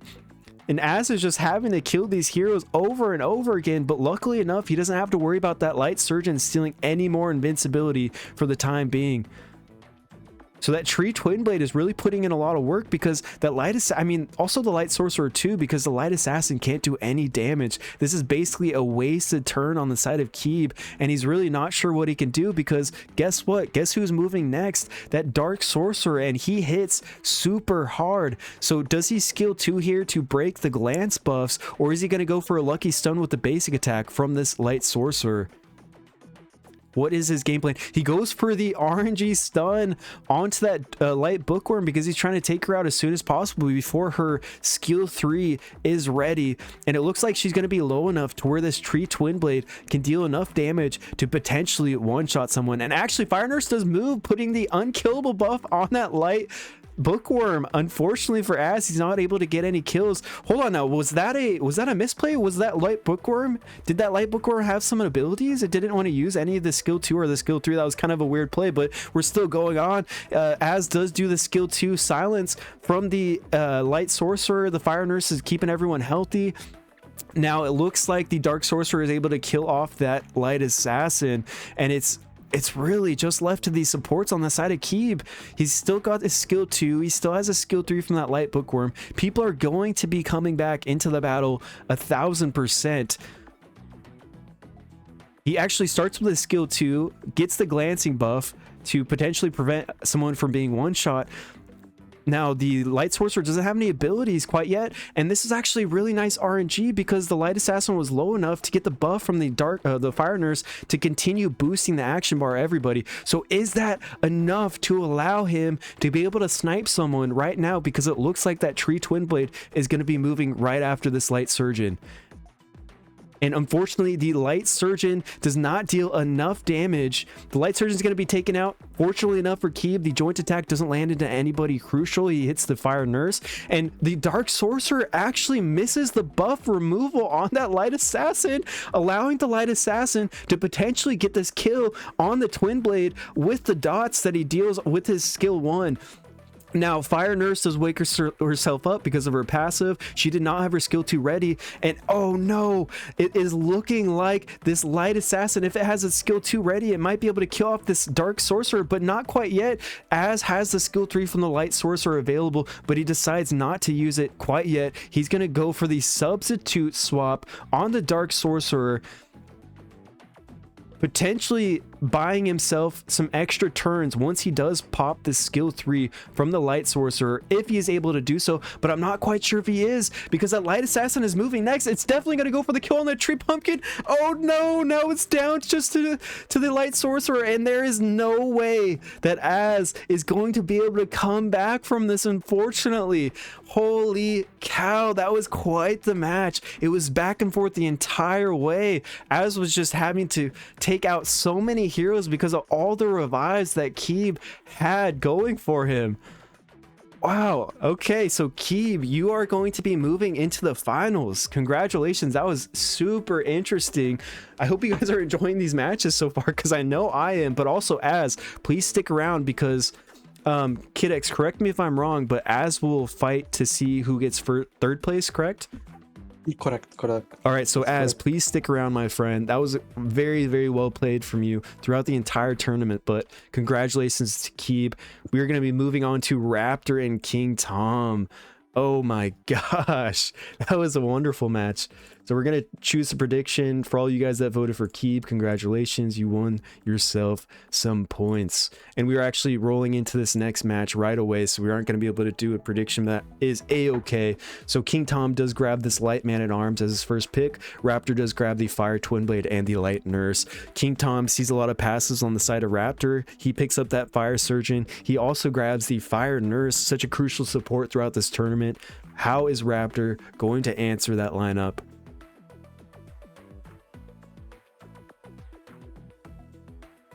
And it looks like Raptor is actually going for an immunity buffer to help counter the Oblivion debuff from Fire Surgeon, and King Tom answers him right away with his own buff remover, the Tree Man-at-Arms.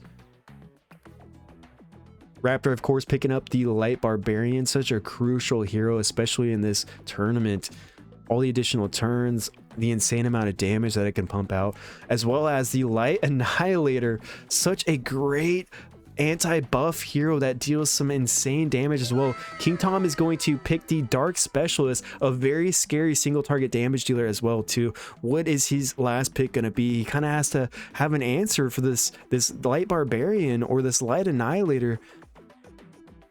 Or is he going to just keep his foot on the pedal? Is he going to go full turn 1? And that looks exactly like what he's going to do. He actually swaps the Dark Specialist out for the Dark Evil, and he also goes with the Dark Nurse. So as we saw in King Tom's previous match, this Dark Evil, Dark Nurse combo is too dangerous to let alive. But King Tom has so many force bans here. What do you do on the side of Raptor? As well as, who do you ban if you're King Tom? Do you pick out this Light Nurse? Do you pick out this Light Barbarian that's just going to eat you alive the longer the battle goes on? And it looks like Raptor is going to be banning out the buff remover, the Tree Man-at-Arms. And of course, the Light Barbarian is also going to be banned out on the side of Raptor. The Raptor is substituting out his Tree Surgeon, and King Tom is going to be swapping out his Fire Nurse, because they both don't need them right away, but they will be crucial later into this match.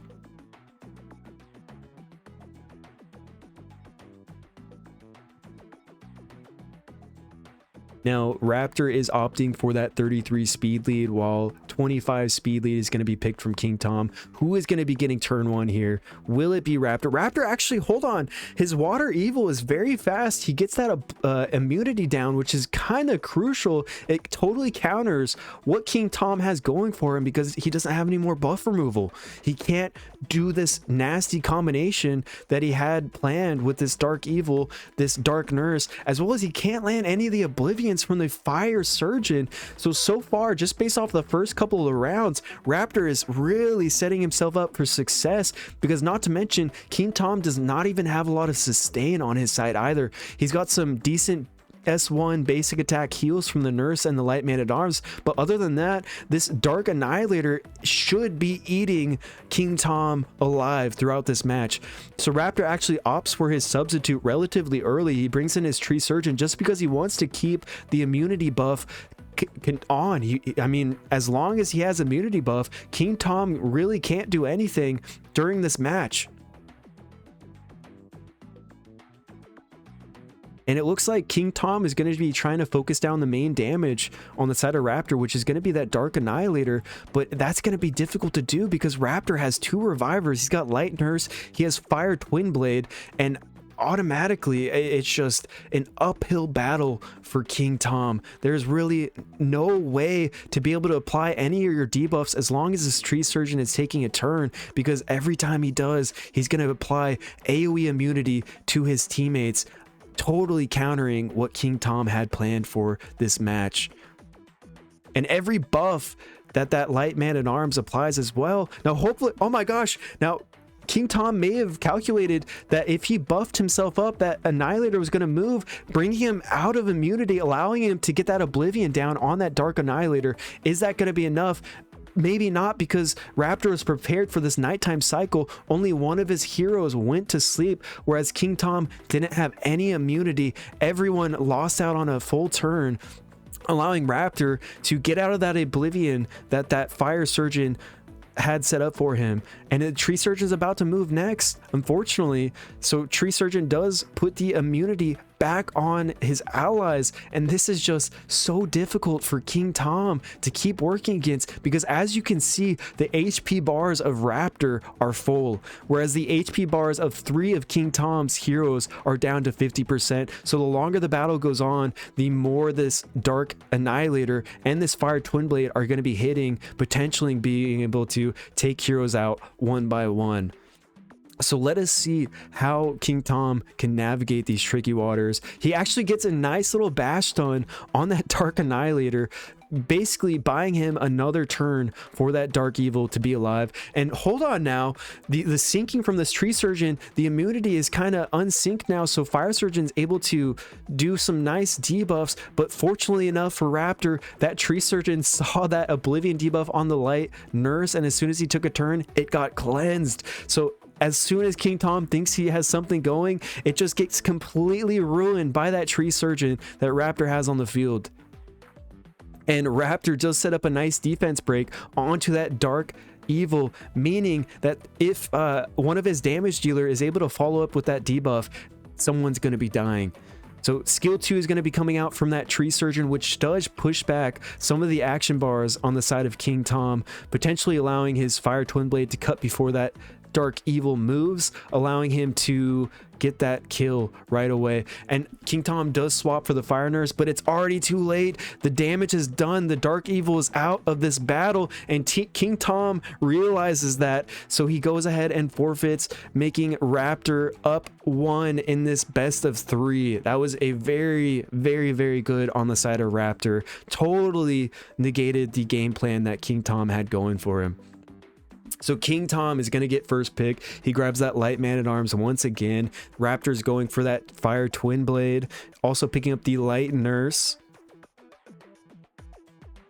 King Tom looking like maybe he wants to go with something similar to the last match, but he cannot do that. He has to adjust, at least in the second half of his draft. So he does pick up this Dark Specialist. He kind of did flaunt that in the last match, but he did opt for that heavy debuff combo instead.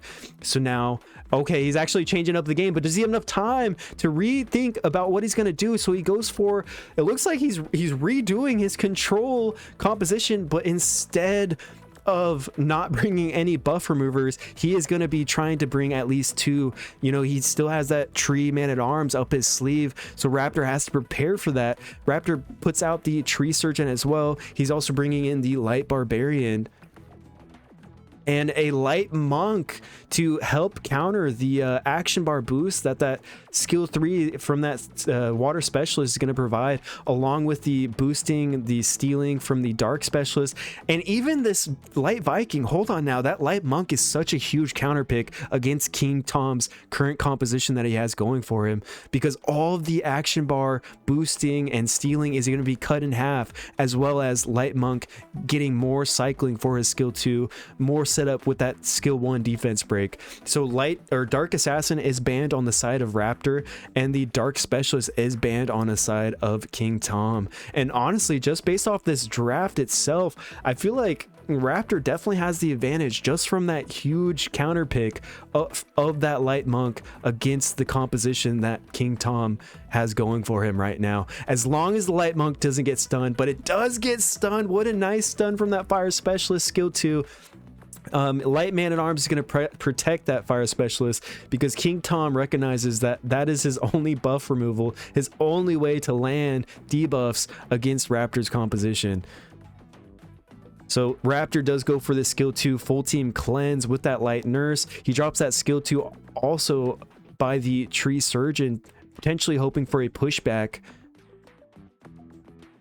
Now he has full immunity on his team, and the light monk is just going to continue just benefiting after every turn. This light Viking is going to get more action bar, but also so is this light monk. So as you guys can see, keep an eye on how many turns this light monk is about to get in this battle, because it's going to get crazy, ladies and gentlemen. So he opts for the skill 2, the 2-turn taunt. The light Viking does land 2-turn taunt on the fire twin blade as well as the light monk, but it just gets immediately cleansed. See, that's the one thing. Raptor has so much support against King Tom's current game plan, which is heavy debuff, heavy control. It's going to be difficult for King Tom to even be able to take anybody out. He doesn't have a lot of burst damage. He doesn't have a lot of sustain outside of this skill 2 and skill 1 from the light man-at-arms, as well as the passive ability from the light archon. So we shall see. Maybe the tides will change as the battle goes on longer. But really, this light Viking isn't going to be able to cycle too many turns because that light monk is on the field. And there we go, nighttime mode does come out, and this is where the light barbarian really starts to shine. He's going to get so many additional turns as soon as that fire twin blade comes out, set up with that defense break on that light archon. Something is about to die, and it does. 43k. Dude, the light barbarian just won't stop getting turns, turn after turn after turn, and so much damage is pumping out from that light barbarian, especially set up with that constant defense break that light monk can apply, plus the cooldown that it's getting from all the turns it's getting from all the action bars stealing and boosting from that light Viking. This is just going to be too much for King Tom, in my opinion, because guess what? There's another defense broken water specialist that light barb is about to kill, and I'm not even sure. Hold on, did he misclick? Did he not mean to hex that? Well, I mean, I guess he had to hex the tree surgeon because it was going to cleanse the other hex target, but that light specialist is just going to continue taking down every hero one by one, especially when paired with this light monk for that defense break setup. This is just so crazy on the side of Raptor. King Tom really just has no idea what he can do at this point. He goes for the skill 2, some decent damage down on that light barbarian. He's got a lot of taunts, so maybe this is his opportunity to start taking some targets out. But I don't even think He can. I feel like it's too late for him. It's a 2v4 situation, ladies and gentlemen, but he does get that basic ability on that light barbarian, which does get the kill, but the fire twin blade just gets him back up on the battle. He goes for the revive. Not to mention, Raptor still has a light nurse in his back pocket if he does want to substitute her in. So this is really... I feel like this is game over, folks, but I do not want to count King Tom out quite yet, because that Light Viking is still a dangerous hero to have on the field with all the reflect from that passive ability. So it looks like he's not changing up his target. He's going to continue going for that Light Barbarian, but that Light Barbarian is really showing him how much damage he can do with that 31k skill 2 with max stacks. That is actually just an insane hero at this point of the battle. He has scaled way too much. I don't see this Light Viking being able to solo just from the reflect damage. But maybe he does, but as soon as Raptor sets up a defense break with that fire twin blade, that light twin blade is killing something. I mean, maybe he doesn't even need a defense break setup at this point, because he's already hitting 7k with just a basic attack, no setup, and at that point King Tom realizes it is game over. King Tom versus Raptor. What a great matchup, ladies and gentlemen. That was huge. Holy cow. That was insane. King Tom, please stick around. Kid X, if you wouldn't mind reminding him in chat to stick around so he doesn't leave. And Kitchen, I appreciate that Prime sub, buddy. I do. Thank you very much. But guys, we are going to be moving on. Are we going to the finals, or are we going to play for third match or third place? Kid X. We're gonna take a break right now for 5 minutes, and then we go for third place. All right, break time, boys. That means you know what time it is. It's time for some codes, some goodies. Go get you some. We've got redemption.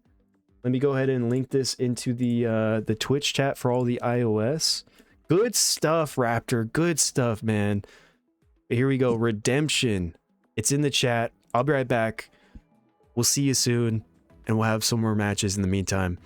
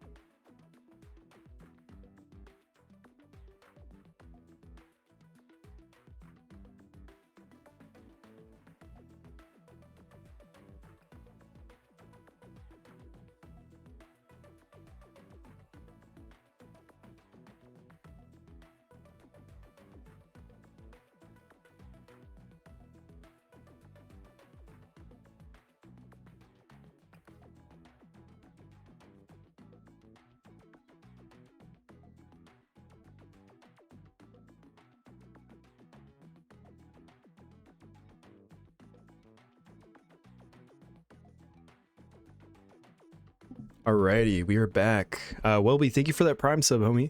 Welcome back. Hope you're enjoying the tournament. Let's go, Raptor. Yeah. Represent global, man. So the finals, it will be Raptor versus Keeb, yeah? Should be a really good one. Thank you for the follow, Lilian. I really appreciate you. Also, Teresa, thank you for the follow. If I miss anybody else that just followed or you're new here, I really do appreciate it. Thank you. Hope you guys are enjoying the tournament so far.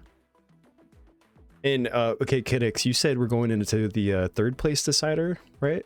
After this? Yes, we are going to third place right now.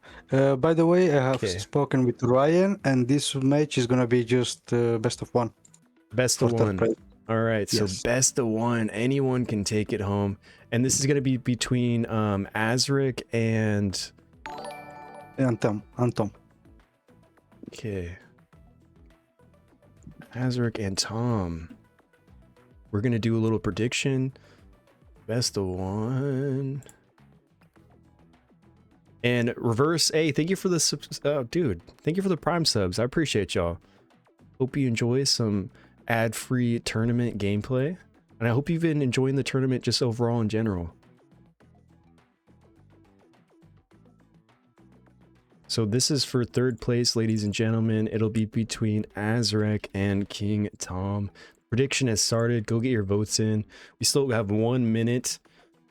1 minute of intermission. I can't wait to use these codes, guys. I'm excited to see what goodies we got today.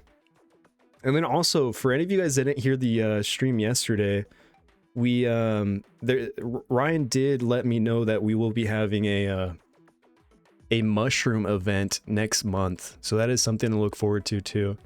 If you guys don't know what mushrooms do, it gives you the ability to re-roll the physique on one of your heroes. There is RNG involved, but you know, potentially you get a chance to get some better physiques, some base stats. Tom and Az are pretty even. Oh, for sure. Turn's been great so far. We need more Theme Arena going forward. Absolutely. I'm sure. I don't know about you guys, but I can't wait for Theme Arena to open up, man. I can't wait. I cannot wait. Hopefully it's soon. I know they're still like, you know, getting everything situated reward-wise, but hopefully it's soon.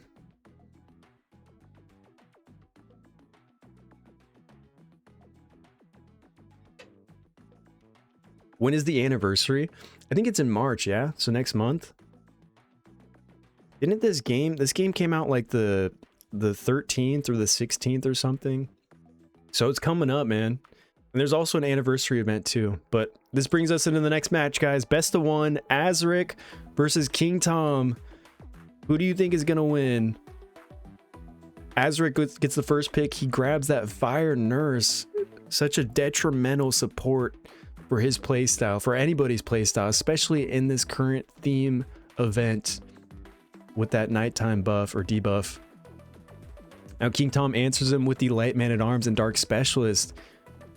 He's not holding back. All these LD5s that he has under his belt, he's going to be letting loose right now. So Azric gets that Light Sorcerer out. He gets the Fire Twin Blade out. He has both of his speed leads ready to go, ready to help him contest that turn one.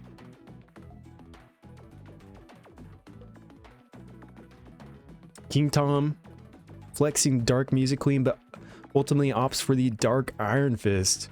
Very scary hero as well. Dark Specialist, Dark Iron Fist. I'm worried about both of these heroes just because they do so much damage. They provide so much utility. Dark Specialist has the action bar steal, the defense break. Dark Iron Fist has the purple debuff that ignores 50% defense, allows you to always crit. Azric also grabbing his MVP, the Tree Twin Blade. You have to have an answer for this hero. At this point in the tournament, you know how scary a fully stacked Tree Twin Blade can be later in the match. And King Tom does recognize that. He does get the Fire Surgeon out, a great anti-passive hero, one of the best out there, as well as a Dark Evil. So is he trying to set up his Dark Nurse combination with that Dark Evil? Only time will tell. Dark Evil, a great pick nonetheless. Very fast base speed hero, has the cooldown reset, cooldown increase, speed down, speed up. Got the glancing debuff on his basic attack as well.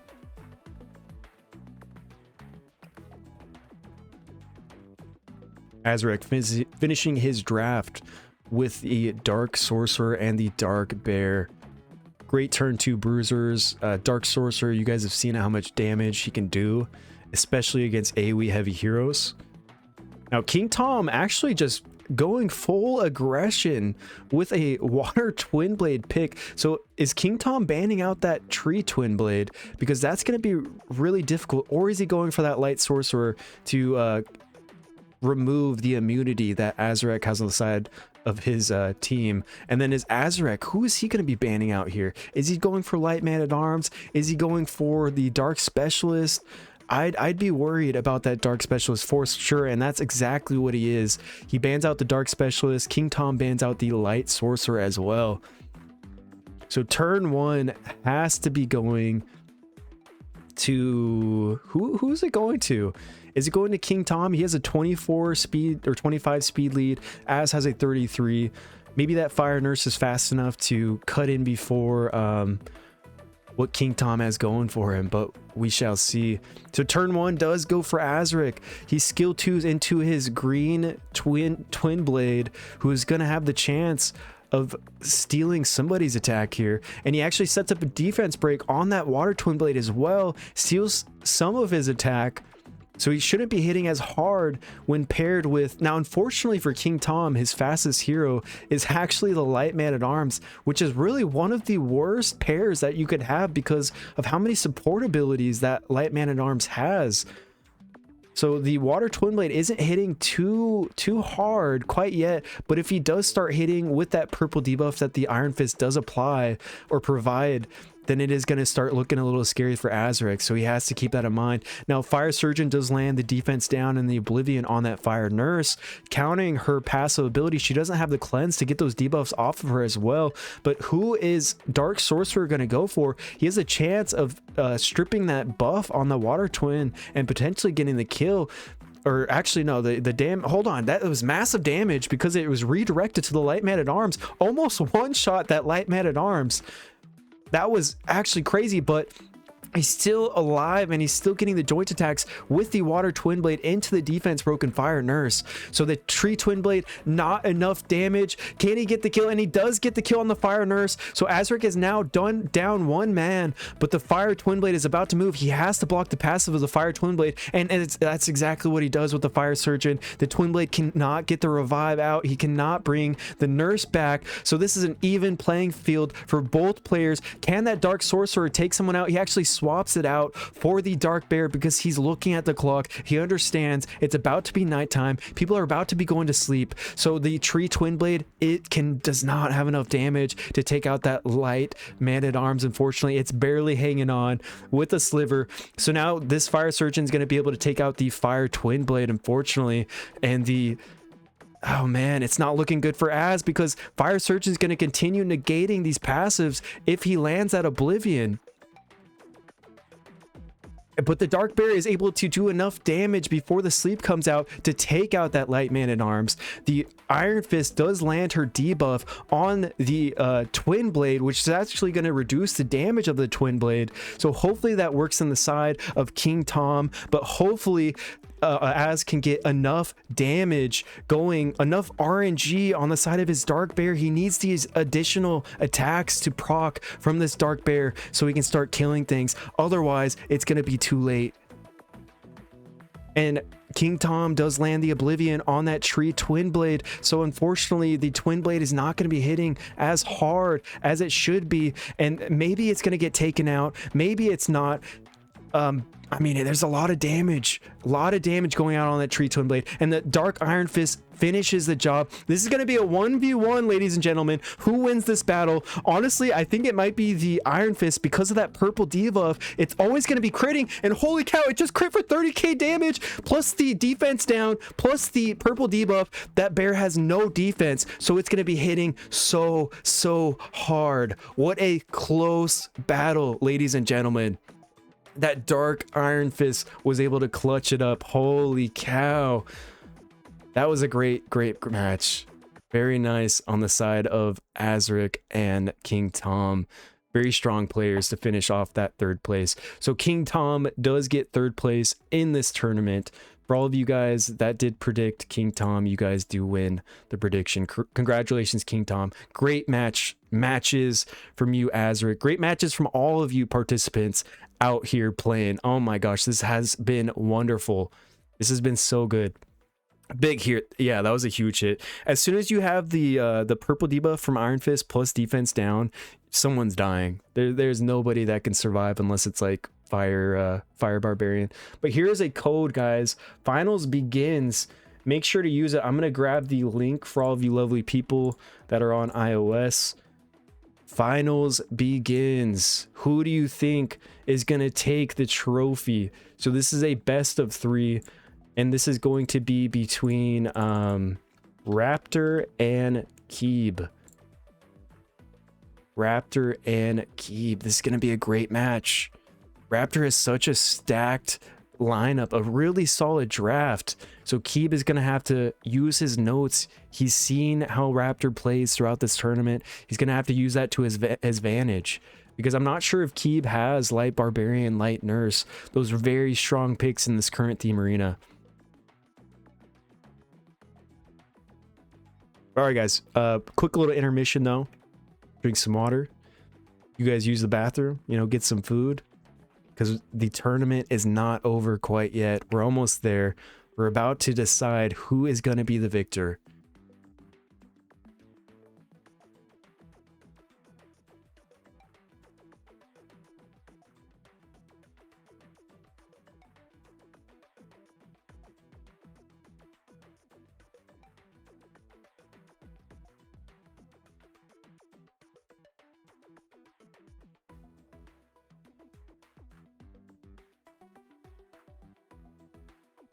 And then also for anyone chilling on the Twitch side of things, we are going to get that prediction rolling for all of you lovely people. You have 1 minute. Who will win this best of 3, Raptor or Keeb? Should be a really good one.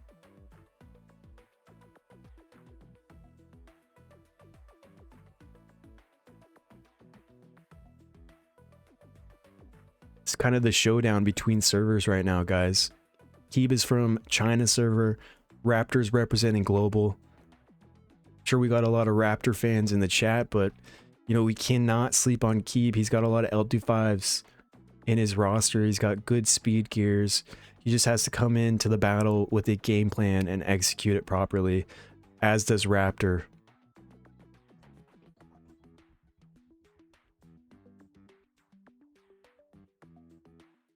This is going to be a, yeah, CN versus global showdown.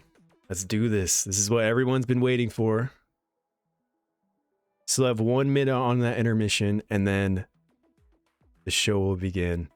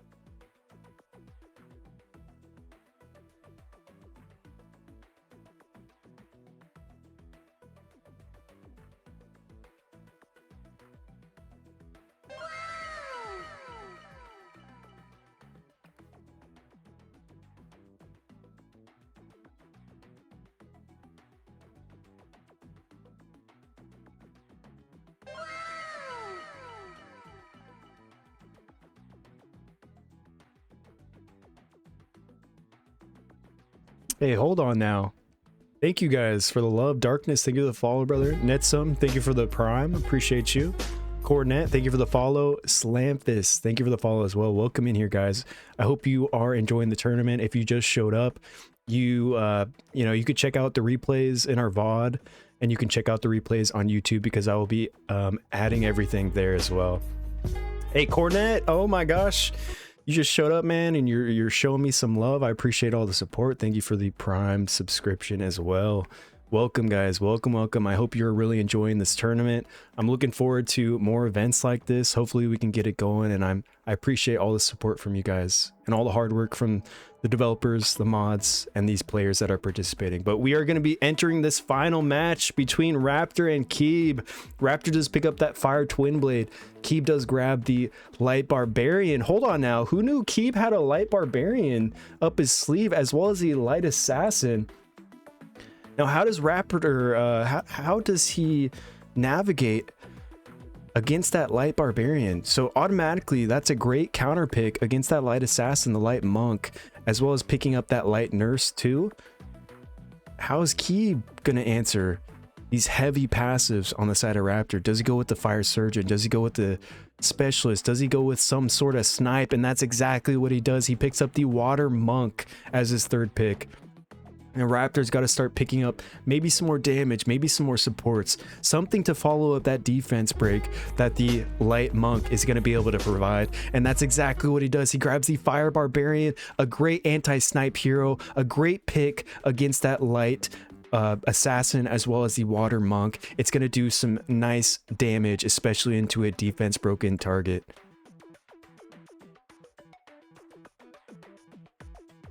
How is Keeb gonna answer this well-rounded standard draft that Raptor is bringing to the table? He actually picks up the Fire Viking and the Fire Robo. Guys, this might be the first Fire Viking that we're seeing in this tournament, but it's not a bad pick by any means. It's actually a really strong counter pick against constant healing compositions, tanking compositions that Raptor has brought to the table from the Light Nurse and the Tree Puppet. So Keeb also is just full sending it into the snipe composition with his last pick going with the Water Witch.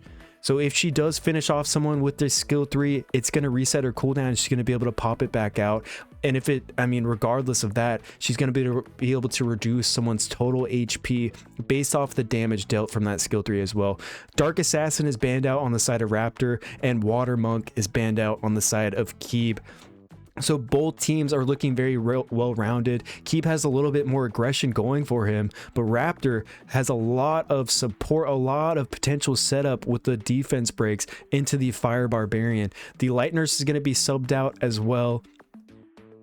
And we are going to see potentially someone die here soon. Actually, so hold on now. Keeb skill 3s into that Fire Barbarian. I don't know if that was the best play because Fire Barbarian caps the damage dealt to him. Maybe that was a misplay, but he goes for the skill 2 into the Fire Twin Blade. I feel like that had to be a misplay in my opinion, but he goes for the skill 2, does some decent damage to the Fire Twin Blade, almost brings him out of the battle. He procs the passive ability from the Tree Puppet that protects anybody that takes fatal damage, keeping the Fire Twin Blade in the battle for the time being. This Fire Barbarian is able to take the revive passive out from underneath this Light Assassin, proccing his second life.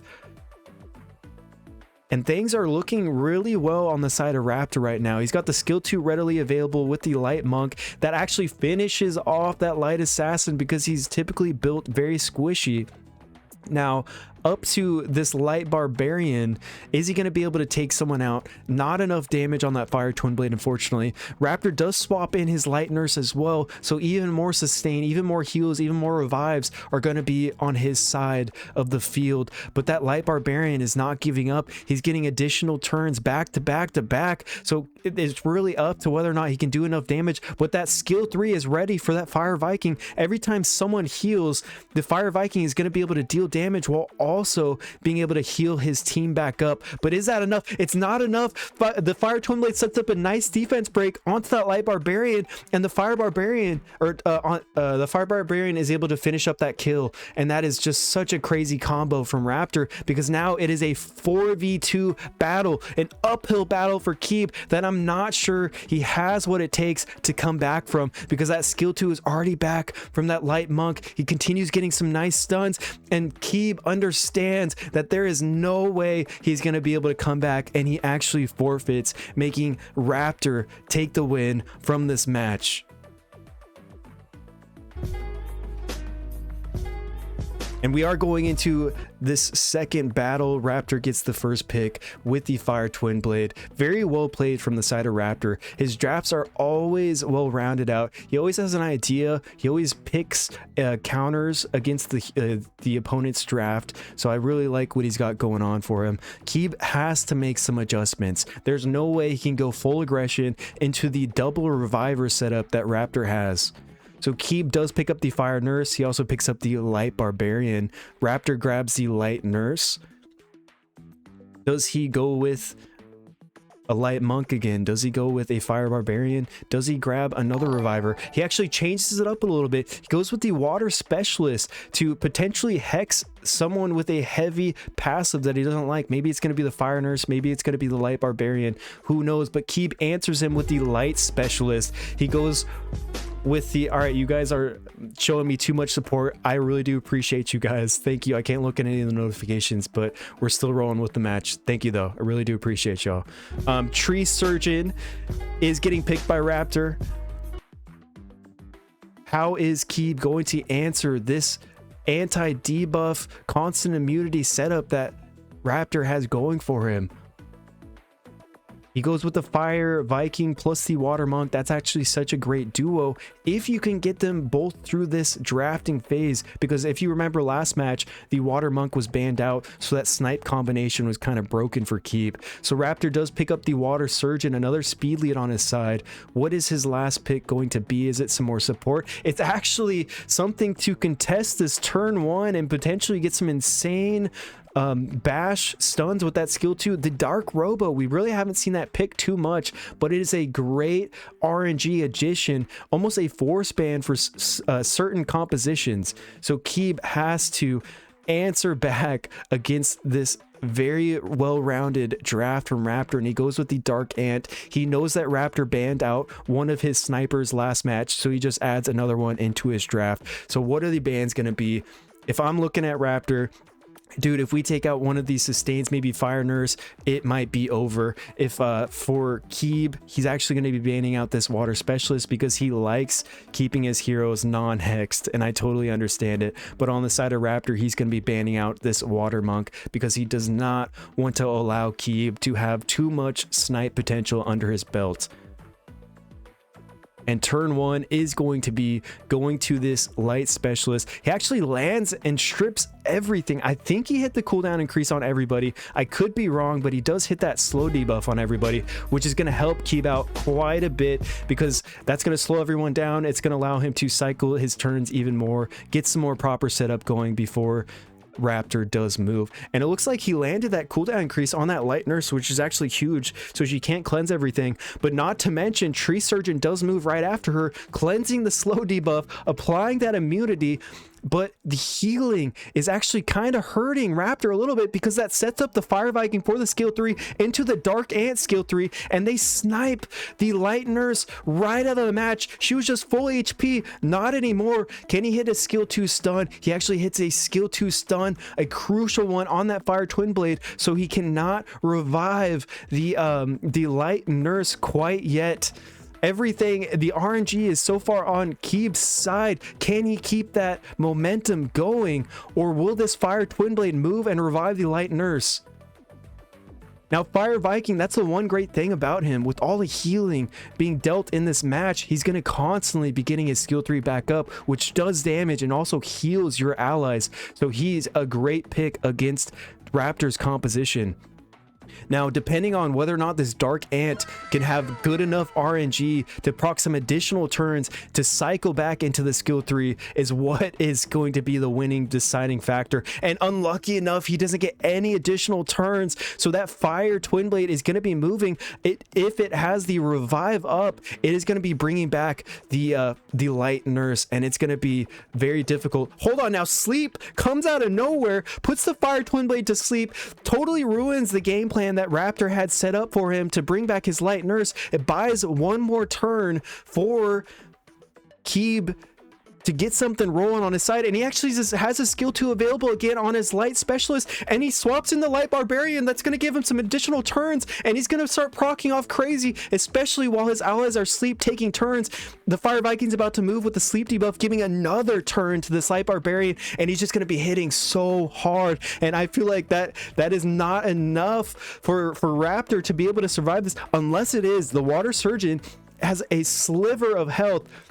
Depending on whether or not he can take out this water surgeon is going to be the deciding factor of who wins this battle. So water surgeon, who are you going to start working down? Mostly damage is going to be coming from the dark ant. So if the dark ant does proc the additional turn, unfortunately, so he has a skill 3 readily available, and he's able to snipe the water surgeon out, and it's down to the dark robo. And unfortunately, the dark robo doesn't have any sustain, so that Fire Viking can keep everyone alive. Also, the S3 from the dark ant does have a heal as well, so I'm thinking this battle might be over already, but Raptor is still giving it a go. Potentially he gets some good stuns from I think his robo's on a bash set, so if RNG is on his side, then he might get lucky enough. If not, it might be over.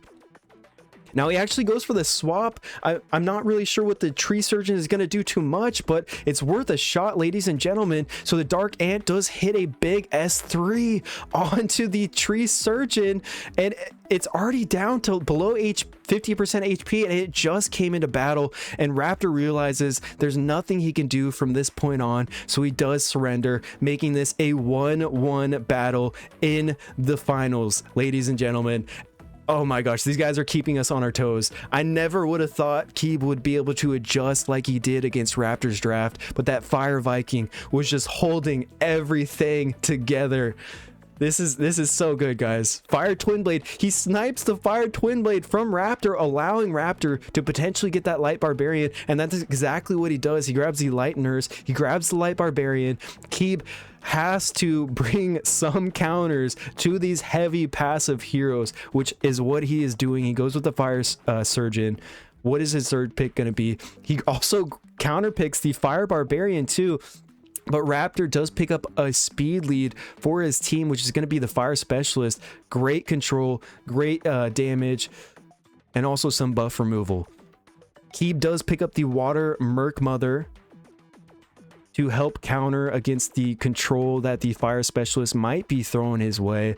And Raptor does pick up a immunity buffer to help counter the Fire Surgeon, the Oblivion that Keeb is planning on putting out, and also picks up a Dark Assassin. That is such a big threat to Keeb, because Dark Assassin ignores passive, ignores defense, and can literally one-shot anyone and everyone on the side of Keeb. So automatically, you kind of think in the back of your head, Keeb is going to be banning out this Dark Assassin. So I have full reign to do whatever I want with the rest of my draft. So Keeb is going to be picking up the Dark Iron Fist and the Tree Twin Blade. Really good turn 2 bruisers, but unfortunately Keeb doesn't have a lot of sustainability on his side. So will Raptor realize that and use that to his advantage?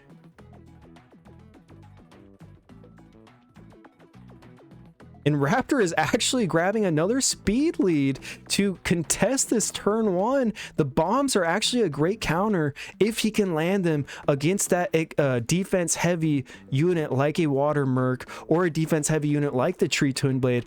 Shoot, I'm not sure, guys.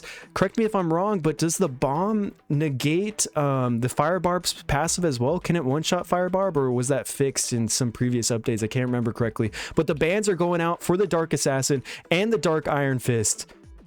And this is going to be a great final match for the finale, guys. So Water Evil does get turn 1. It procs the skill 3 for the buffs, the immunity. He drops his skill 2 from the Fire Specialist, stunning 2 heroes, giving the additional turn to the Water Merc Mother, where she does some decent damage against that Fire Specialist. But like I said earlier, Keeb does not have a lot of support on his side, so as soon as Raptor takes out this Fire Twin Blade, this match is essentially over. And that fire twin blade is barely hanging on with a thread, but the water evil is able to basic him down, get him out of the field. Now Keeb it's a 3v4 battle. He didn't land any of the defense breaks on the tree electro either, so this fire barbarian is probably not going to be able to one-shot him, unfortunately.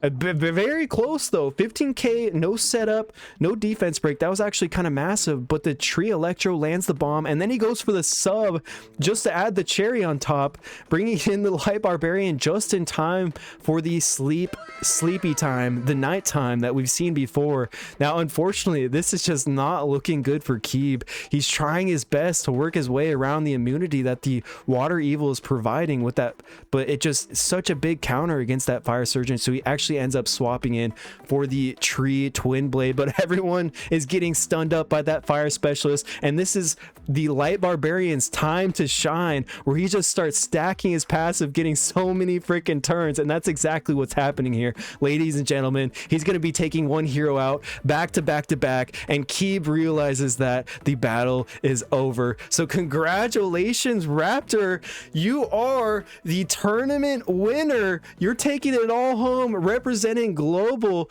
Congratulations, my man. GG. I hope you guys all enjoyed this tournament, because I absolutely did. Dude, Raptor, very well played.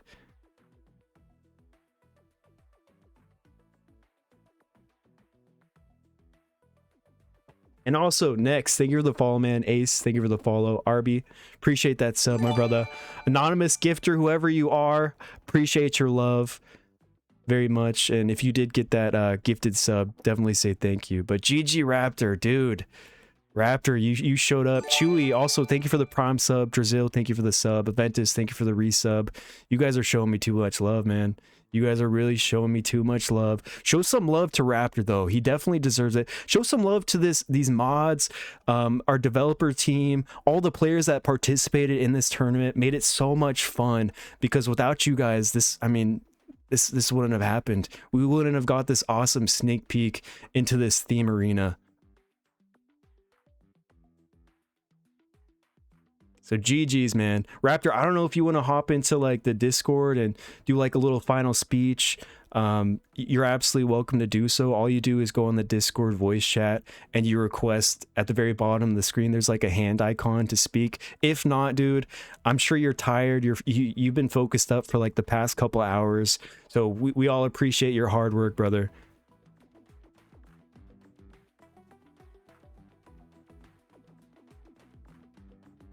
But let us know, man. Hey, thank you guys. Thank you all for being here. You've been a great audience. I really do hope you guys enjoyed this event, because, you know, we put our blood, sweat, and tears, all of us, just to make sure this would work out. And so far it did. It was a great event. I'm looking forward to rewatching all of it myself. I had so much fun. But Raptor, welcome, man. Congratulations, my friend. How are you feeling right now? Oh, it's good, mate. Good. Wow, I can't believe I won, to be honest, but dude, you showed up for Global Server. We appreciate you representing us. Yeah, you're taking it down. Global for the win. Dude, your drafting was impeccable. You realized what you had to counterpick. You realized the targets that you had to take out. You're substituting. I feel like you've learned so much in these past couple weeks of practicing Theme Arena. Yeah, couple of first picks in the final as well. Why not? Yeah. Oh yeah, dude. Nice. That's great. It worked out for you, man. You definitely showed up, brother. Anything you want to say to the audience? Well, thanks to you for streaming and casting. Very good. Well, very, very good. And Kidex for putting it together. It was a great tournament, huh? I had fun. I hope the other guys had fun. And yeah, thanks everyone for supporting me. Well, we appreciate your hard work, brother. Congratulations, man. I had to focus a bit. I was ready. I mean, you definitely showed up. That focus paid off. Oh, hopefully they don't nerf the light barb, but we'll see. It's looking like, I mean, there might be a perchance on that light barb nerf, but I mean, you put him to work while you still could. He's just so good in this current theme arena, you know? As soon as that sleep happens, you're getting like 5 turns back to back and just being able to put out so much damage. Yeah, swapping him in right at Oh the yeah, perfect time every dude, time. that was So good. amazing. That was amazing, man. You played so well. Everyone played so well in this tournament. Yeah, it was fun watching it, and I hope we do see more people in the next tournament, more competitors. Oh yeah, I'm looking forward to Hopefully the game watching will you grow. you battle for your throne once again.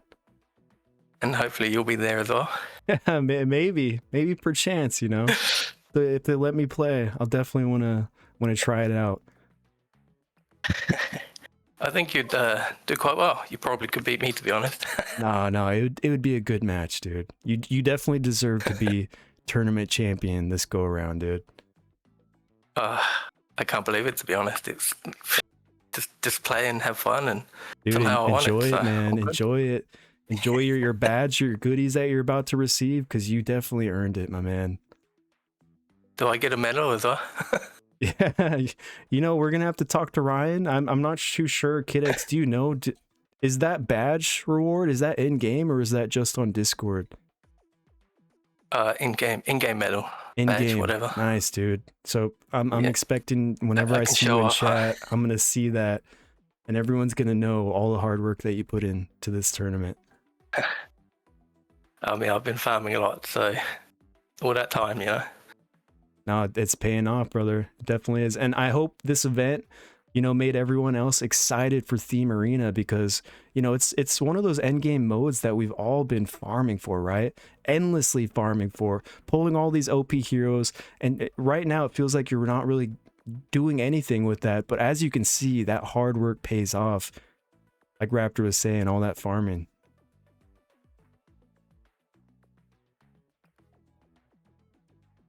But I do appreciate you, my man. Good job, everybody. Thank you all for showing up. Kid X, do you have anything before we wrap things up?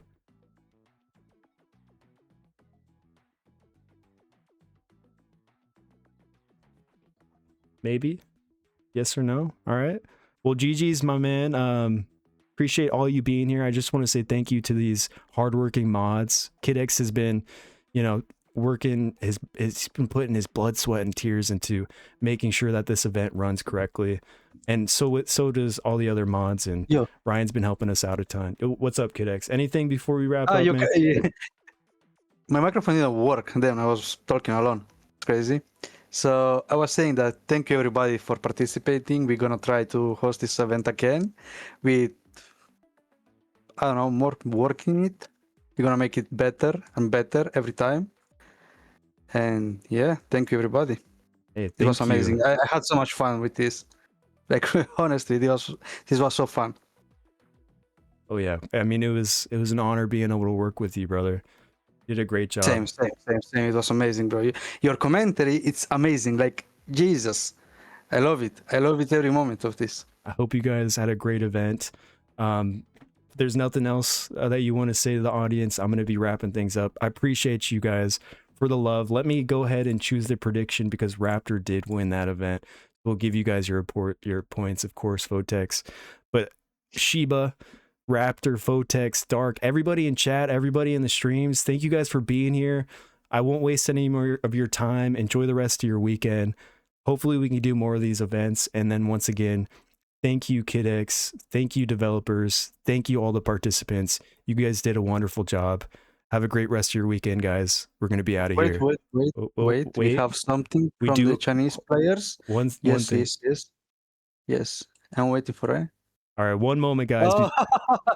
So the Chinese people are saying, players, that congratulations to Raptor. They will definitely get their revenge next time. So Raptor, you good hear luck, that, brother. Raptor? They are coming for you, man. You think your farming's enough? They're going to be up all day, all night, trying to get that throne back. Good luck in the next one. Yeah, good luck, guys. Thank you so much. Everyone take care. Have a wonderful weekend. We're out of here. Peace.